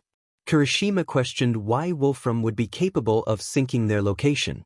The narrator explained that if anyone could do it, it was him. Wolfram likely had explosives hidden on the island or intended to use his quirk. The narrator absent-mindedly tapped their pistol against their thigh, contemplating the situation. 𝗵𝗃𝗲 inquired about the power of Wolfram's quirk. The narrator confirmed that while he could manipulate metal, it had a limited range. However, if he possessed a device to amplify his abilities, the threat level increased significantly. Melissa's realization struck her as she connected the dots, understanding that Wolfram's motives were tied to her father. The narrator acknowledged the danger Wolfram posed, noting that he had no qualms about eliminating anyone in his way. With the urgency of the situation pressing on them, Kaminari asked what their next move would be, glancing at the unconscious villains who had been secured by Yaoyorozu. The narrator decided they needed to continue their mission to reach the 200th floor. 𝗵𝗃𝗲's enthusiasm for action was evident as he expressed his longing to cause some chaos. The narrator requested Yaoyorozu to create an M28S rifle, and she quickly complied, producing the weapon along with ammunition and a sling. After thanking her, the narrator loaded the rifle and tested its sound, confirming it was integrally suppressed. Mina expressed interest in having one, but the narrator pointed out that she wouldn't be able to handle it effectively. Despite her protests, the narrator remained firm. Mineta suggested taking the elevator, but the narrator dismissed the idea, warning of the potential danger. Melissa mentioned the possibility of another route, pointing to a set of circular balconies above them. Todoroki took charge, creating a massive column of ice to lift them up to the walkways. Once on the walkways, Melissa pointed out a vent that could provide an escape route. The narrator assigned Mineta to enter the vent, while Yaoyorozu prepared a small explosive to breach it. The explosive successfully destroyed the vent, and the narrator prepared to throw Mineta up toward it. Mineta protested but was quickly launched into the air, managing to grab onto the vent. The narrator called him out for his behavior, and Mineta disappeared into the vent. Melissa inquired about Wolfram, prompting the narrator to reflect on their dark past and the BLD on their hands from previous missions involving Wolfram's team. When pressed for a plan regarding Wolfram, the narrators stated their intention to eliminate him if given the chance. Just then, Mineta lowered a ladder, and the narrator directed 𝗵𝗃𝗲 to go up first, knowing his explosive abilities would be useful if they encountered any threats. As everyone climbed the ladder quickly and quietly, the narrator brought up the rear, ensuring they were ready for whatever awaited them above. Once at the top, they continued on their mission, determined to face the challenges ahead. They eventually reached an open area of the tower, breathing as they gazed at the massive rows of fans. One of them wondered how many floors the tower had, and another responded that it was roughly 60, with 10 more to the top. After a brief moment, the first one instructed the other to get on, and though she blushed, she complied. As she climbed on, he readjusted his rifle across his chest, holding her legs to keep her steady while she wrapped her arms around his shoulders. With a nod, the girl activated her quirk, and they began to float upward. Suddenly, a squadron of robots appeared, and one of their friends shouted with excitement as he leaped into action, joined by another who seemed unfazed by the chaos. The girl beside him commented on the oddity of their friends, eliciting a chuckle from him. He then lifted his rifle and aimed it, firing at a wall, which propelled them toward it. He punched through the thick steel, creating a hole, and they landed in the stairwell. As gravity returned, he set her down, hearing fast footsteps approaching. A man with unusual markings on his face and desaturated pink hair charged at him, swinging an arm without a weapon. He dodged the attack but was knocked to the ground. The girl tried to intervene, but the man snarled at her, his other arm transforming into a blade that grazed her arm. The first one shouted at the attacker, who turned his attention back to him, only to find the rifle aimed at him. He fired 3 times, each shot hitting its mark, and the man collapsed, leaving a pool around him. He crouched next to the girl who was wrapping her arm in cloth, and asked if she was okay. She assured him she would be fine, and he helped her to her feet, checking his ammunition. They climbed the rest of the way to the top floor and entered a massive room. A somewhat pudgy man exclaimed that they had finally arrived at the moment they had been waiting for, ready to present their work to the world. Another man, Mr. Shield, expressed his relief that it was all worth it. The girl called out to her father, and he was taken aback to see her there. She explained that they had come to save him, her voice trembling with emotion. The pudgy man interjected, claiming they had come to take what was theirs, revealing that Mr. Shield's invention had been sealed away for being too dangerous. The first one scoffed, recalling how similar claims had been made about the nuclear bomb. Mr. Shield insisted that the villains were fake and that no harm had been done, but the girl, showing her injury, argued otherwise. As the pudgy man moved toward the helipad, the first one warned him to stop, his tone firm. A voice from behind identified itself as 𝗵𝘃𝗲, and he turned to find 𝗧𝗵𝗃𝗲 held hostage, a pistol pressed against her temple. He demanded that 𝗵𝘃𝗲 let her go, feeling his quirk surge within him. 𝗵𝘃𝗲 taunted him, insisting he drop the rifle, threatening 𝗧𝗵𝗃𝗲's life if he didn't comply. Reluctantly, he tossed his rifle aside and was ordered to put on zip cuffs. Though he glared at 𝗵𝘃𝗲, he obeyed. 𝗵𝘃𝗲 then called for Sam, the pudgy man, to come over. Sam expressed regret for his actions, but before he could say more, 𝗵𝘃𝗲 shot him, leaving everyone in shock. As Sam's body fell, 𝗵𝘃𝗲 dismissed their grief with mockery, and the first one retorted about the hypocrisy of betrayal. 𝗵𝘃𝗲, angered, pointed his pistol at him while metal restraints emerged from the floor, binding him. He reminded 𝗵𝘃𝗲 of a past incident where his men had been attacked, calling it betrayal. 𝗵𝘃𝗲 pressed the pistol against his forehead, and the tension in the room escalated, leaving everyone on edge. A sense of understanding lingered in the air, but it was best not to press further. 𝗵𝘃𝗲 shouted, insisting that the accusations were false and that he had been attacked without provocation. He claimed there was nothing more to say. The response came with a confident assertion that there was indeed more to say, but the rifle would speak for itself. Confusion crossed 𝗵𝘃𝗲's face as he questioned what rifle was being referred to. Then, a shot rang out, and 𝗵𝘃𝗲 cried out in pain as he fell to the ground, clutching his knee. With determination, the protagonist unleashed their quirk, breaking free from the metal restraints and delivering a powerful punch that sent 𝗵𝘃𝗲 crashing into the console, leaving him unconscious on the floor. The protagonist complimented 𝗧𝗵𝗃𝗲 on her shot, noticing her smile quickly turned to concern as she glanced at her arm, revealing 4 puncture wounds. They knelt beside her, asking if she was all right, and she nodded in response. Melissa remarked that the situation felt anticlimactic, prompting a chuckle from the protagonist, who reflected that life often had a way of being just that. As the sun began to rise, Izuku addressed the group, announcing that in 1 week, they would be attending a challenging training camp. He pointed out those who had failed the practical exam, indicating that they would need to attend special remedial lessons. The protagonists shook their heads slightly, recognizing that the teacher had exploited their weaknesses. Izuku proceeded to distribute a list of necessary items for the camp. The protagonist noted they would need a sleeping bag, bug spray, and sunscreen. Izuku then announced a brief break before they would have to deal with midnight. Kaminari groaned about the extensive list of supplies he needed, while Ishido excitedly suggested a trip to the mall. The protagonist raised an eyebrow, pointing out that most items could be found at a department store. Hagakure chimed in, arguing that malls were fun, which elicited a sigh from the protagonist. Kyoka, pouting slightly, suggested that a visit to Kiyoshi Mall would evoke fond memories. After considering it, the protagonist smiled and agreed. Bakugo scoffed, questioning if the protagonist simply followed Kyoka's whims. The protagonist defended their choice, stating that when Kyoka pouted, it was wise to listen. Uraraka added that one should never turn down a pouting girl, which Bakugo challenged. Uraraka then put on her best pout, pleading for Bakugo to join them at the mall. The sight nearly broke the protagonist, while Bakugo experienced an overwhelming reaction, steam rising from his head before he fainted, his head hitting the desk.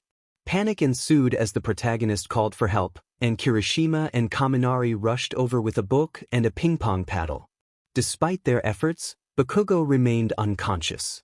The protagonist decided to try one last tactic, kneeling beside Bakugo and whispering that Minato was flirting with Uraraka.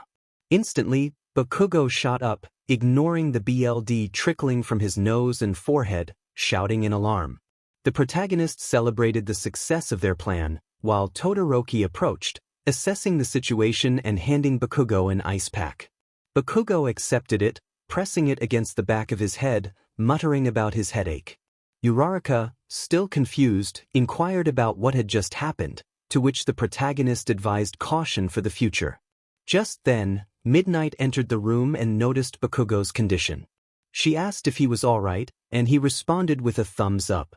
The protagonist casually remarked about the situation being a level 9 incident on the bro code scale, which intrigued Midnight.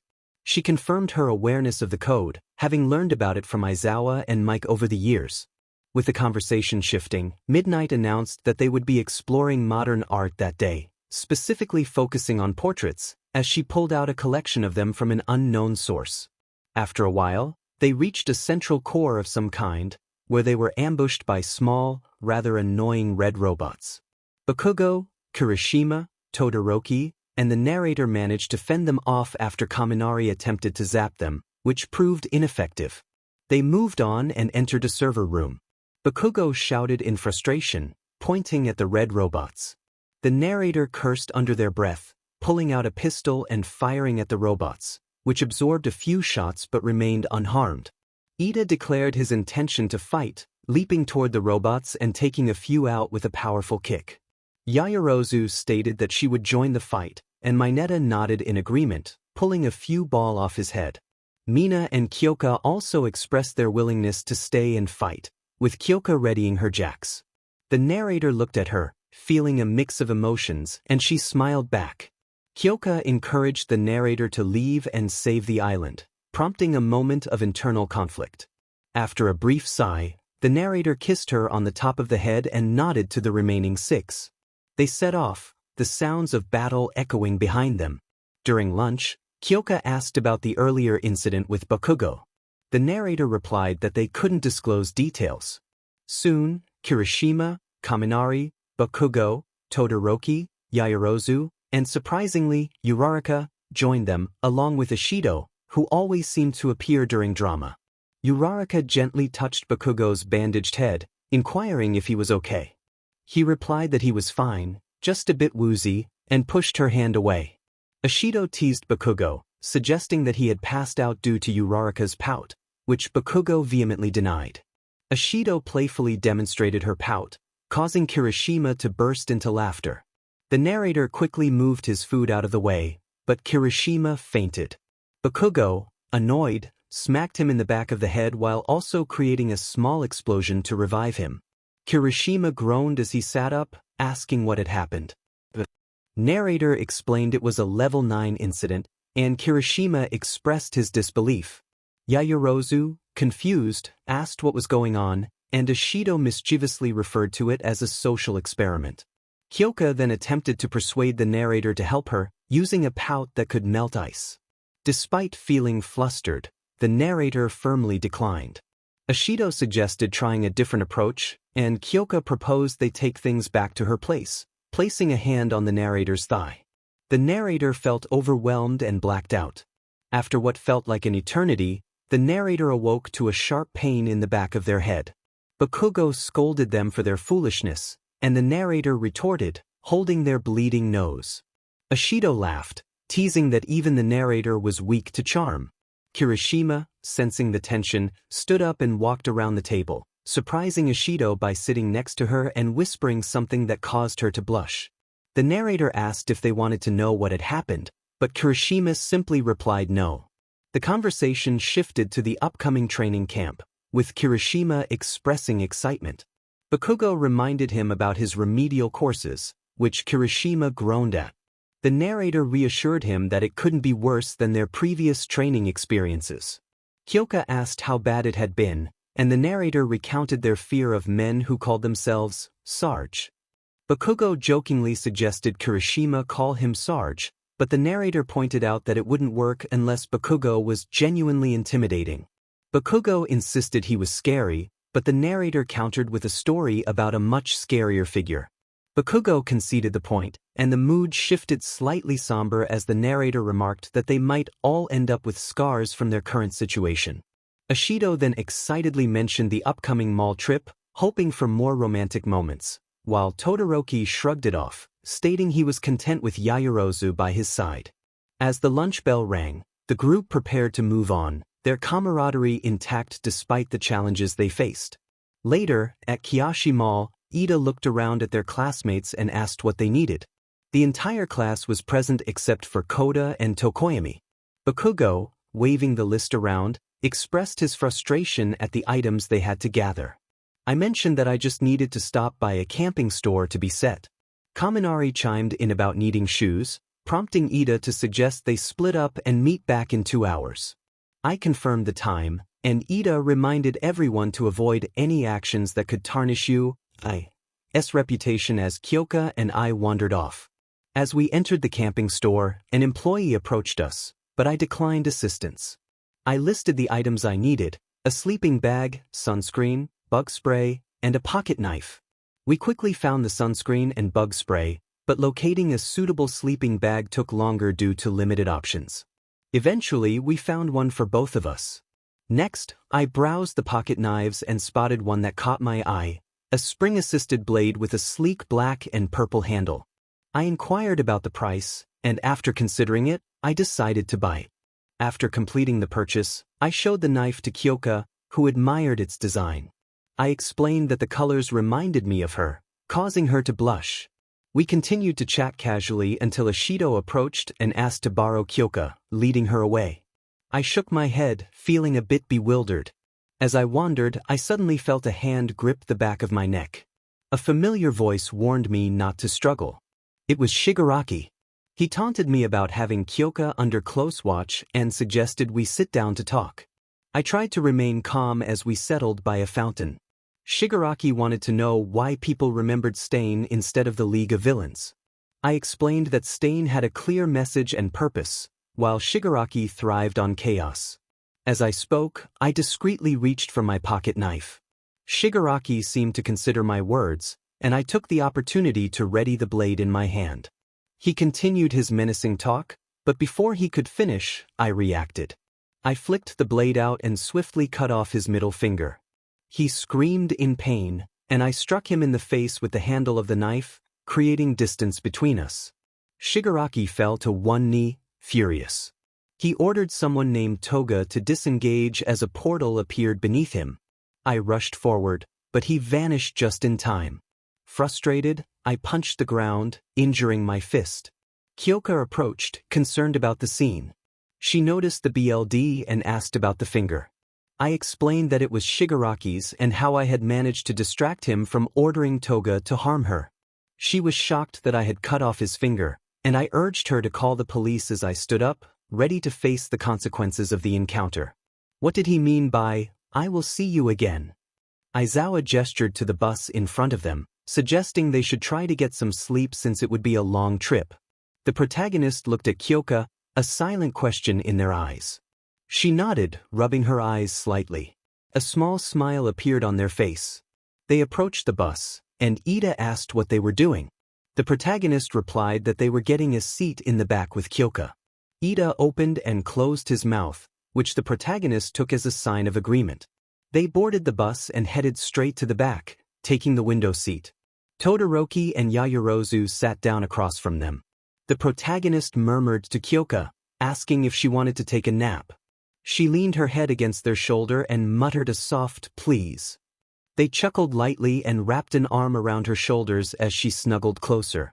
As the bus started moving, Kyoka quickly fell asleep, cuddled up against the protagonist, breathing softly and occasionally murmuring their name. As the drive continued, the protagonist reflected on everything that had happened over the past few months: Capaldi's death, meeting Kyoka, and their relationship. It was all quite surreal. After a few hours, the bus pulled off the road and stopped on a patch of dirt.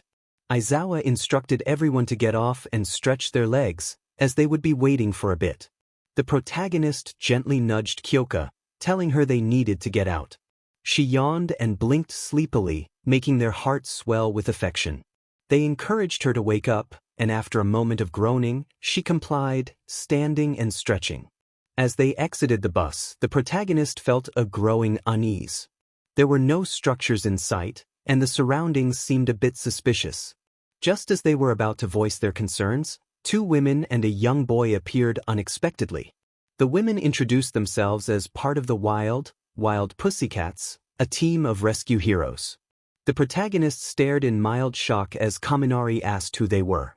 One woman with blonde hair playfully challenged the protagonist, but they swiftly flipped her over, landing her in the dirt. Izuku cautioned the protagonist against attacking professionals, but they defended their actions, stating that she had attacked first. The blonde woman, 𝗵𝗃𝗵𝗃𝗄𝗵, seemed amused and flirtatious, while the brunette, 𝗵𝗃𝗍, introduced herself and explained that they were hosting the class for their training camp. 𝗵𝗃𝗍 pointed into the woods, indicating the direction they needed to go. The protagonist felt a sense of dread as she mentioned the beast's forest, warning that it would take about 3 hours to traverse. The class's excitement was palpable, but the protagonist remained tense, questioning Izuku's intentions. Suddenly, 𝗵𝗃𝗵𝗃𝗄𝗵 shouted and slammed her paws on the ground, causing the ground beneath them to crumble. They slid down a cliff into a small clearing. Bakugo shouted in frustration as they regained their footing. The protagonist realized this was a test and prepared for whatever chaos was about to unfold. As they spotted a massive beast made of dirt, the protagonist called out to Bakugo, urging him to act. They leaped at the creature, slashing at what they assumed was its eye, but it had no effect. Bakugo responded with a powerful explosion, obliterating the beast. The protagonist instructed Yaoyorozu to create communicators and a shotgun, which she quickly did. They equipped themselves with the shotgun and organized the class into strategic positions for the upcoming challenge. With a determined shout, they rallied their classmates to move out, ready to face whatever lay ahead. For nearly 6 hours, they fought their way through the forest, taking down beasts from all directions. The protagonist led the charge, blasting and tearing through waves of creatures. Kirishima swapped out with Kaminari at a few points, but the protagonist pressed on. Eventually, they reached the Pussycats training camp, where a few members of the group collapsed from exhaustion. The protagonist stood tall, though barely, covered in scratches and dirt, with half of their shirt missing. 𝗵𝗃𝗵𝗃𝗄𝗵 greeted them with a smile, accompanied by 3 other members of the Pussycats. Bakugo limped toward the front, holding one of his arms, which bore signs of a recent struggle. The protagonist noticed they were also bleeding from their head and suspected a dislocated finger. Ida groaned, clearly on the verge of passing out, and Bakugo snapped back at him. The protagonist pointed to a kid glaring at them and asked who he was. 𝗵𝘃𝗧 introduced the boy as her nephew, 𝗧𝗵𝗃𝗲. The protagonist extended a hand in greeting, but 𝗧𝗃𝗲 hesitated before delivering a surprising punch that the protagonist barely managed to catch in time. 𝗵𝘃𝗧 gasped, and Bakugo laughed, impressed by the kid's boldness. 𝗧𝗃𝗲 muttered something under his breath, and the protagonist raised an eyebrow but chose not to respond. 𝗵𝘃𝗧 apologized for 𝗧𝗃𝗲's behavior, but the protagonist defended the boy's courage in throwing a punch. Ragdoll moved 𝗧𝗃𝗲 away as 𝗵𝘃𝗲 announced that they had made dinner for everyone, urging them to dig in. Those who could stand rushed toward the food, while the protagonist, Todoroki, and Bakugo assisted those who struggled, including 𝗎𝗏𝗏, 𝗎𝗓𝗏, and Yaoyorozu. The protagonist helped 𝗎𝗓𝗏, who had overexerted himself, and settled him down near the end of the table before joining 𝗎𝗏𝗃. 𝗎𝗏𝗃 teased the protagonist about helping 𝗎𝗓𝗏, observing Bakugo's surprisingly gentle demeanor as he aided 𝗎𝗏𝗏.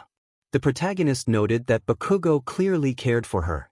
𝗎𝗏𝗃 smirked at the thought of Bakugo and 𝗎𝗏𝗏 as a pair, and the protagonist chuckled, acknowledging the oddity of their own relationship.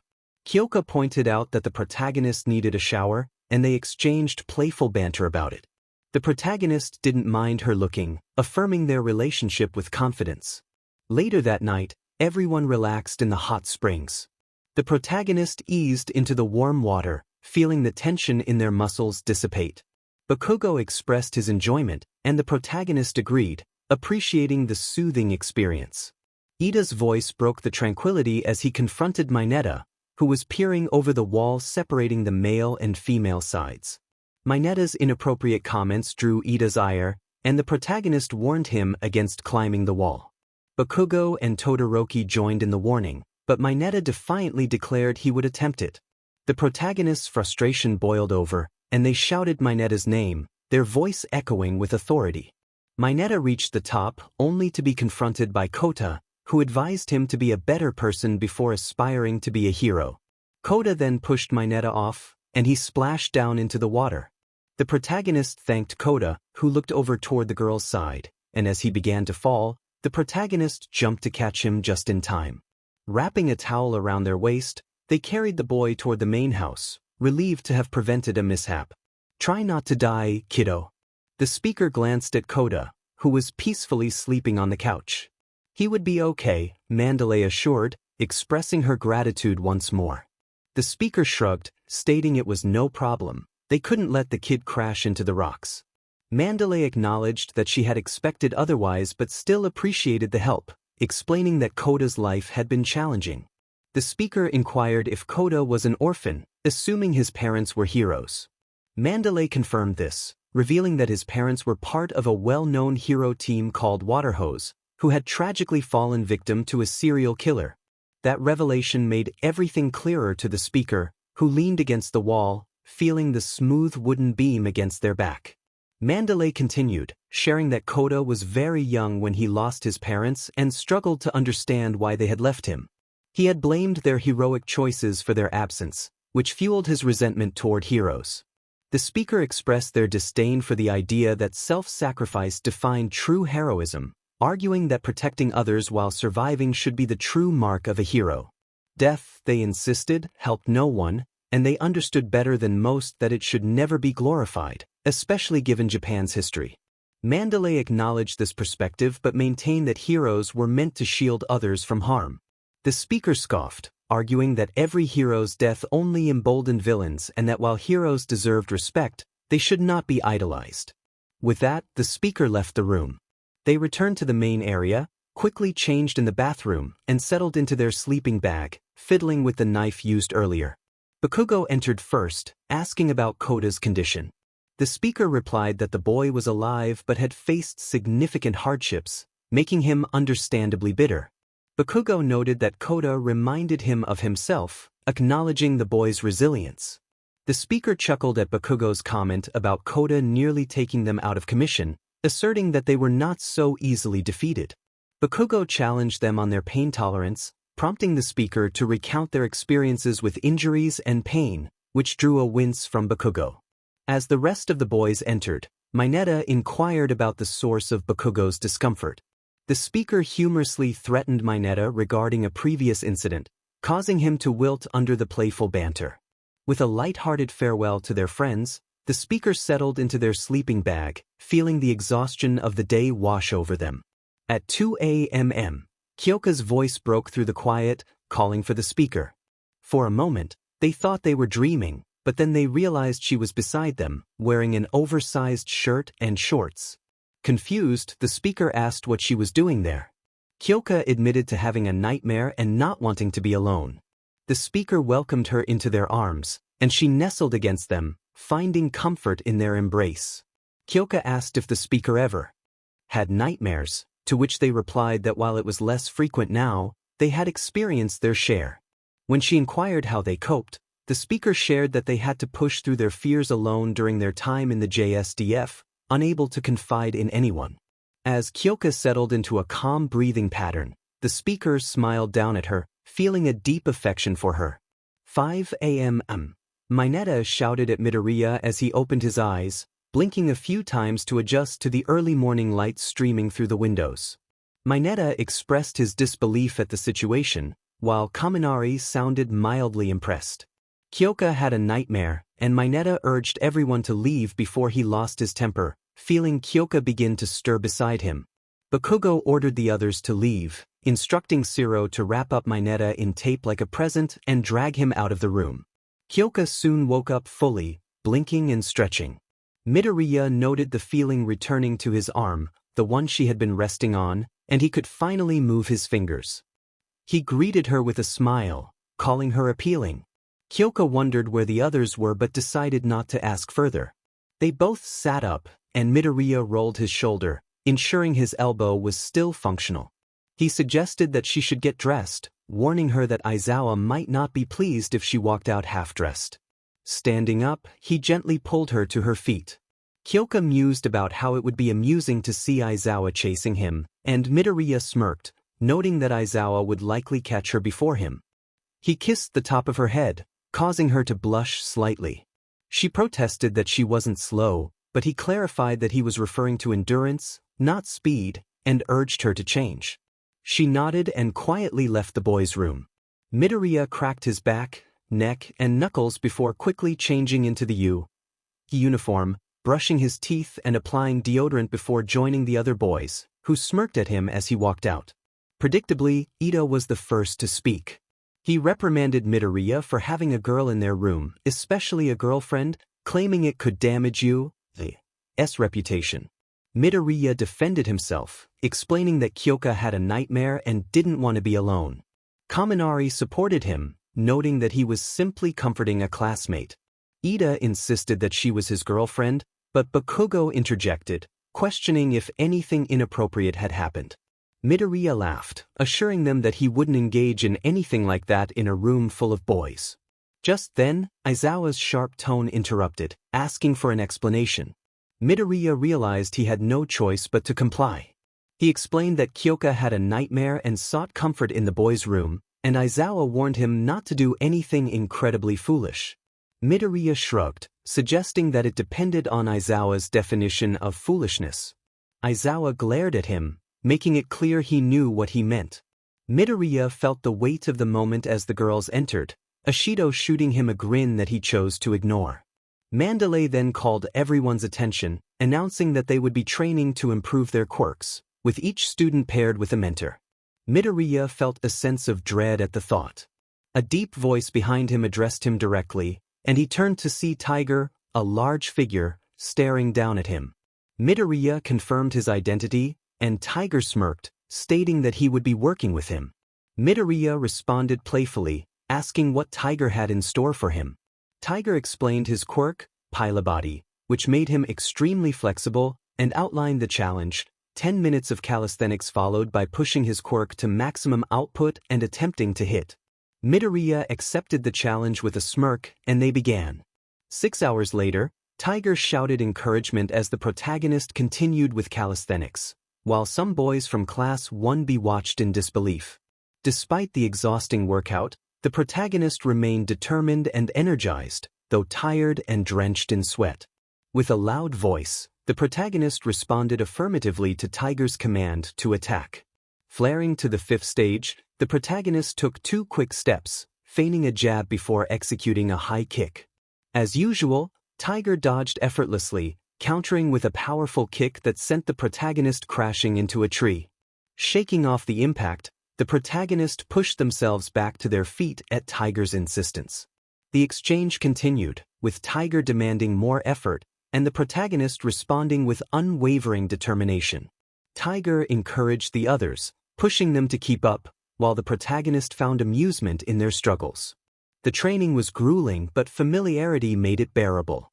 At 6 p.m., Ragdoll announced that it was time for dinner, or rather, time for everyone to prepare it. The members of both classes staggered into the clearing, exhausted and sweaty. Bakugo voiced his displeasure at having to cook, prompting a chuckle from the protagonist. Taking charge, the protagonist gathered wood, a magnesium lighter, and some paper to start a fire.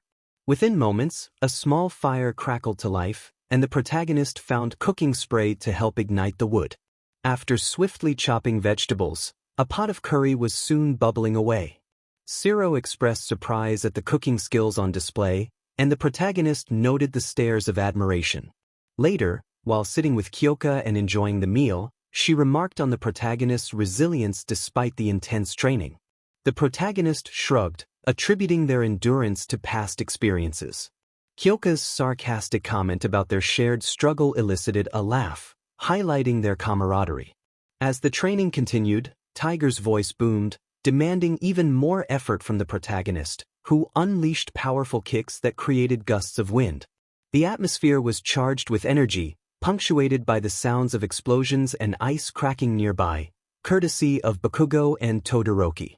Suddenly, the protagonists found themselves in a familiar realm, facing 𝗂𝗏, who had an important message. The conversation revealed that 𝗂𝗏 had been able to communicate with other Reapers, including 2 particularly powerful ones.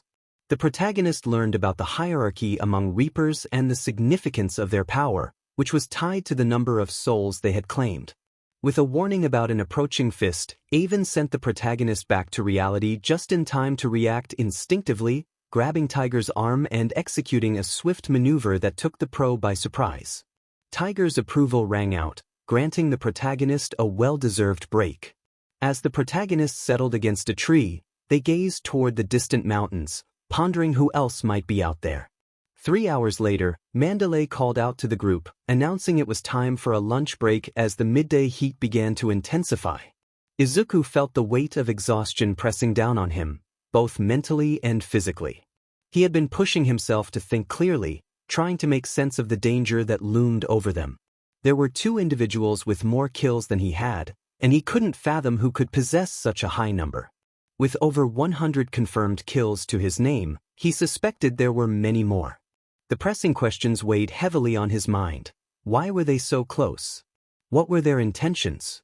Were they pursuing him and his friends, someone else, or simply passing through? Kyoka noticed Izuku's struggle and reached out a hand to help him up. He accepted her assistance and managed to stand. He admitted to her that he was sore and mentally drained as they made their way to the eating area. She inquired about the source of his distress, absent-mindedly fiddling with a jack.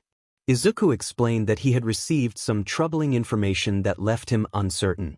He picked up a knife from the table and began to chop fish, trying to focus on the task at hand. Kyoka pressed for details, and he sighed, revealing that the information hinted at potential violence. Her confusion was evident as she sought clarification. He shared that his quirk, known as Reaper's Vessel, was quite literal. Each of them had a being called a Reaper that determined their time of death, growing stronger with each kill. He drew on the power of his Reaper, which was the essence of his quirk. Kyoka was taken aback by the revelation, struggling to comprehend the implications. Izuku continued, explaining that his personal Reaper had spoken with 2 exceptionally powerful Reapers, ones who had claimed more lives than he had. As he moved on to chop vegetables, Kyoka asked what this meant for them. Izuku admitted he had no idea. 2 hours later, Aizawa approached Izuku, indicating he had been informed of something important. Before Izuku could respond, Tiger called out to him, challenging him to a spar. Izuku charged at the larger man, ducking under an initial strike. He countered with a punch to Tiger's side, then swept his leg to trip him, pinning him down with a knee on his chest. He asked Tiger if they could take a 10-minute break, to which Tiger agreed enthusiastically. After pulling off his sweat-soaked shirt, Izuku turned back to Aizawa to share what 𝗲𝗏 had told him.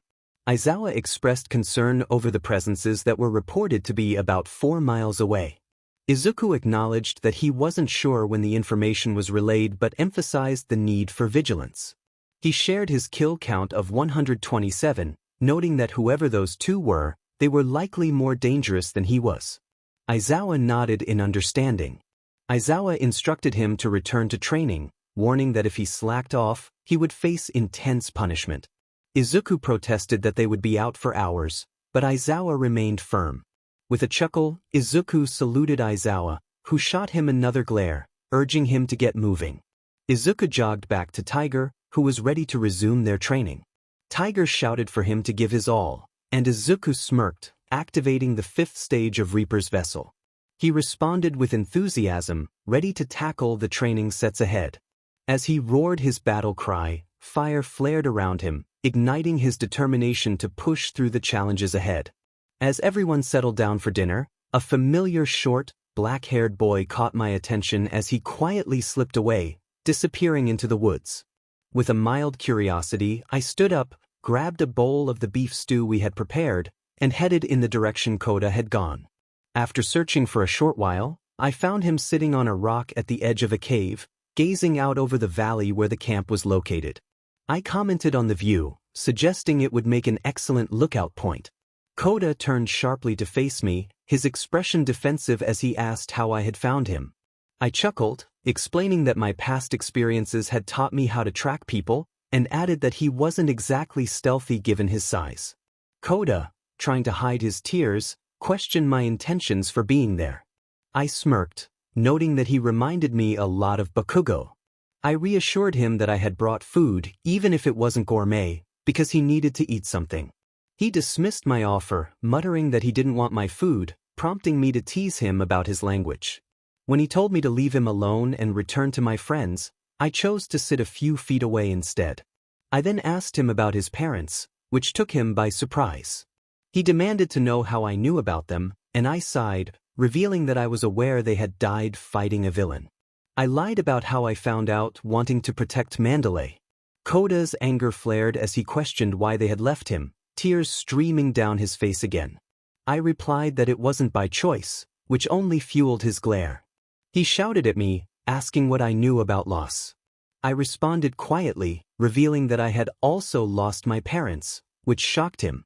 I explained that many kids experience similar losses and that he needed to understand he wasn't alone. Coda looked away, clearly struggling with his emotions. I continued, reminding him that his parents wouldn't want him to live in fear. They were respected heroes, and despite the circumstances, he carried their legacy. He challenged me, asking how I could know what his parents wanted. I shared a poignant thought about how, in their final moments, people often think of their loved ones. I reassured him that his parents had likely been thinking of him, their only child, as they faced their fate together. I reflected on the harsh reality of death, explaining that it was difficult for anyone to handle. My message was clear: he shouldn't become so cynical that he lost sight of the good in life. I reminded him that he had a loving aunt and friends who cared for him. It was important to remember his parents, but not to let that grief hold him back from becoming something greater. I encouraged him to eat the stew, knowing he could use the nourishment, and then turn to leave. As the training continued, a few tears fell. The longing to let the fallen rest in peace and ensure their legacy never faded fueled the fire within. With a powerful roar, the protagonist charged at Tiger, who narrowed his eyes in anticipation. Tiger encouraged him to push harder, demanding 130% effort despite the pain. The protagonist, feeling the sting of a cut on his lip, responded with determination. It was the 3rd day of their grueling training camp, and everyone was beginning to feel the strain. Though fatigue was setting in, they persevered, each member pushing through their limits. The protagonist was covered in bruises and scrapes, with the beginnings of a black eye, but he remained focused. Tiger shouted at 𝗬𝗓𝗏, a fellow trainee, who looked ready to collapse. Despite his exhaustion, 𝗬𝗓𝗏 continued to push through the exercises. Out of the corner of his eye, the protagonist noticed 𝗧𝗍𝗂 fiercely attacking the rock she had been assigned, chipping away at it with determination. He felt his attention drawn to her, but he quickly refocused on his own workout. However, he couldn't shake the feeling of concern as he noticed 𝗧𝗧𝗂 beginning to sway on her feet. His heart raced as she started to fall. Ignoring Tiger's shout, he activated his quirk to its maximum level, creating a dust storm as he rushed toward her. He landed with a thud, catching 𝗧𝗧𝗂 just before she hit the ground and cracking the stone beneath him in the process. As he looked down at 𝗧𝗧𝗂, who seemed dazed, he heard a voice comment on his impressive display. 𝗧𝗧𝗂 mumbled something about needing to be taken away, prompting a playful reaction from Mina. The protagonist, feeling protective, dismissed the comment and carried 𝗧𝗧𝗂 in a bridal style. 𝗵𝗃𝗲𝗄 approached, urging him to return to training, but he shot her a glare. He pointed out that she had failed to catch 𝗧𝗧𝗂, and he was taking responsibility for her well-being. The tension between them escalated as he expressed his frustration over the situation, insisting that no one should be passing out during training. After setting 𝗧𝗧𝗂 down on a bed in the medical bay, he rummaged through supplies, checking her temperature and finding it elevated. He soaked a washcloth and placed it on her forehead, trying to cool her down. Aizawa entered, questioning why he wasn't outside. The protagonist explained he was helping 𝗧𝗧𝗂, and Aizawa sighed, clearly exasperated.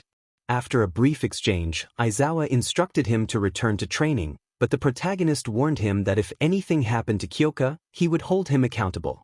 With a heavy heart, he returned to the training area, ready to give it his all once more. Tiger challenged him to give 150%, and with determination, the protagonist flared his quirk, ready to exceed expectations. He confidently suggested 175%, earning a smile from Tiger, who encouraged him to get to work. With renewed vigor, he accepted the challenge, ready to push beyond his limits. 7 hours later, the atmosphere was more relaxed as 𝗧𝗧𝗂 sat next to me for dinner. She sighed and leaned her head against my shoulder, seemingly unaware of the pistol holstered at my hip. She admitted feeling terrible but managed a small smile, which made me chuckle as I wrapped my arm around her shoulders. I expressed my relief that she was okay, having worried about her for a while.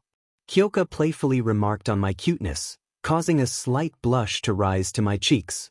I teased her about whether she was still delirious, and she assured me she was not, complimenting me again.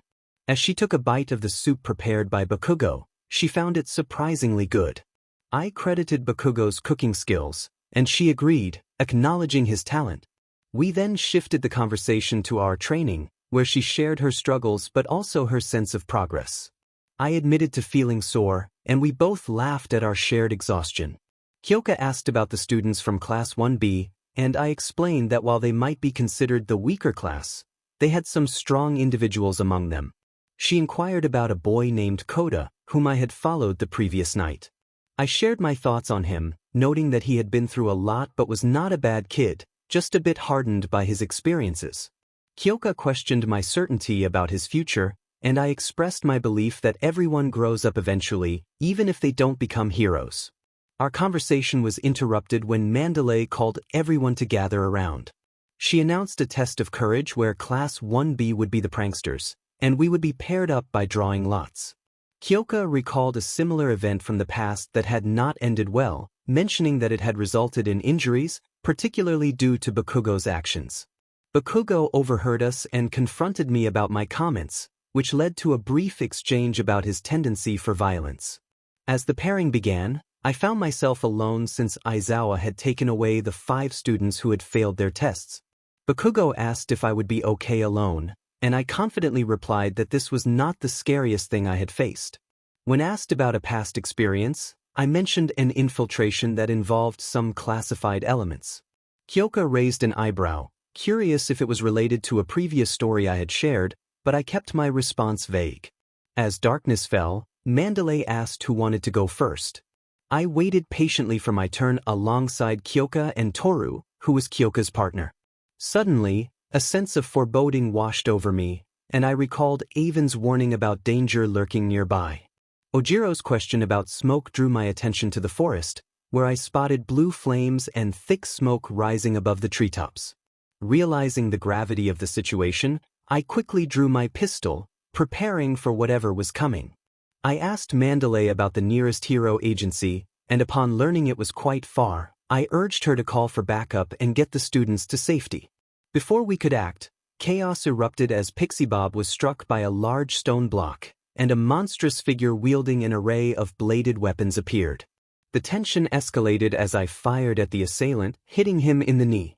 The confrontation intensified as another figure lunged at 𝗵𝗃𝗍, prompting me to make a decision. I promised to return and urged her to keep everyone safe as I dashed toward the cliffs, determined to find 𝗳𝗄𝗧. It either means danger or a sign of something burning. The air was thick with it, swirling around like a living entity. In the distance, shadows moved, hinting at the chaos that lay ahead. As the protagonist stepped cautiously through the haze, a sense of foreboding settled in. The once vibrant landscape was now a desolate scene, with remnants of a struggle scattered about. The echoes of distant clashes resonated, stirring a mix of determination and fear within. With each step, the protagonist's heart raced, fueled by the urgency of the situation. They could feel the weight of their mission pressing down, a reminder of the stakes involved. The shadows grew closer, and the tension in the air was palpable. In the midst of the chaos, figures emerged, their intentions unclear. The protagonist braced for confrontation, ready to face whatever challenges lay ahead. The resolve to protect what mattered most burned brightly within, guiding them through the uncertainty. As the smoke began to clear, a new chapter unfolded, one filled with both peril and hope. The journey was far from over, and the protagonist was determined to see it through, no matter the cost.